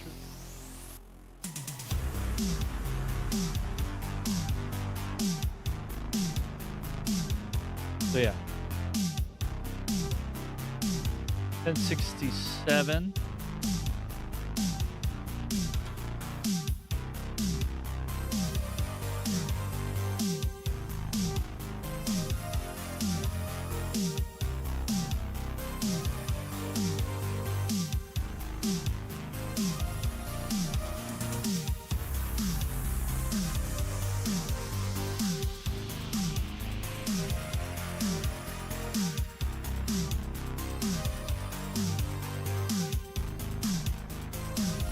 Go and get the top screen location. 204.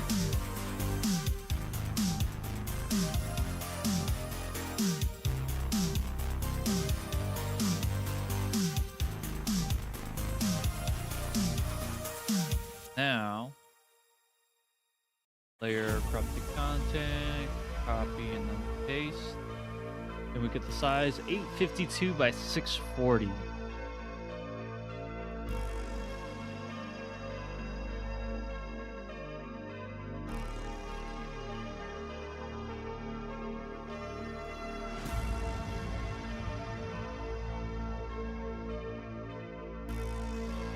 Okay, and the resolution was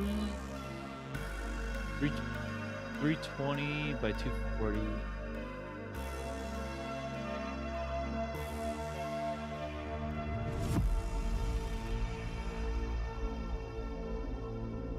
Go to image.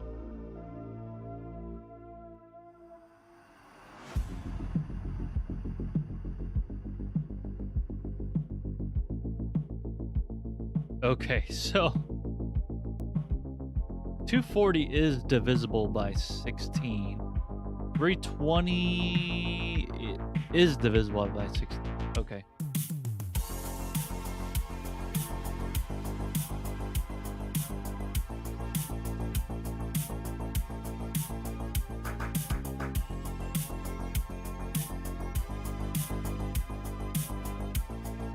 Okay, let me just get the lines.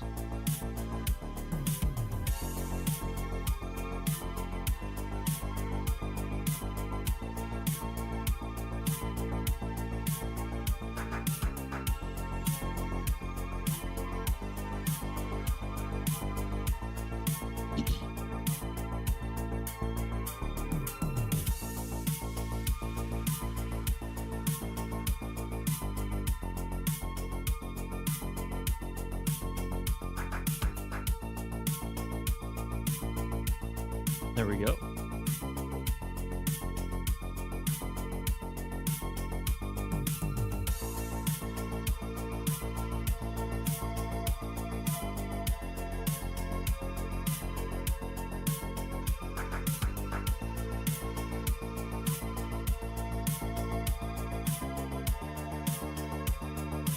Oops.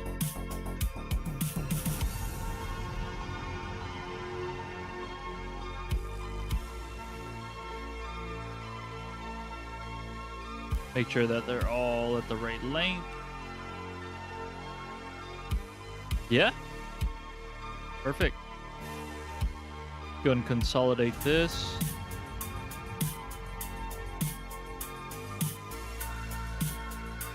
Good thing I didn't get rid of the pixel numbers. Also, okay there.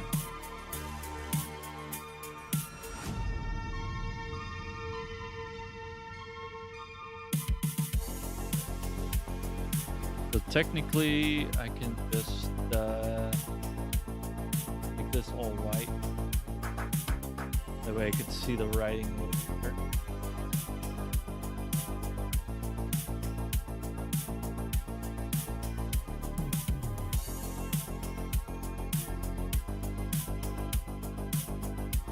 Okay. Well, I have 240 over here.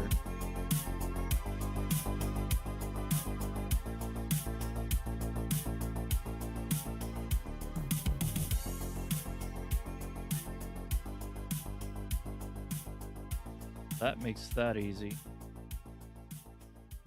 As long as I don't go grabbing the whole thing.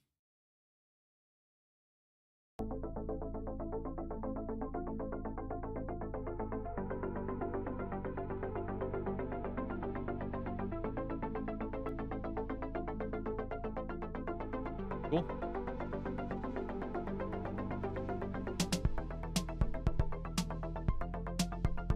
And then let's go ahead and get up to 340? 320, my bad.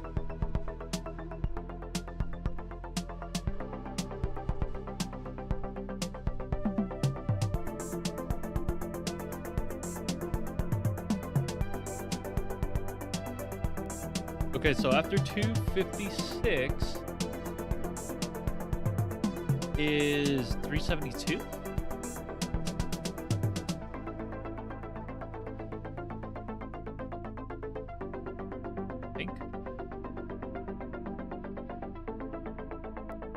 Yeah, 372. Or I don't. I can obviously see it's 272.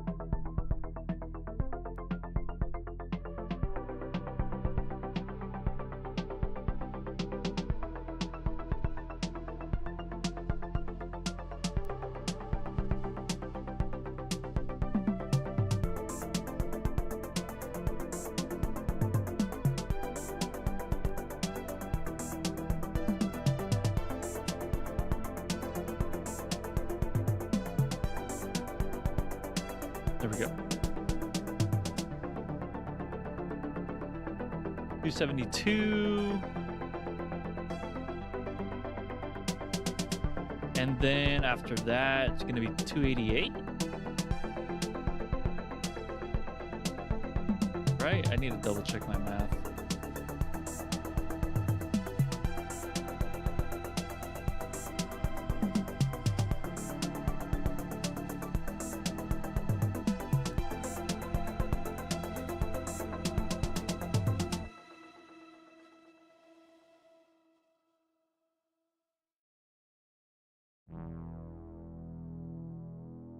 Yeah, 272.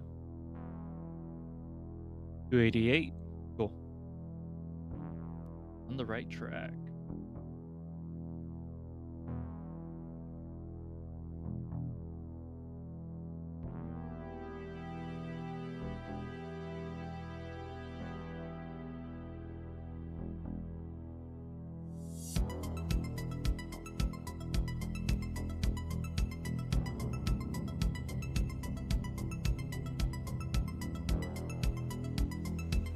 $288. After that, gosh, 298 plus 6, 304.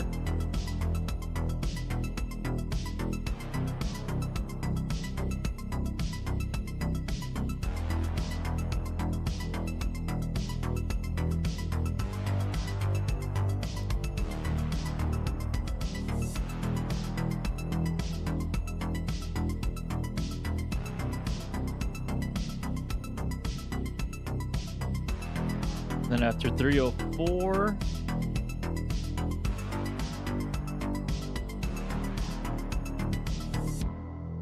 it's 320. Wow.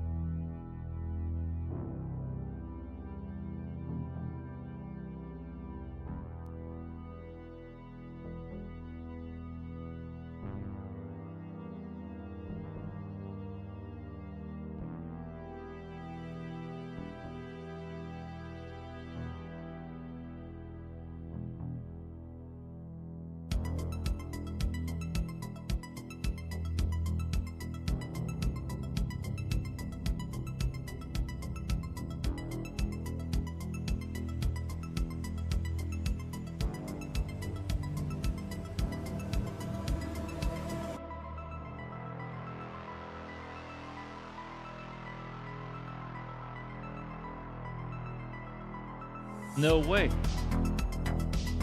I did them all almost perfect except for the last one.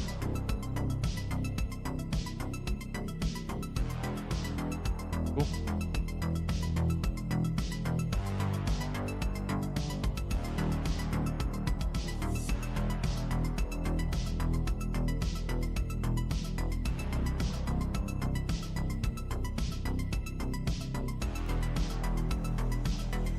There we go. Now I have a 3DS grid. Pretty cool. So we're done with that. Now, go back to the coding.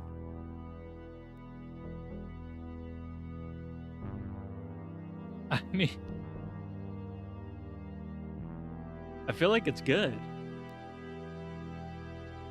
Oh, but I have to do the math. I have to change this.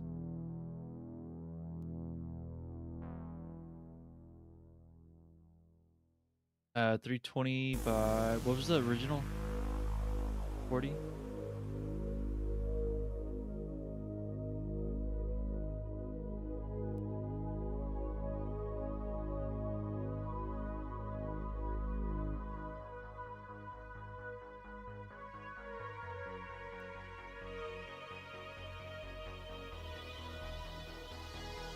It was 3 times.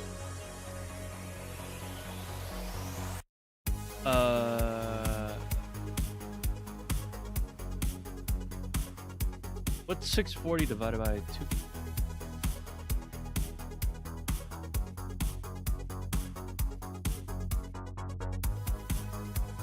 Two and 2/3.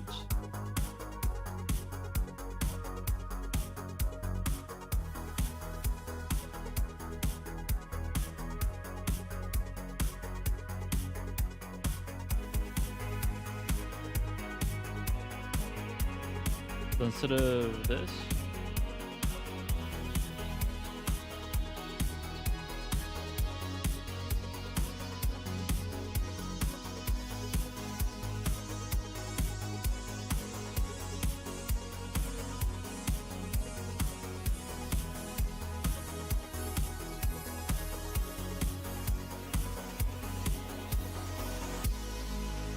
the 852 by 640.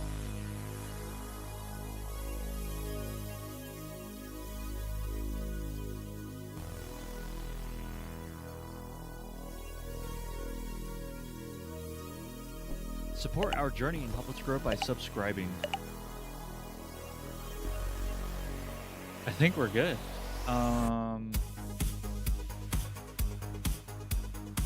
Yeah, let's go for it. Oh wait, I gotta change the scaling.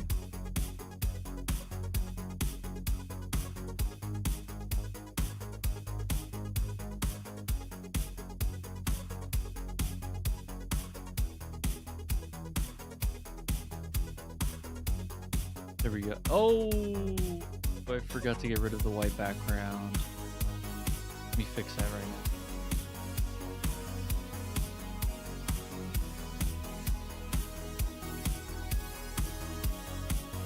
There, that should be it. Yep.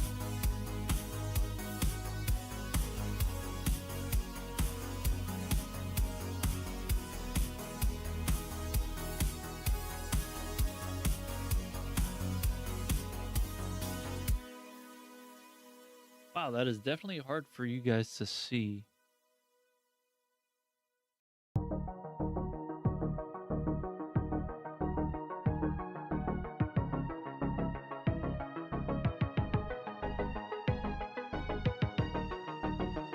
Did he get the scaling wrong?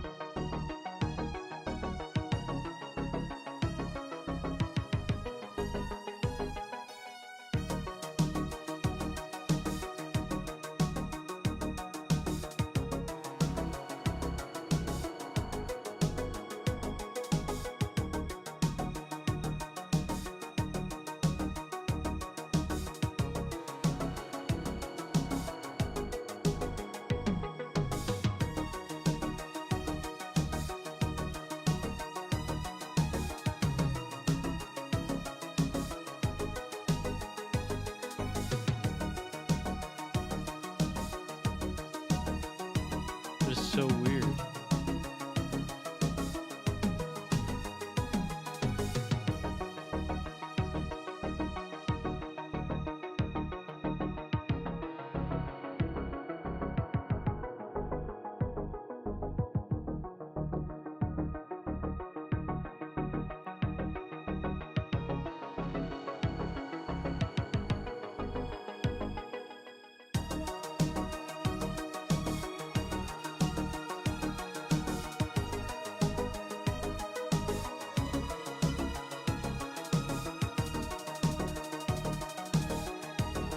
See if I can fix that.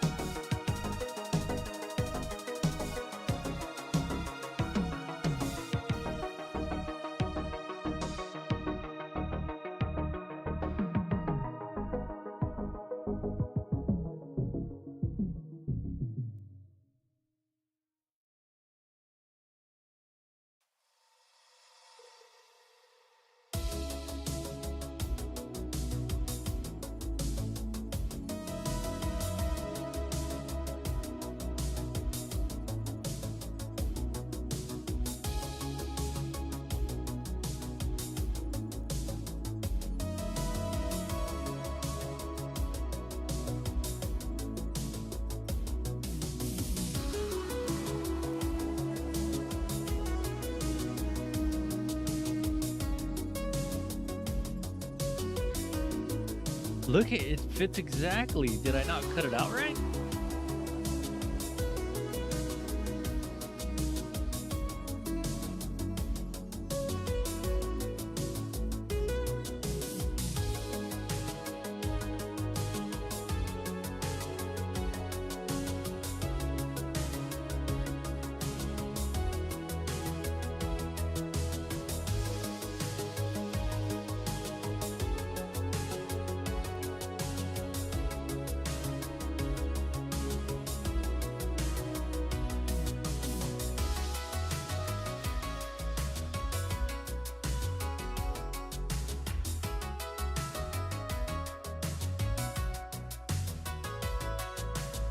I have no clue. It fits exactly on here. It might be off like a pixel. But for it to be this much off, game, I don't know.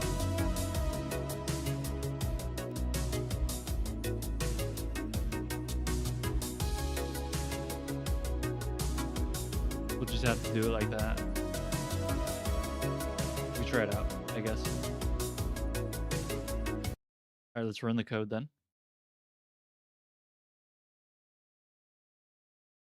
Listening to YouTube command. Let's see.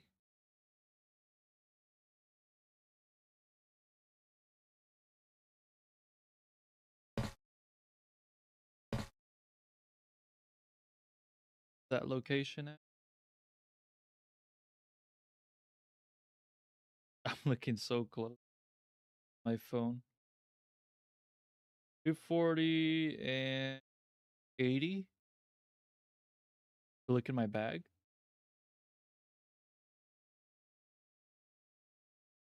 Actually,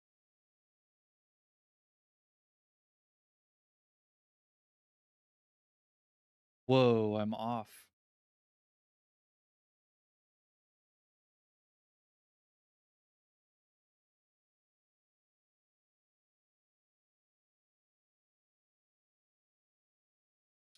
Yeah, I don't know.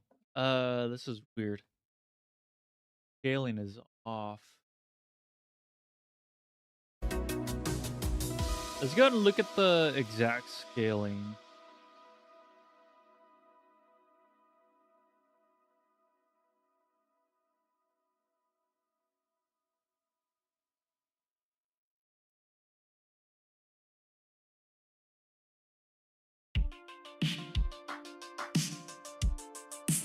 Go for 1067.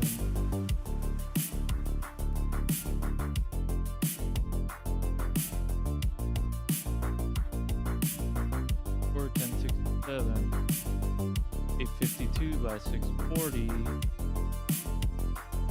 Instead of 2.66, let's just do 2.6.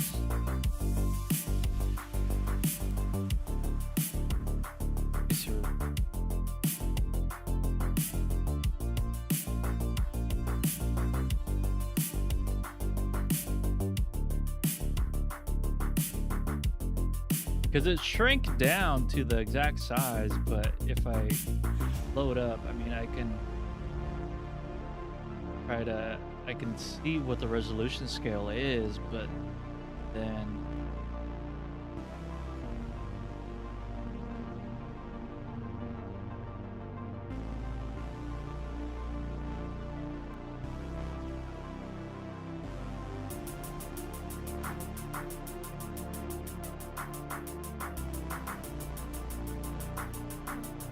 okay, what if I do this?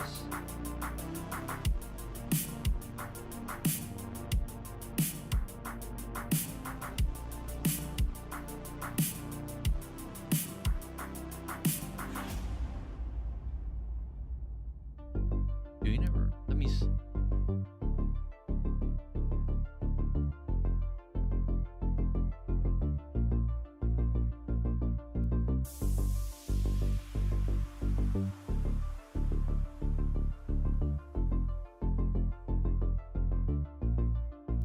I mean, technically, that's what the math comes out to. So,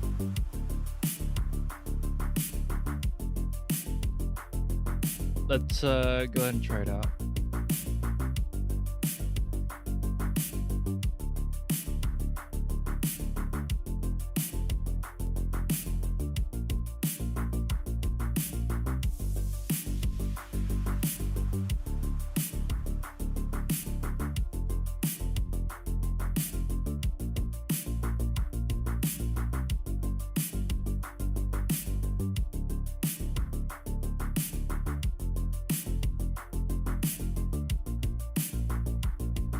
Still off.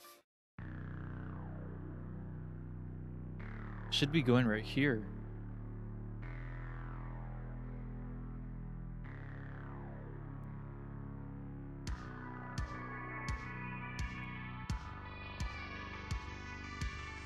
Oh. That's because it's 64, not 80.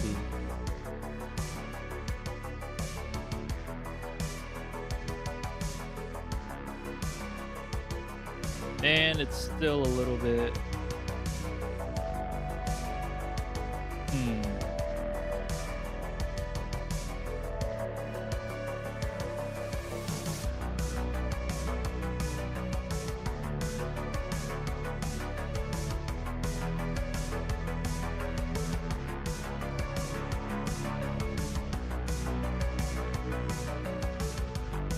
And it's only slightly off.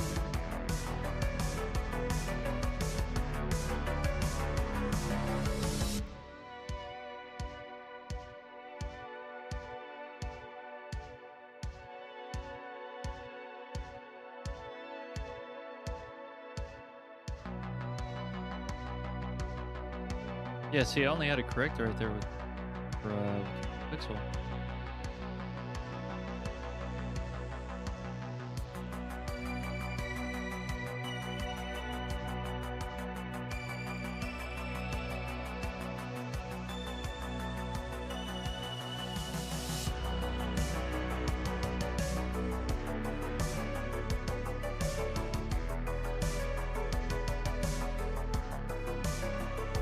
What happens if I do it exactly? Because I did...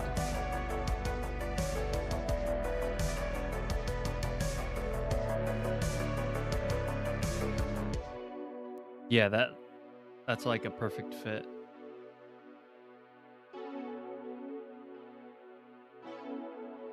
And this is the original one too. So I don't...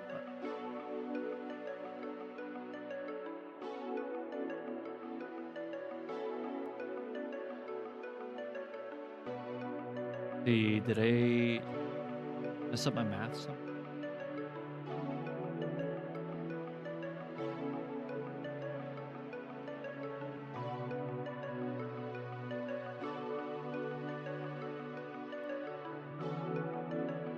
.320 wide by 240 tall.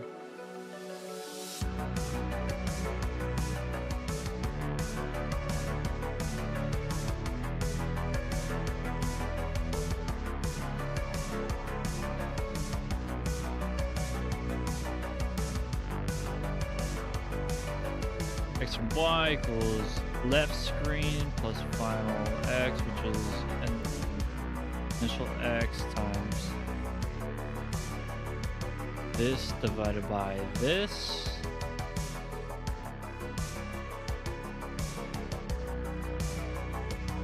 What if I do that? I mean, that's gonna be a lot of math.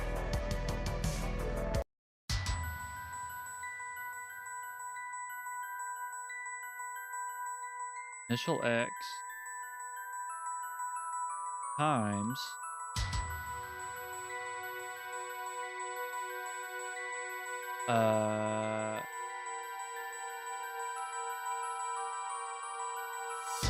let's do this.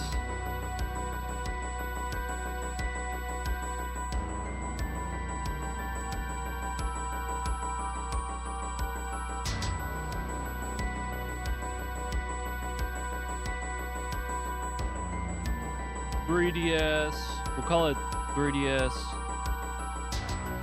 width equals 320. I'll have to say that. 3DS height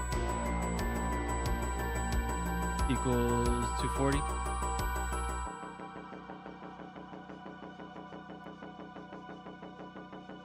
So we're gonna do width divided by 3DS width.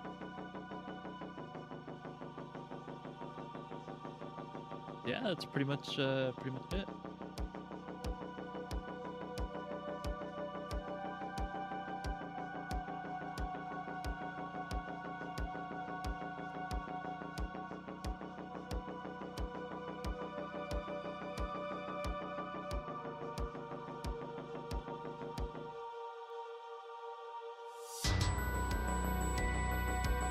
This is Halloween music.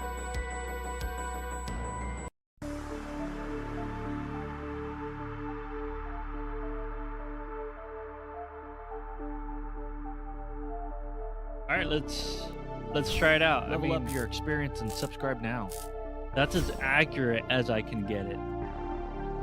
Is by having Python itself do the math and then multiply with the specific numbers instead of, because I would like to use as many decimals as I can to make it as accurate as I can, but Python can probably do it better than I can. Considering that it's a machine, it could definitely be more accurate, add more decimals. So let's go and try it out. See if that fixed it.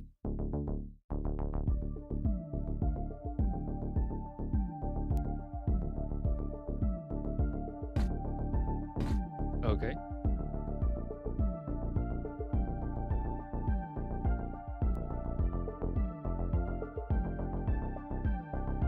Oh, I didn't do the TS.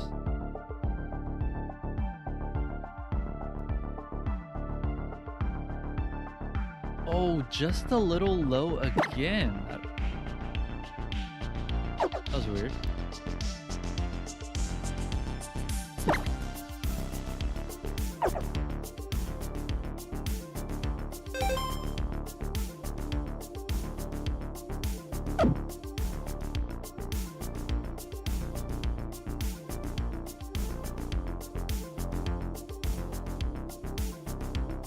Let me see quick.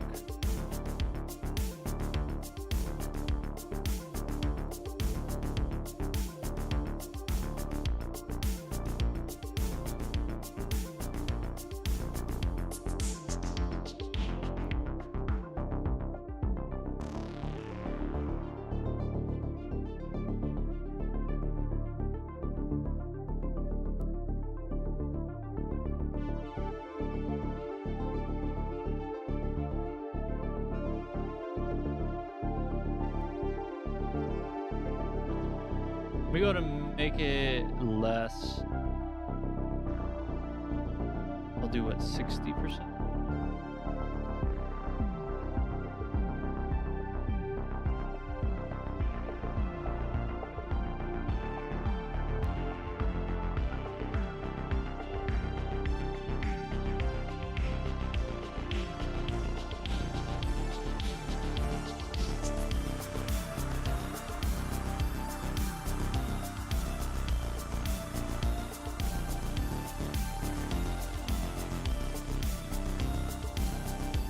Do 70%.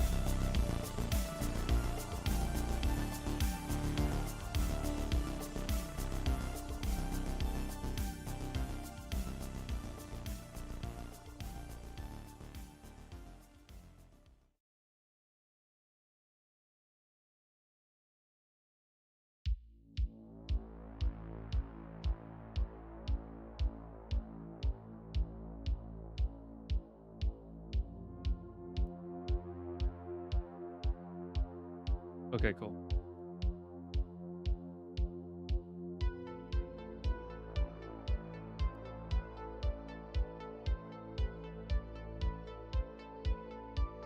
I'm gonna have to pay attention to what the stream's gonna look like.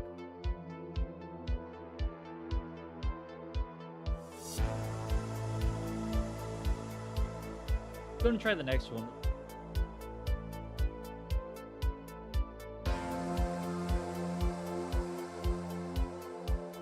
Oh, you know what's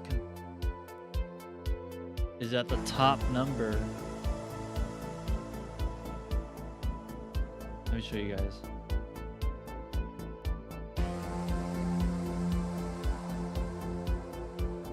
This top number is this line down here, whereas this number is this line. Because if you look over here, 16 is this line, but then there's this big space, and then you're gonna think 32 is this line when it's actually this line. So what I can do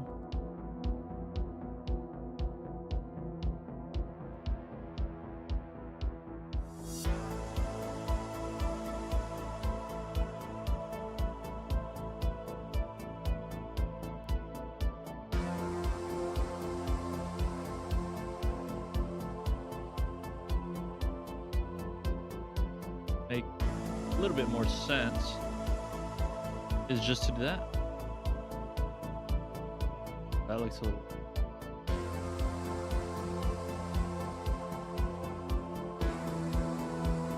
And then this 16 is just gonna have to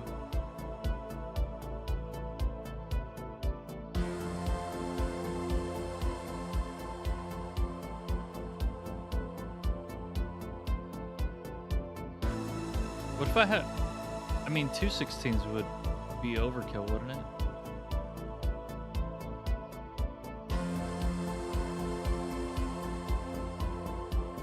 At the same time, it wouldn't, because it would indicate this line and it would indicate this.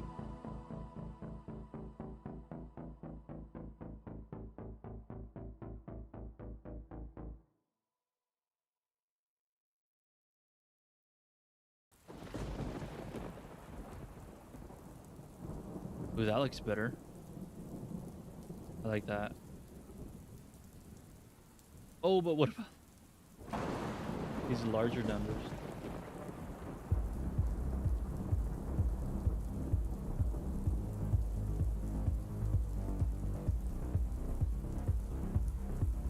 That's better.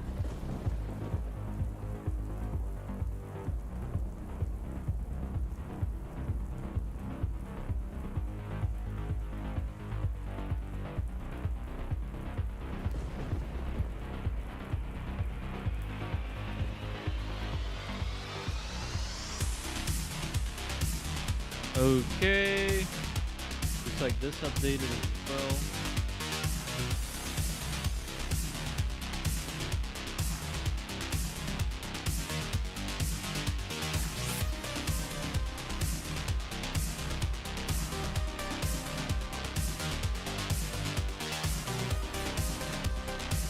What happens if I go to 1616? It's supposed to go to the corner of that white part of the map.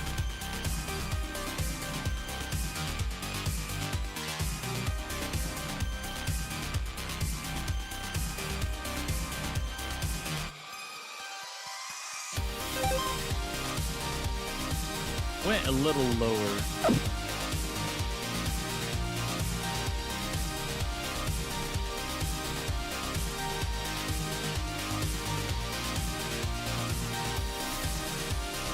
So that probably means that it's a line at the bottom.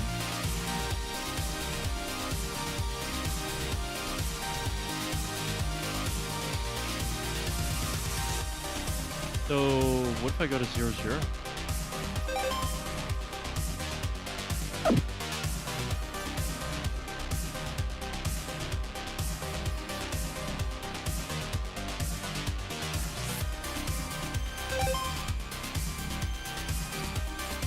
I mean, the pointer did go to 0, 0.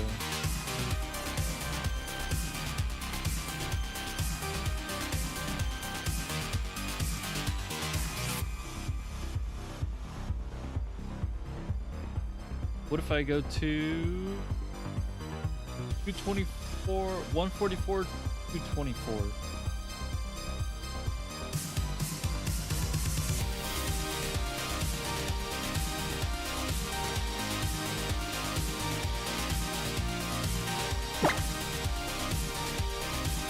Nice. Yeah, I'm pretty happy with how it is right now.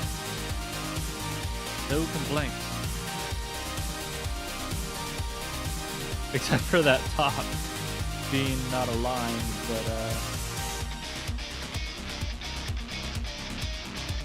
what can you do?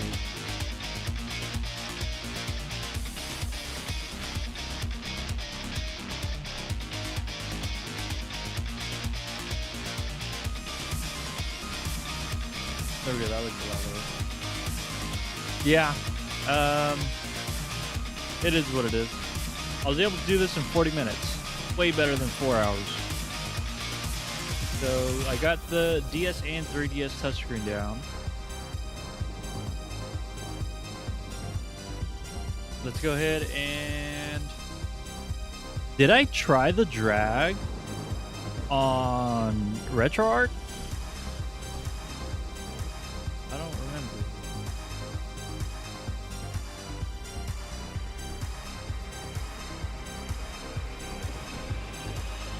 Let's go ahead and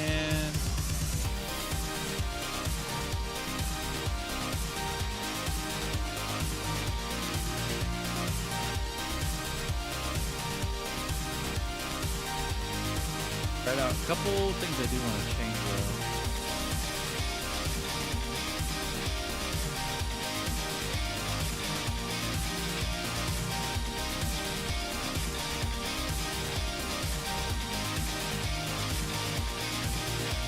Do you want to make updates to these? Or...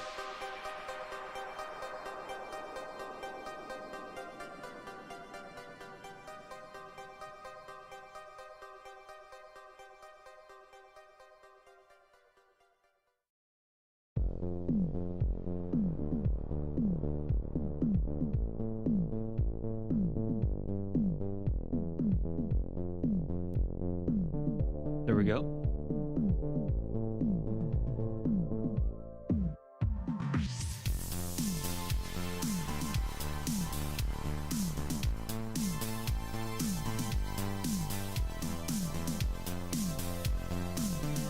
One last shot to RetroArch.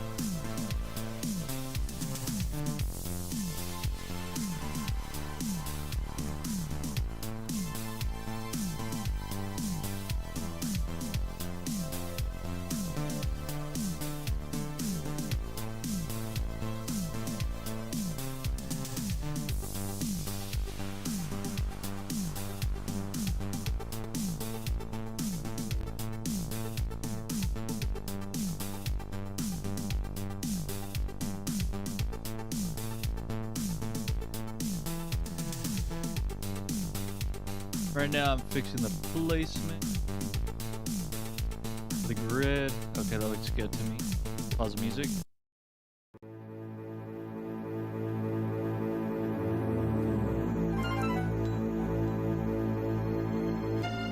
Placement looks good.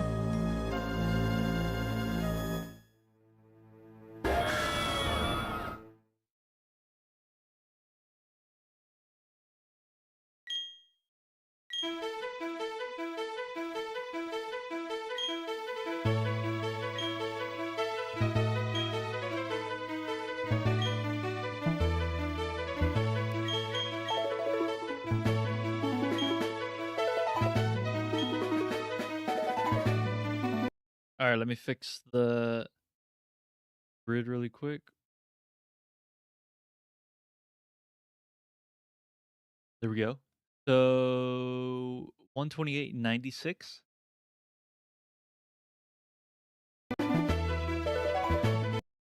Let me go and run the code for the DS.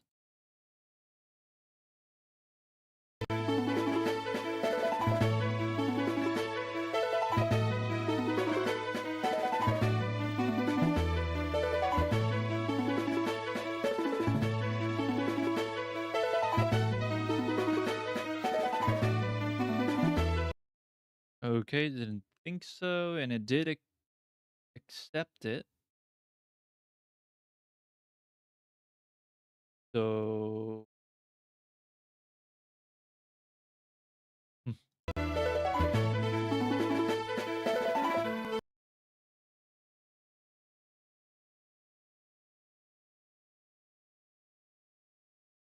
next right here, or right now.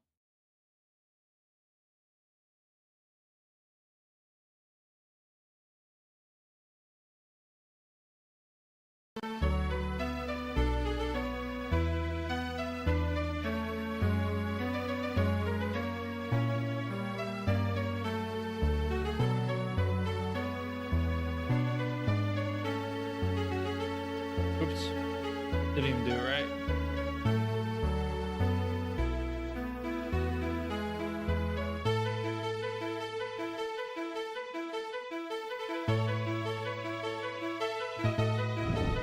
Don't miss out and hit that subscribe button. Yeah, absolutely nothing. I'm fine with how it is right now. So as long as I use standalone emulators, then there's no issue. As for the remote controls, those work. That is actually a good test.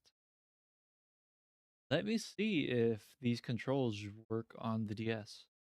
Up, down, left, right. A, X. Okay, let's.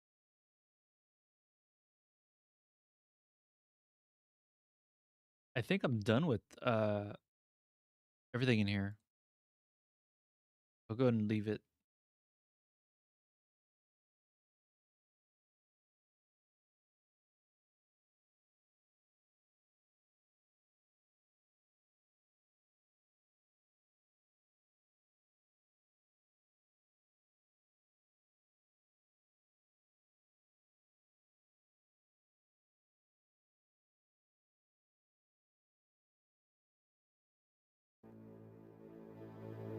All right, let's run the code. That was fast.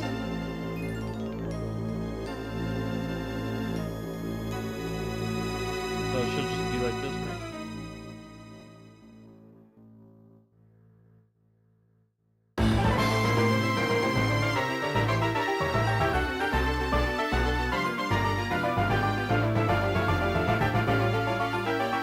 It's because I do know that my controller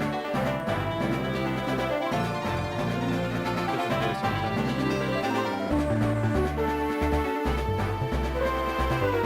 Yeah, it's not working.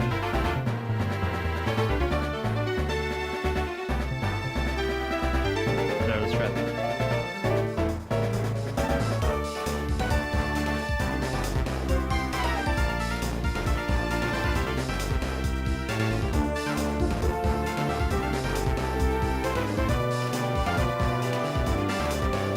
Those are the commands, right?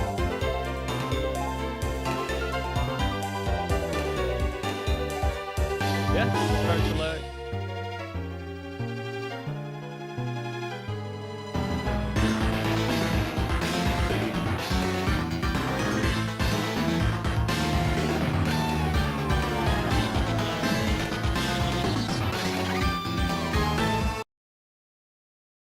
Let's.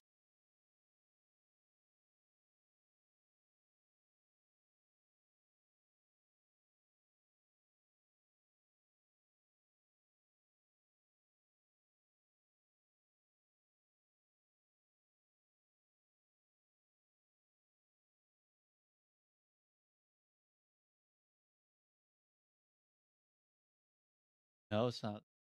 Blue means the button is already mapped. Pink. Okay.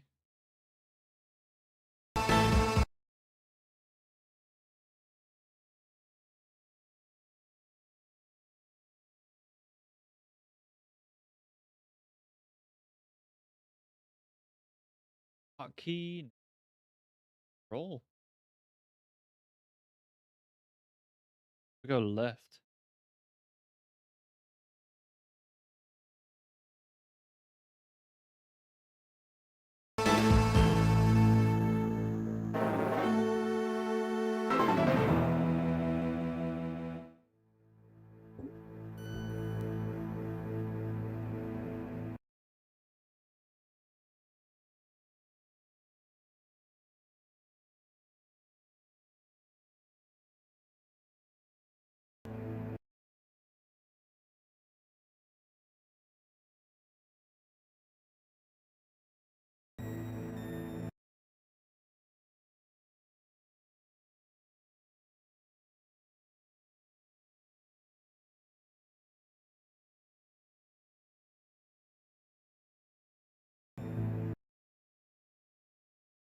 Nothing's.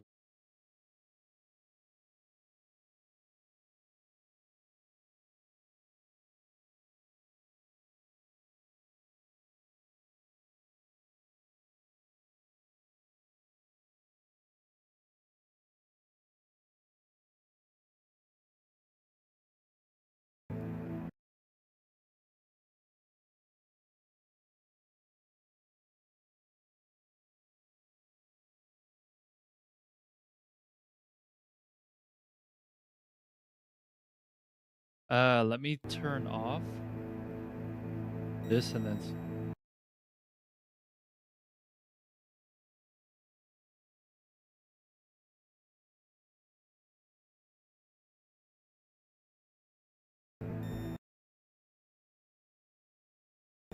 Let me turn off the emulator and then.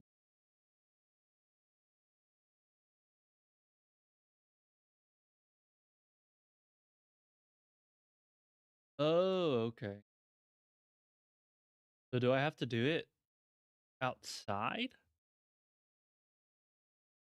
Let's try it out.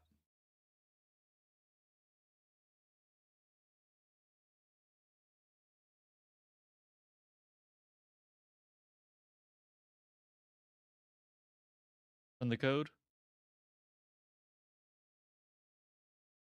Let me take out my remote.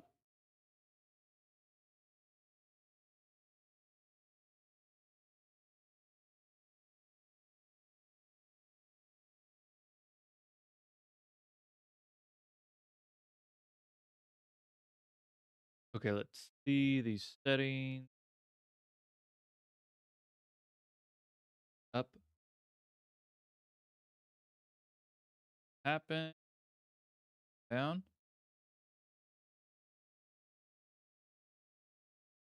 Oh, no wonder.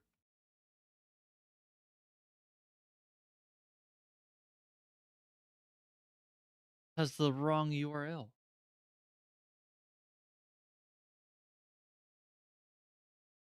Bro, I do that every time that I use.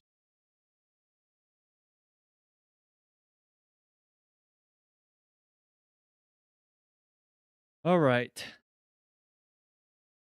Good. Run the emulator.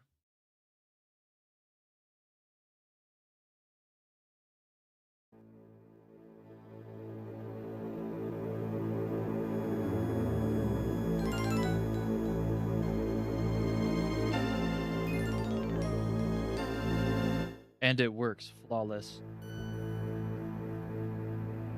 Wow.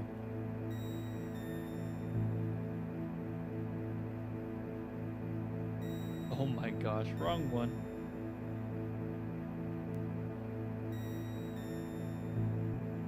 There we go. So you guys can see. And let me go ahead and run that other one as well. So that way we can do both.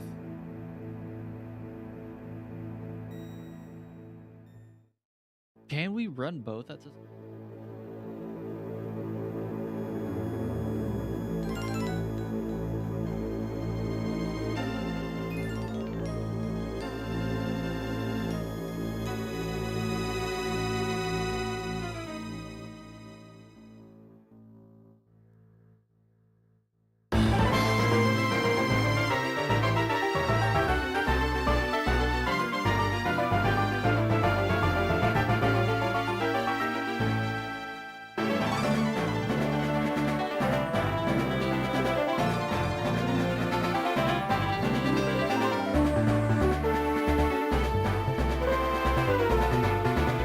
That's not what I want to do.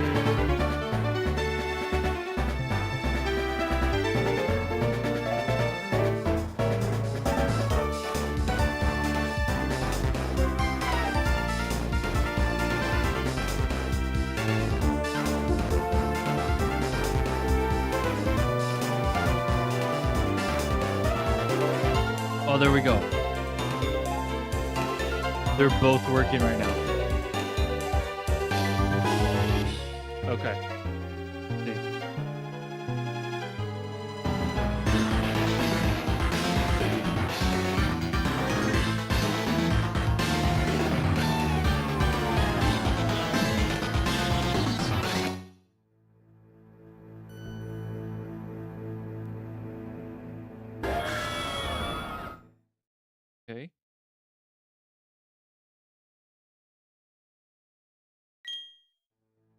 Can you guys see the screen? Frozen. Oh, that's why I stopped playing this one. Because it would freeze. I remember. What if, can't I do this?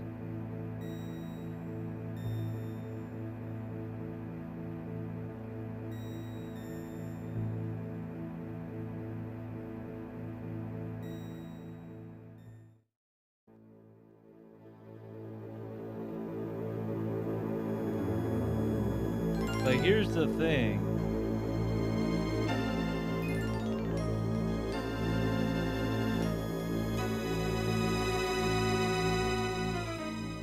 I'm also gonna have to put the DS group. Okay then.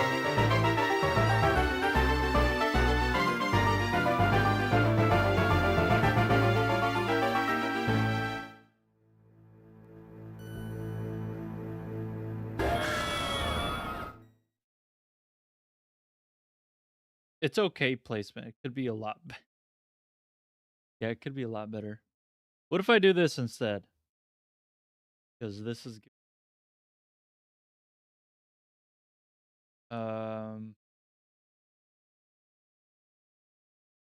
zooming in and out.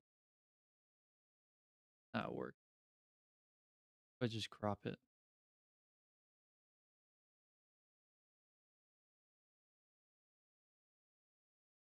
Temporarily, of course.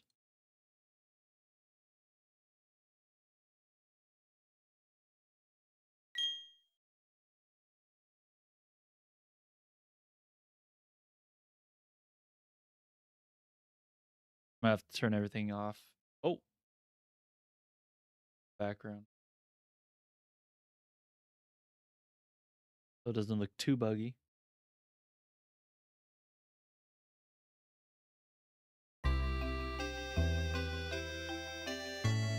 Okay, so let's try both of them at the same time. So the grid is up.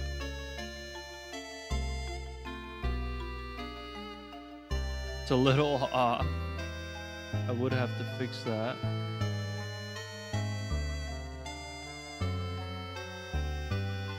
But generally speaking, let me try it. So touchscreen 64 40.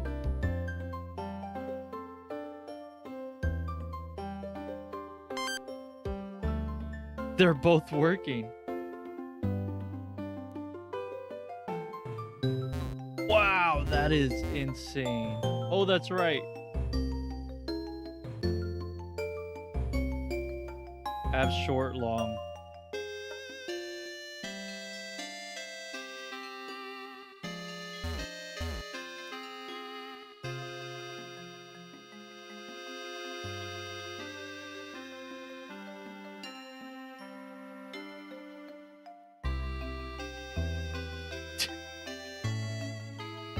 I should probably make regular, not too long.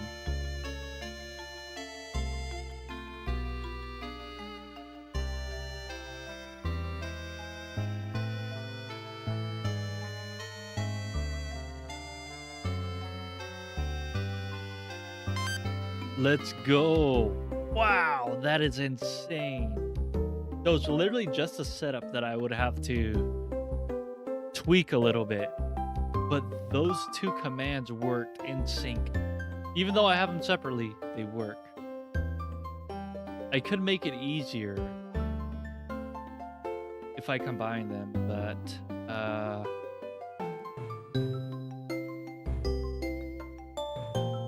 yeah, let me. That is just so mind-blowing to me.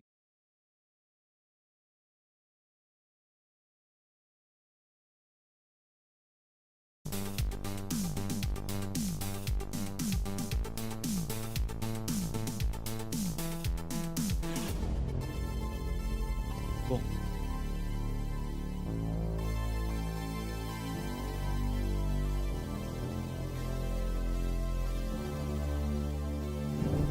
Stay updated and subscribe.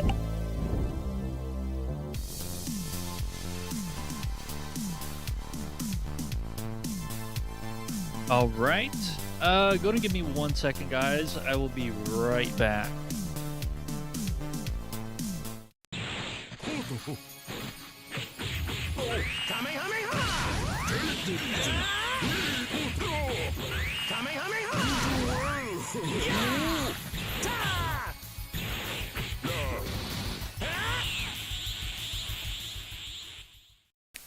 Bring it around town. Bring it around town.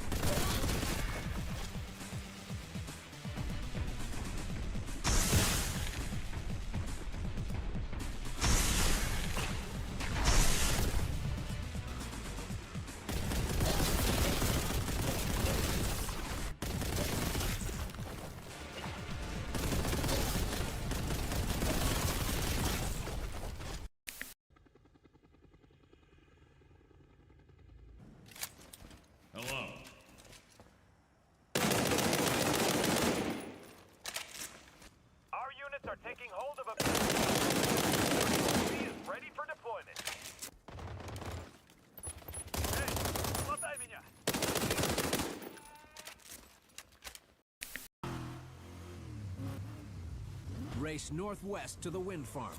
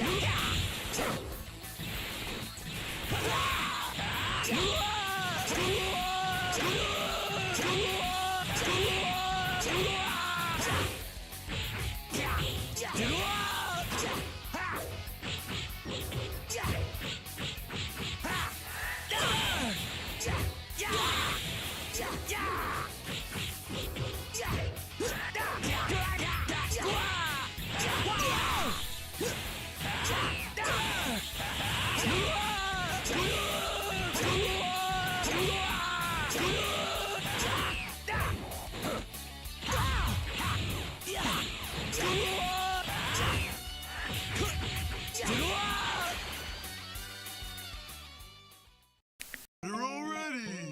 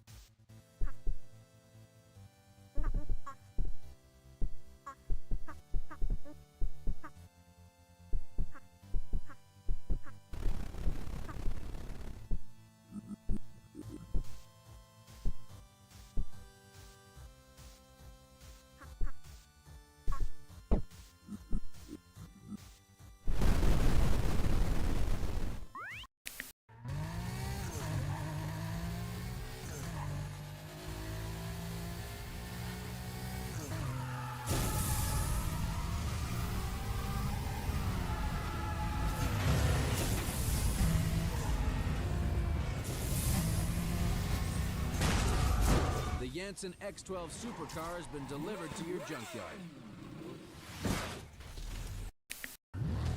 Drive southeast to the Wildcats baseball stadium. The clock is ticking. All right, I'm back.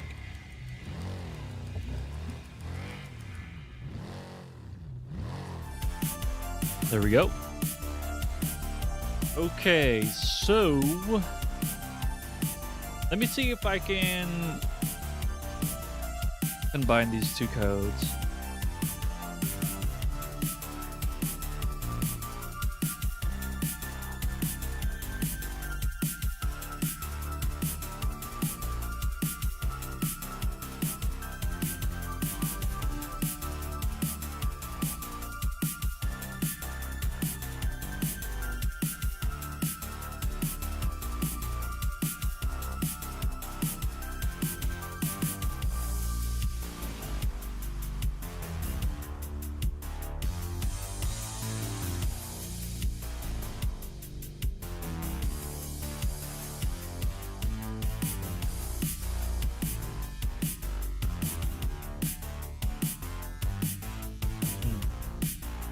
see, I also want to simplify this as well.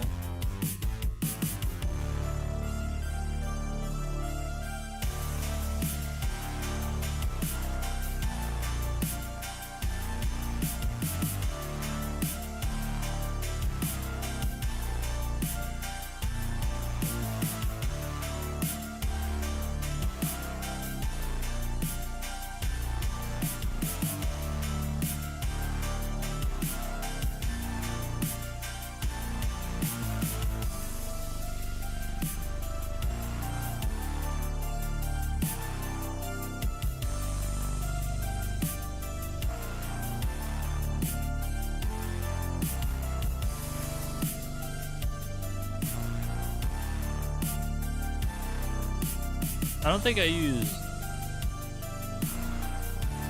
Oh, right here with. Oh, and I could do the same thing here to make it technically more accurate.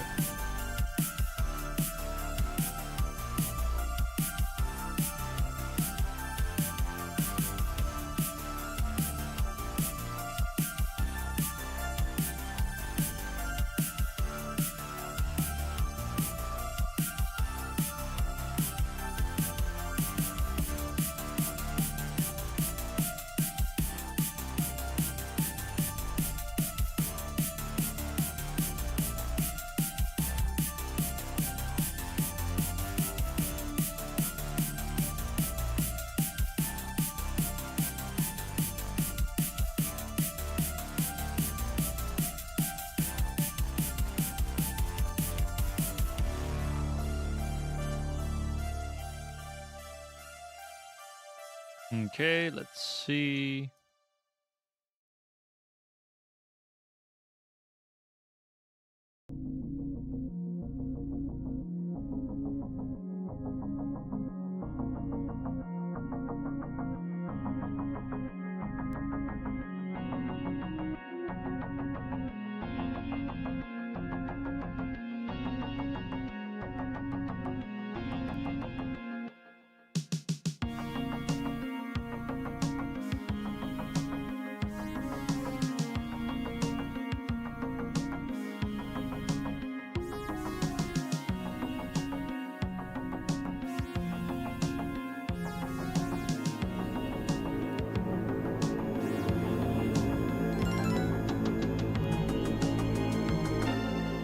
There we go.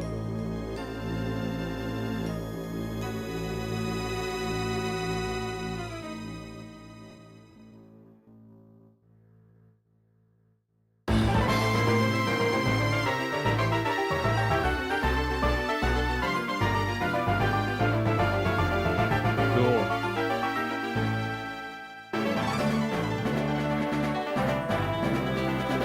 Oh, it breathes.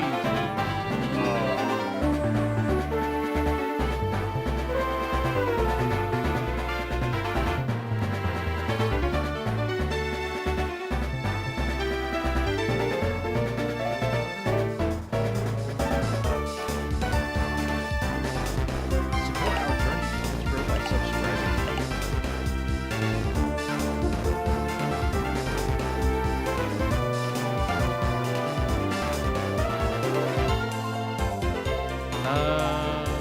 There we go.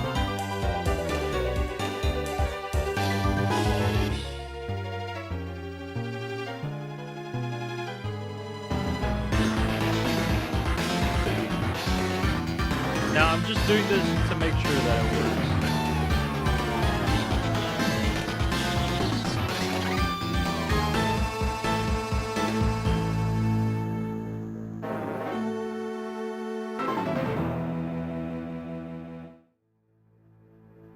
Yeah, the control. It has to start with the controller plug then.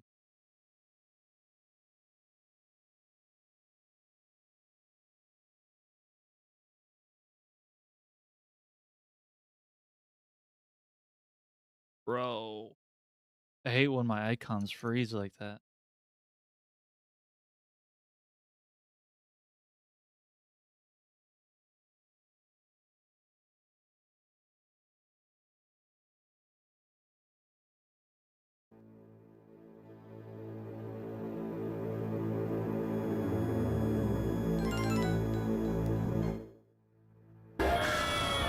also want to test my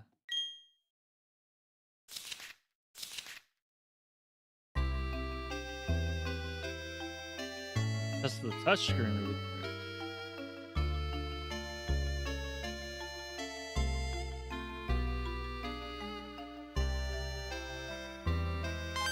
Yep, math still works. Now.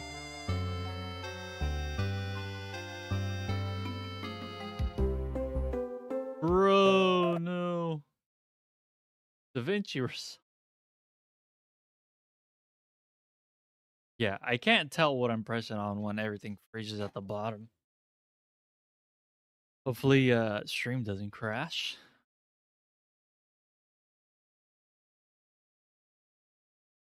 There we go.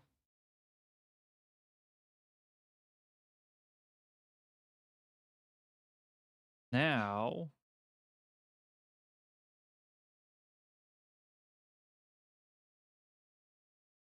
let's go ahead and do this really quick. So I believe it's, yeah, it's this.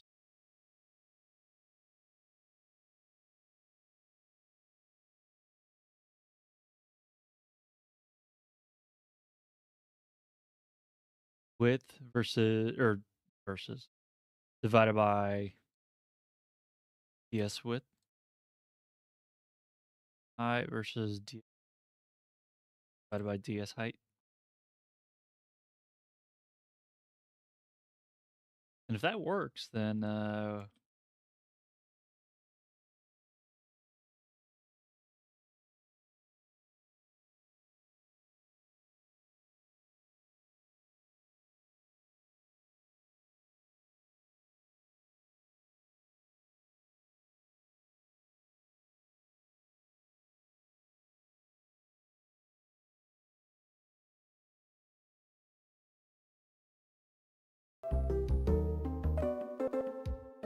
okay, let's see.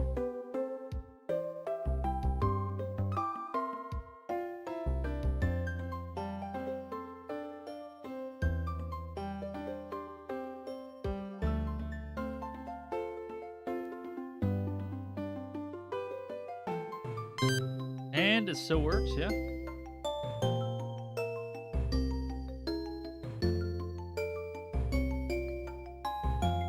Cool. So now I'm gonna leave it paused. I'm gonna go ahead and combine the two.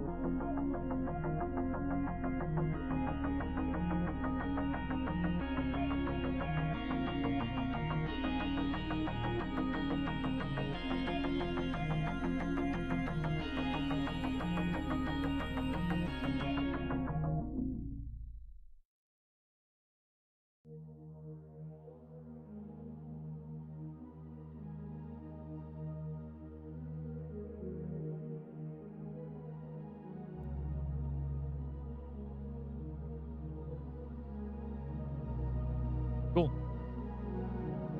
Looks like this is the entire thing.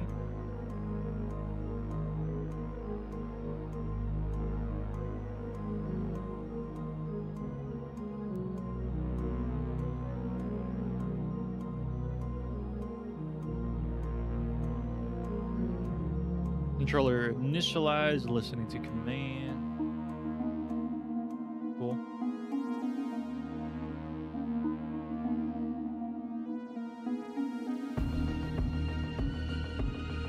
Default hold time. I don't know about that. Might just do 2 seconds.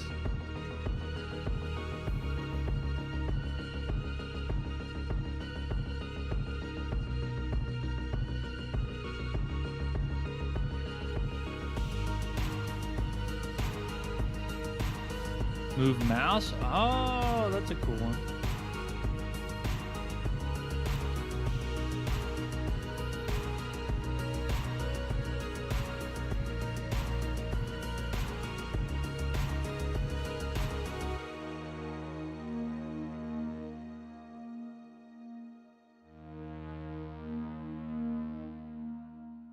Well, but that's the thing is, I still want this to have a variable.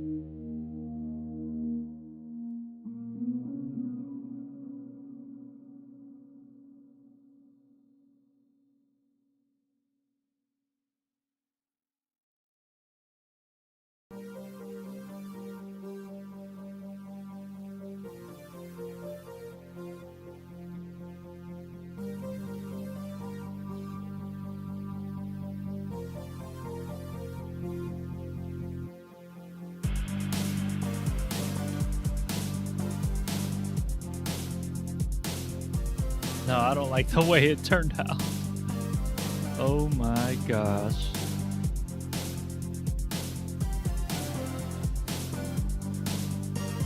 This is what I'm gonna do.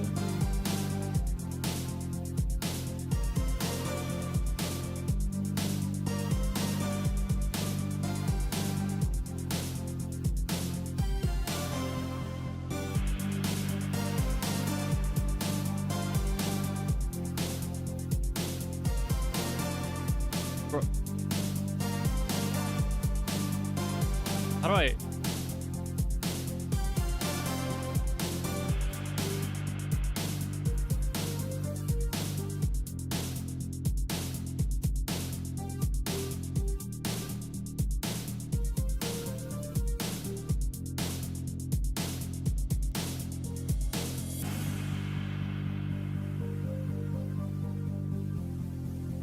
There we go. So that's how I open it.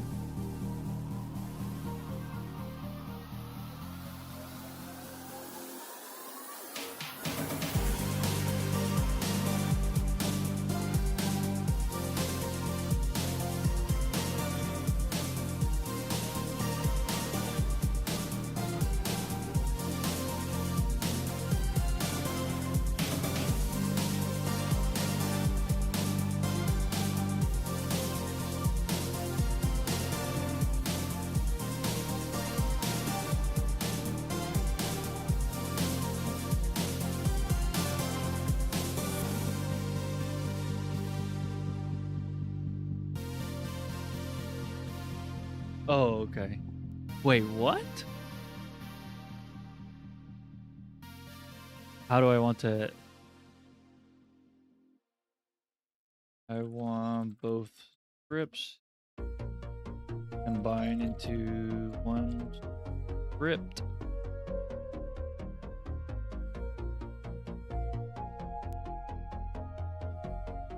Option 3.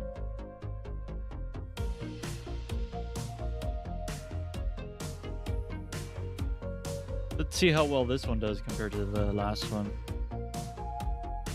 Oh, this one includes the short and the long time.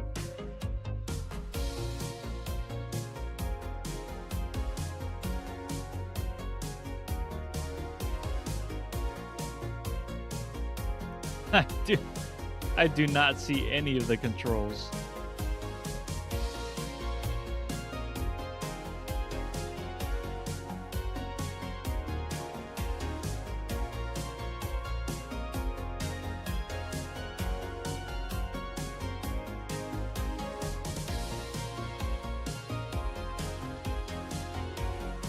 Where is...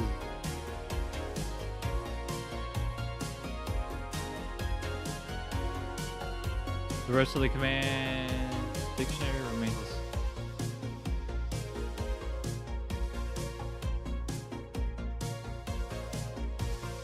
Okay, so it wants me to fetch it, basically.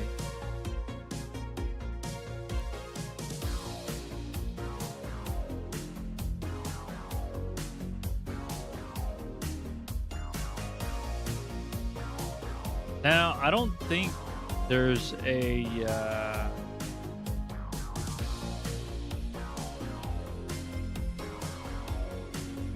joystick, right, on the original DS? D-pad, and then there's right trigger buttons. Start select. So don't have to worry about analog. Thumbsticks, no.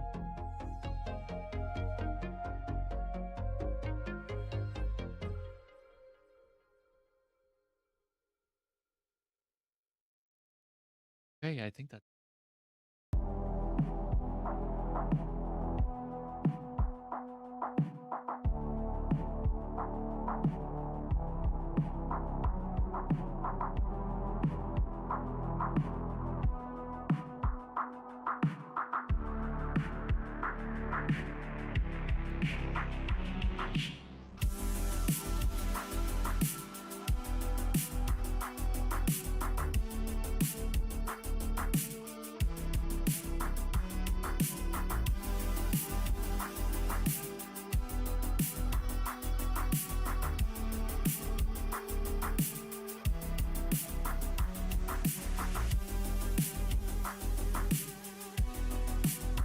I feel like this can be better.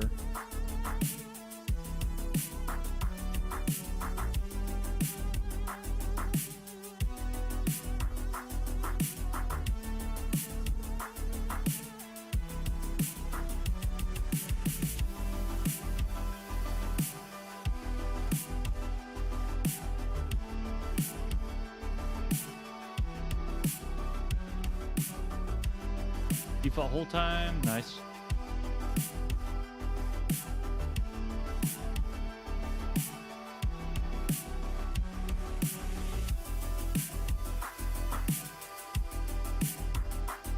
All right, let's run it.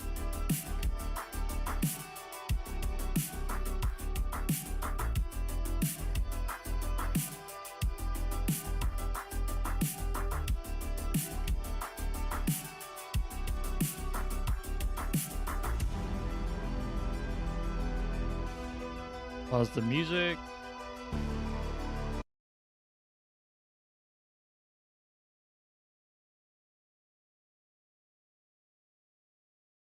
All right. Let's see.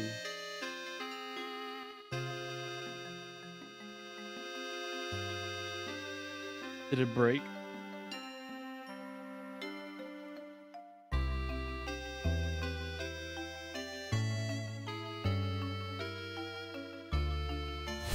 Level up your experience and subscribe now.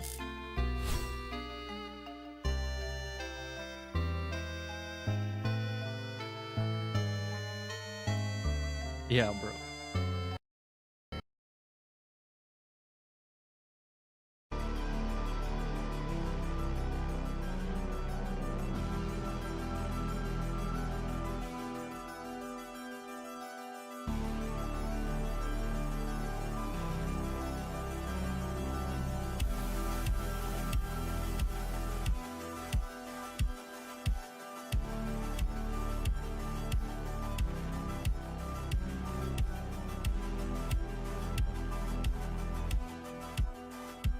Where does this fix even go?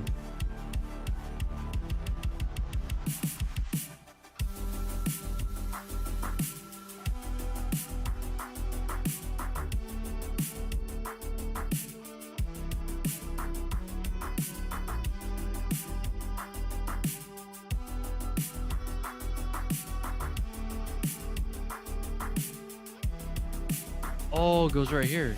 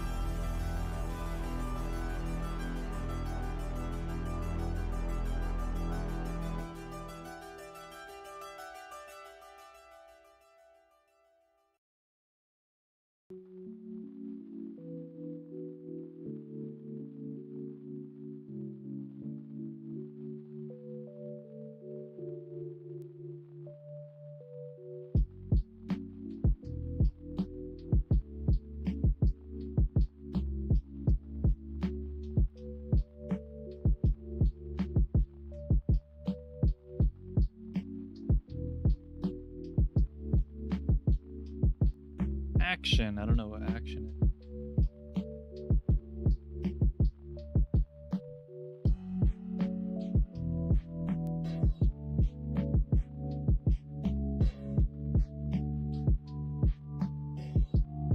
For command action.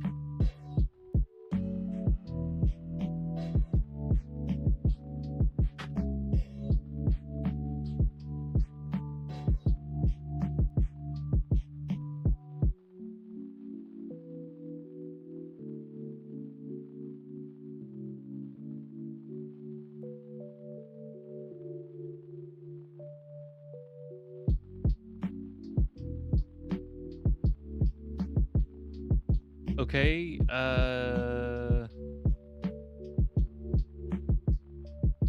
will this work?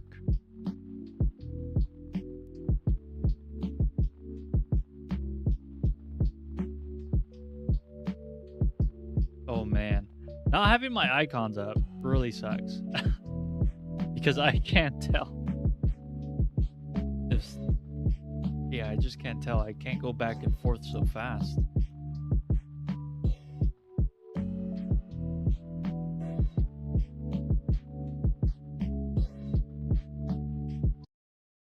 I mean, before I'd just be do all that in like a second.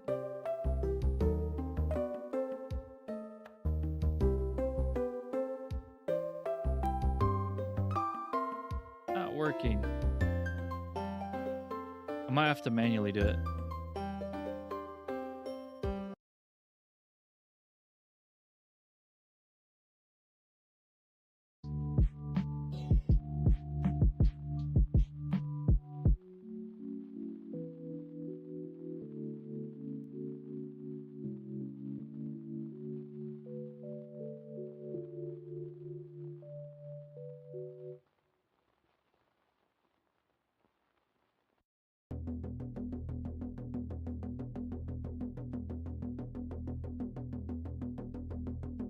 Okay, so it didn't get any of my command.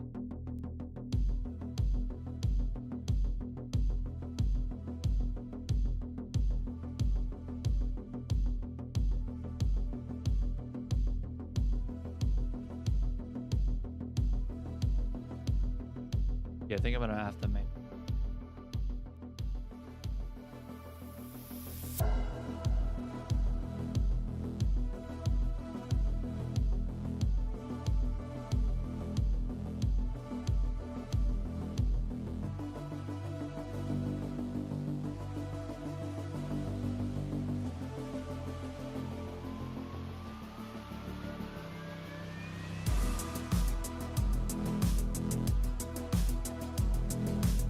Grab this information, move up here.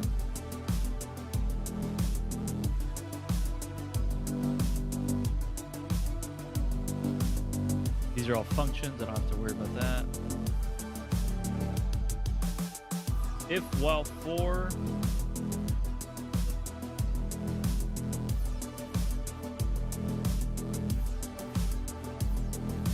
only proceed if control. Okay, I like that, yeah.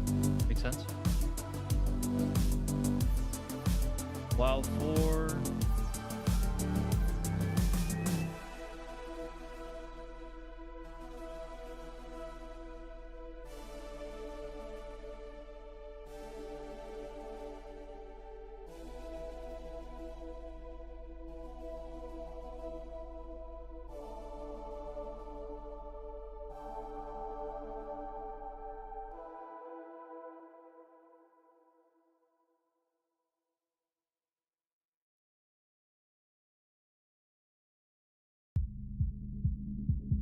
I mean, theoretically, this should work.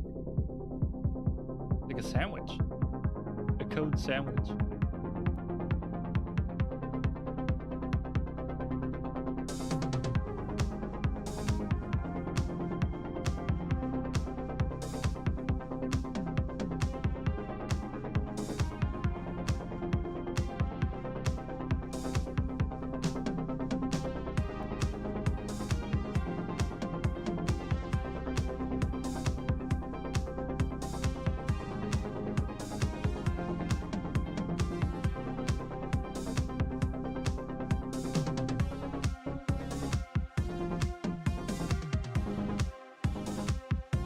think it would best fit right here.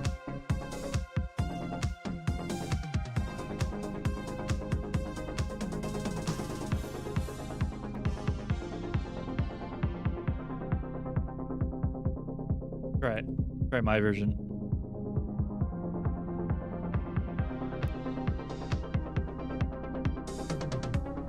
Controller initialized.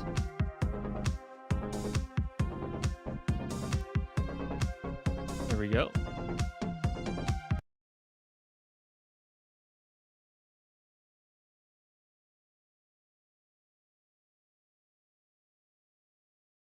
Run it.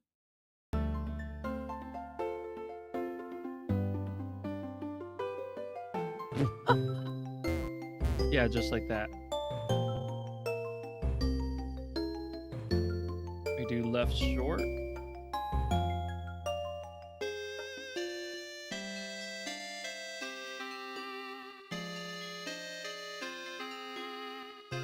Can I do touchscreen?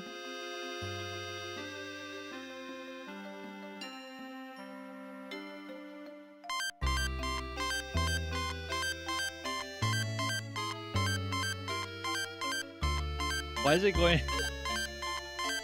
Is it just me or is it going with the beat? And why does it?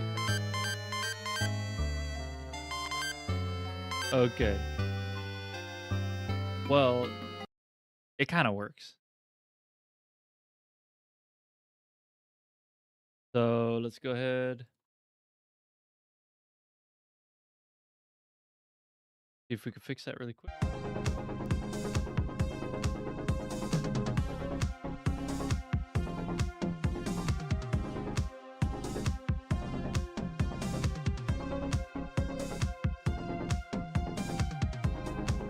See, the thing is, there's no hold time down here, so I don't know why it kept clicking.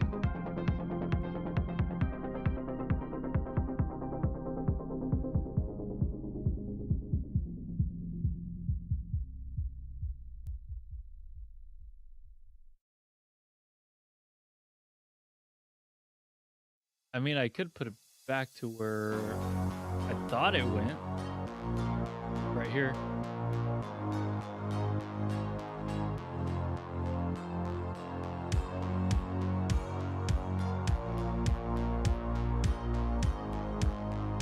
And I could potentially swap these.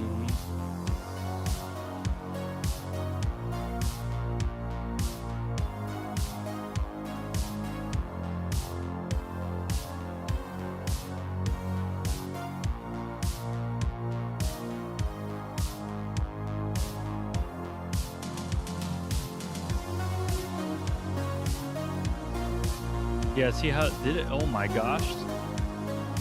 It did that command so many times.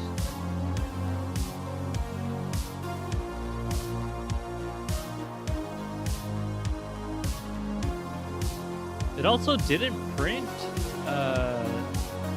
this when I went right and left.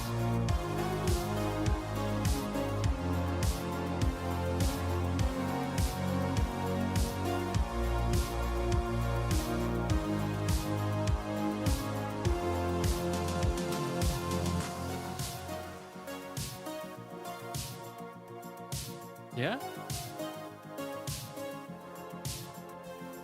Yeah, it's working now.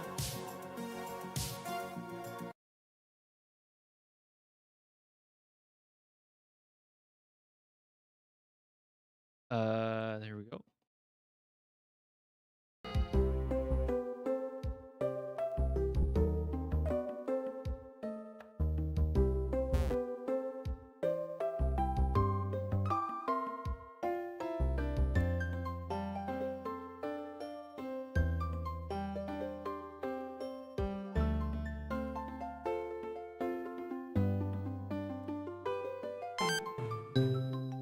There we go.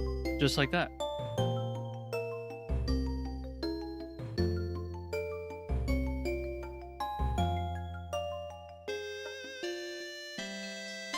Then we go back.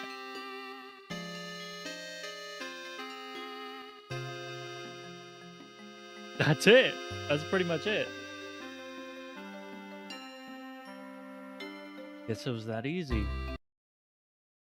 Just had to make some minor adjustments myself on my own code, and yeah.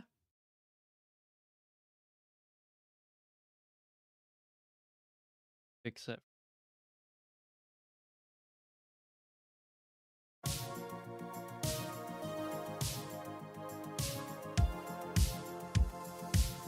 Yeah, it's just a copy and paste. I don't even need this anymore.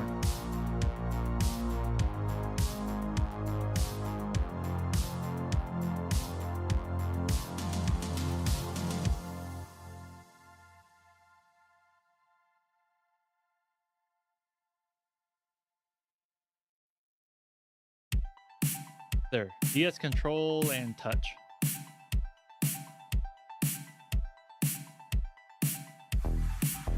What's the difference?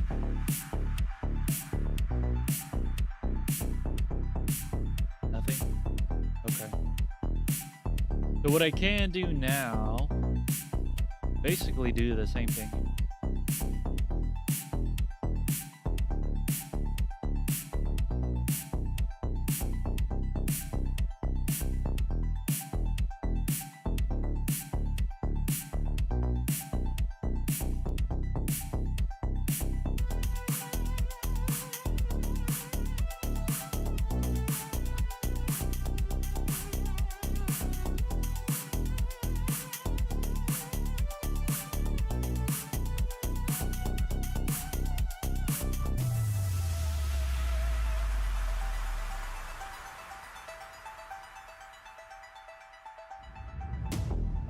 And that will go below.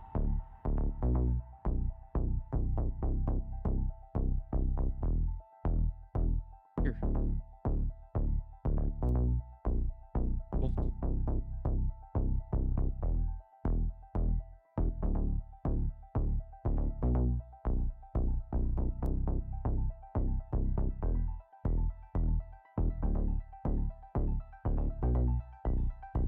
And why is there an error? Pile to group. Okay, right. Don't miss out and hit that subscribe button.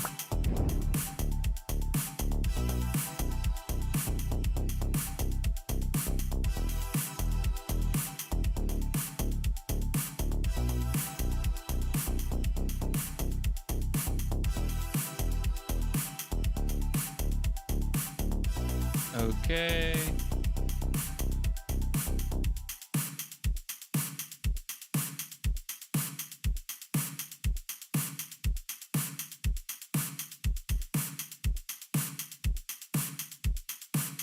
So 3DS has the shoulder buttons.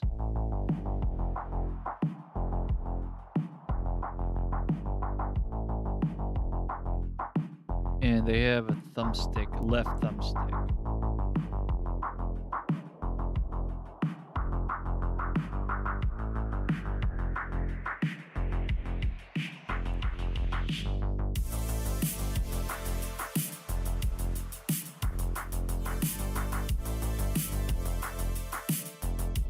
Cool.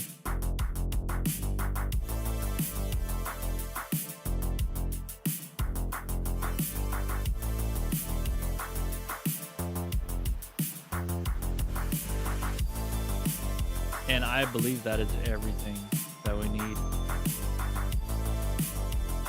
I've literally made a virtual DS and a virtual 3DS.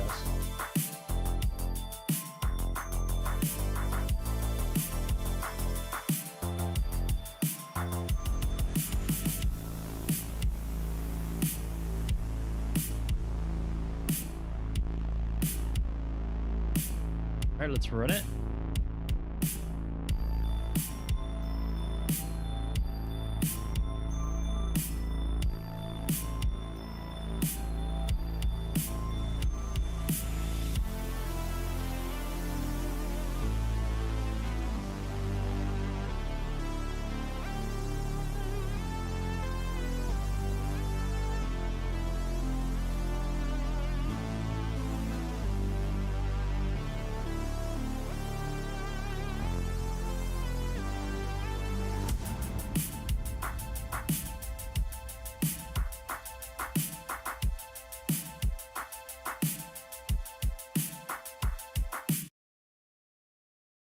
we go. All right, let's see this. Yeah, let's see these buttons. Oh, it's a little bit bright.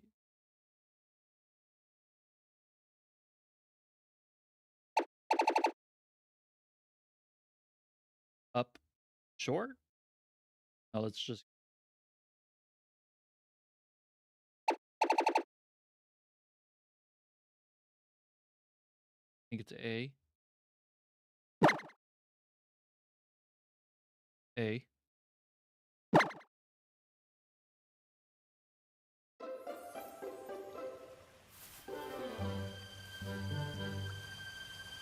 Hold up. Let me. If I can fix this. Even though I won't be able to see.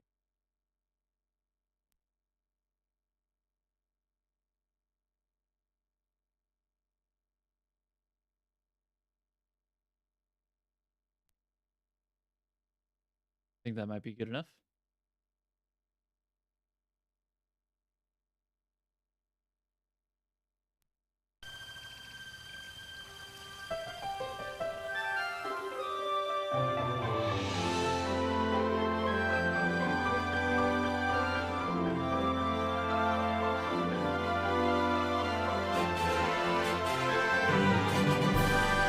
Also, I think I have it cut off too short on the top of the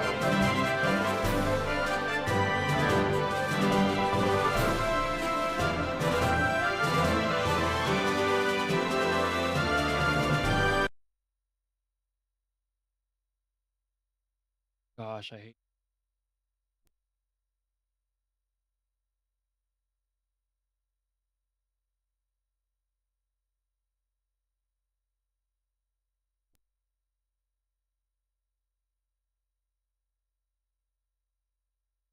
Something like that.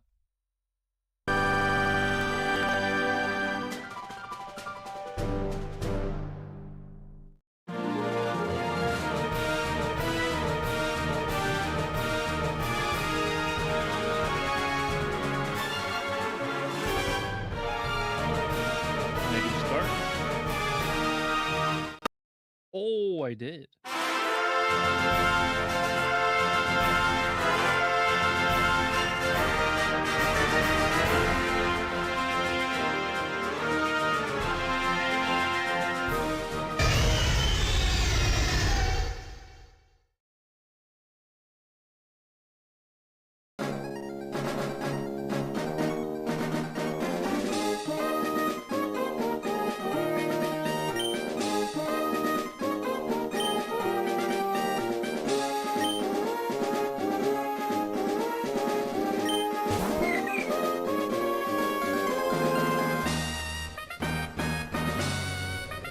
Looks like only A can do it.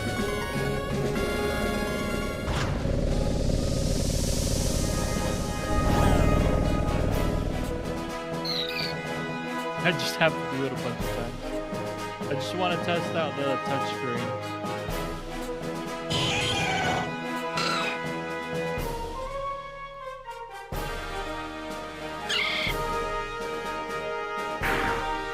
Bro, I'm just spamming A.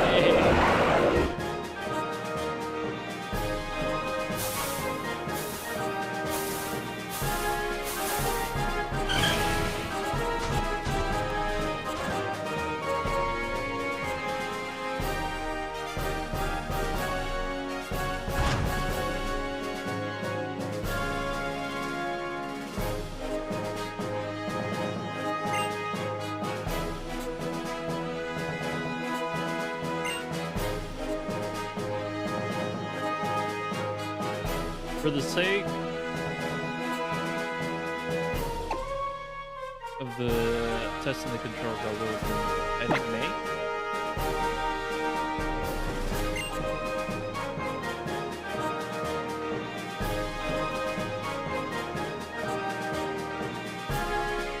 It's a little bit too small.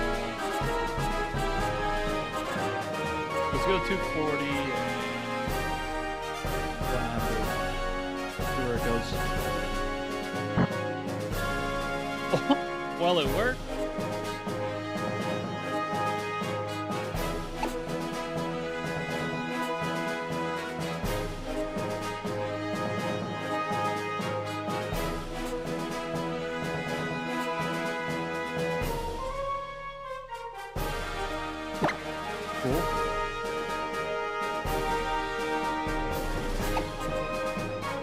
Yeah, well, it works.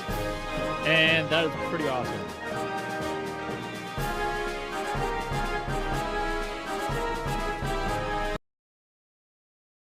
All right, well,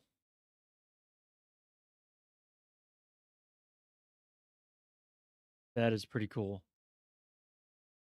Yeah, you can see everything that I've done.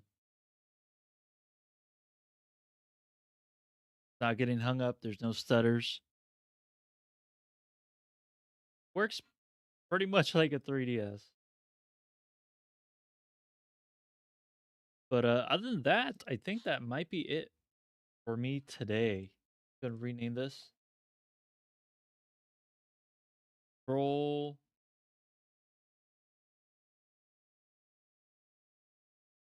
So that's pretty much it. Tomorrow I do have.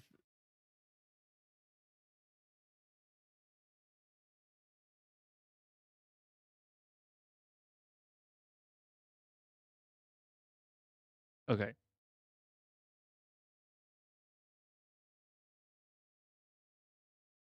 Go ahead and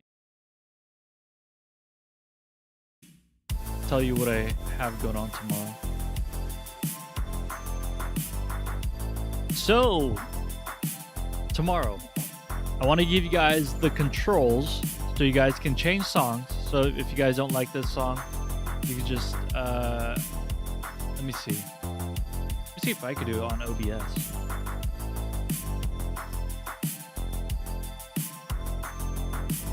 No, I'll probably have to get a thing on VLC for Python to communicate with VLC.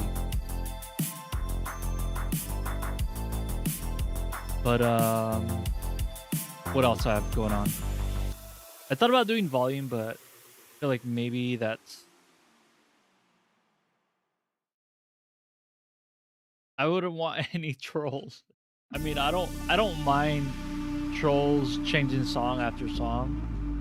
Obviously, if it gets abused too much, then I'll just turn it off.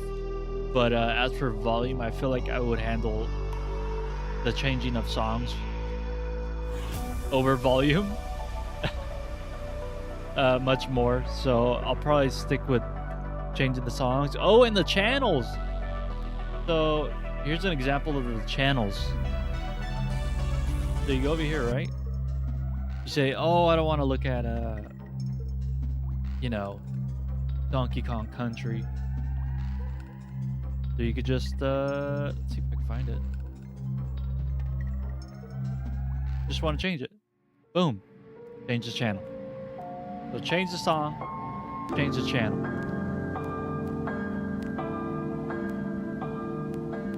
Then what else?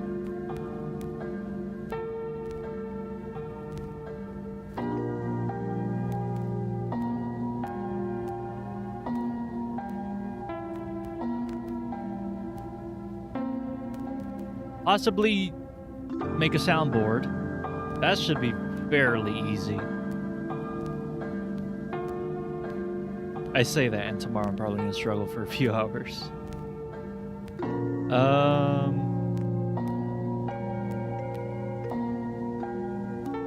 And then maybe no.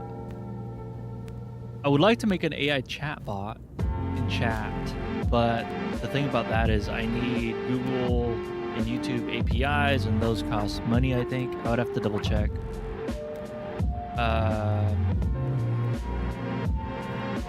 Yeah, I would have to look into some type of AI API that I can use. That hopefully that's for free.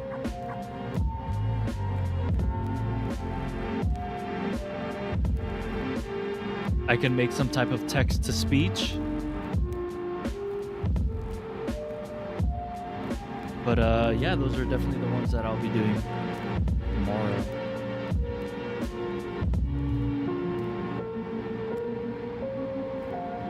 Cool. Other than that, really appreciate everyone being here for the amount of time that they're able to throughout their day. I understand that everyone's busy, so it is much appreciated. Hope everyone's day or night goes well wherever you are in the world, and I will see you guys tomorrow with some more coding. All right, guys. See ya. Stay zen. Bye.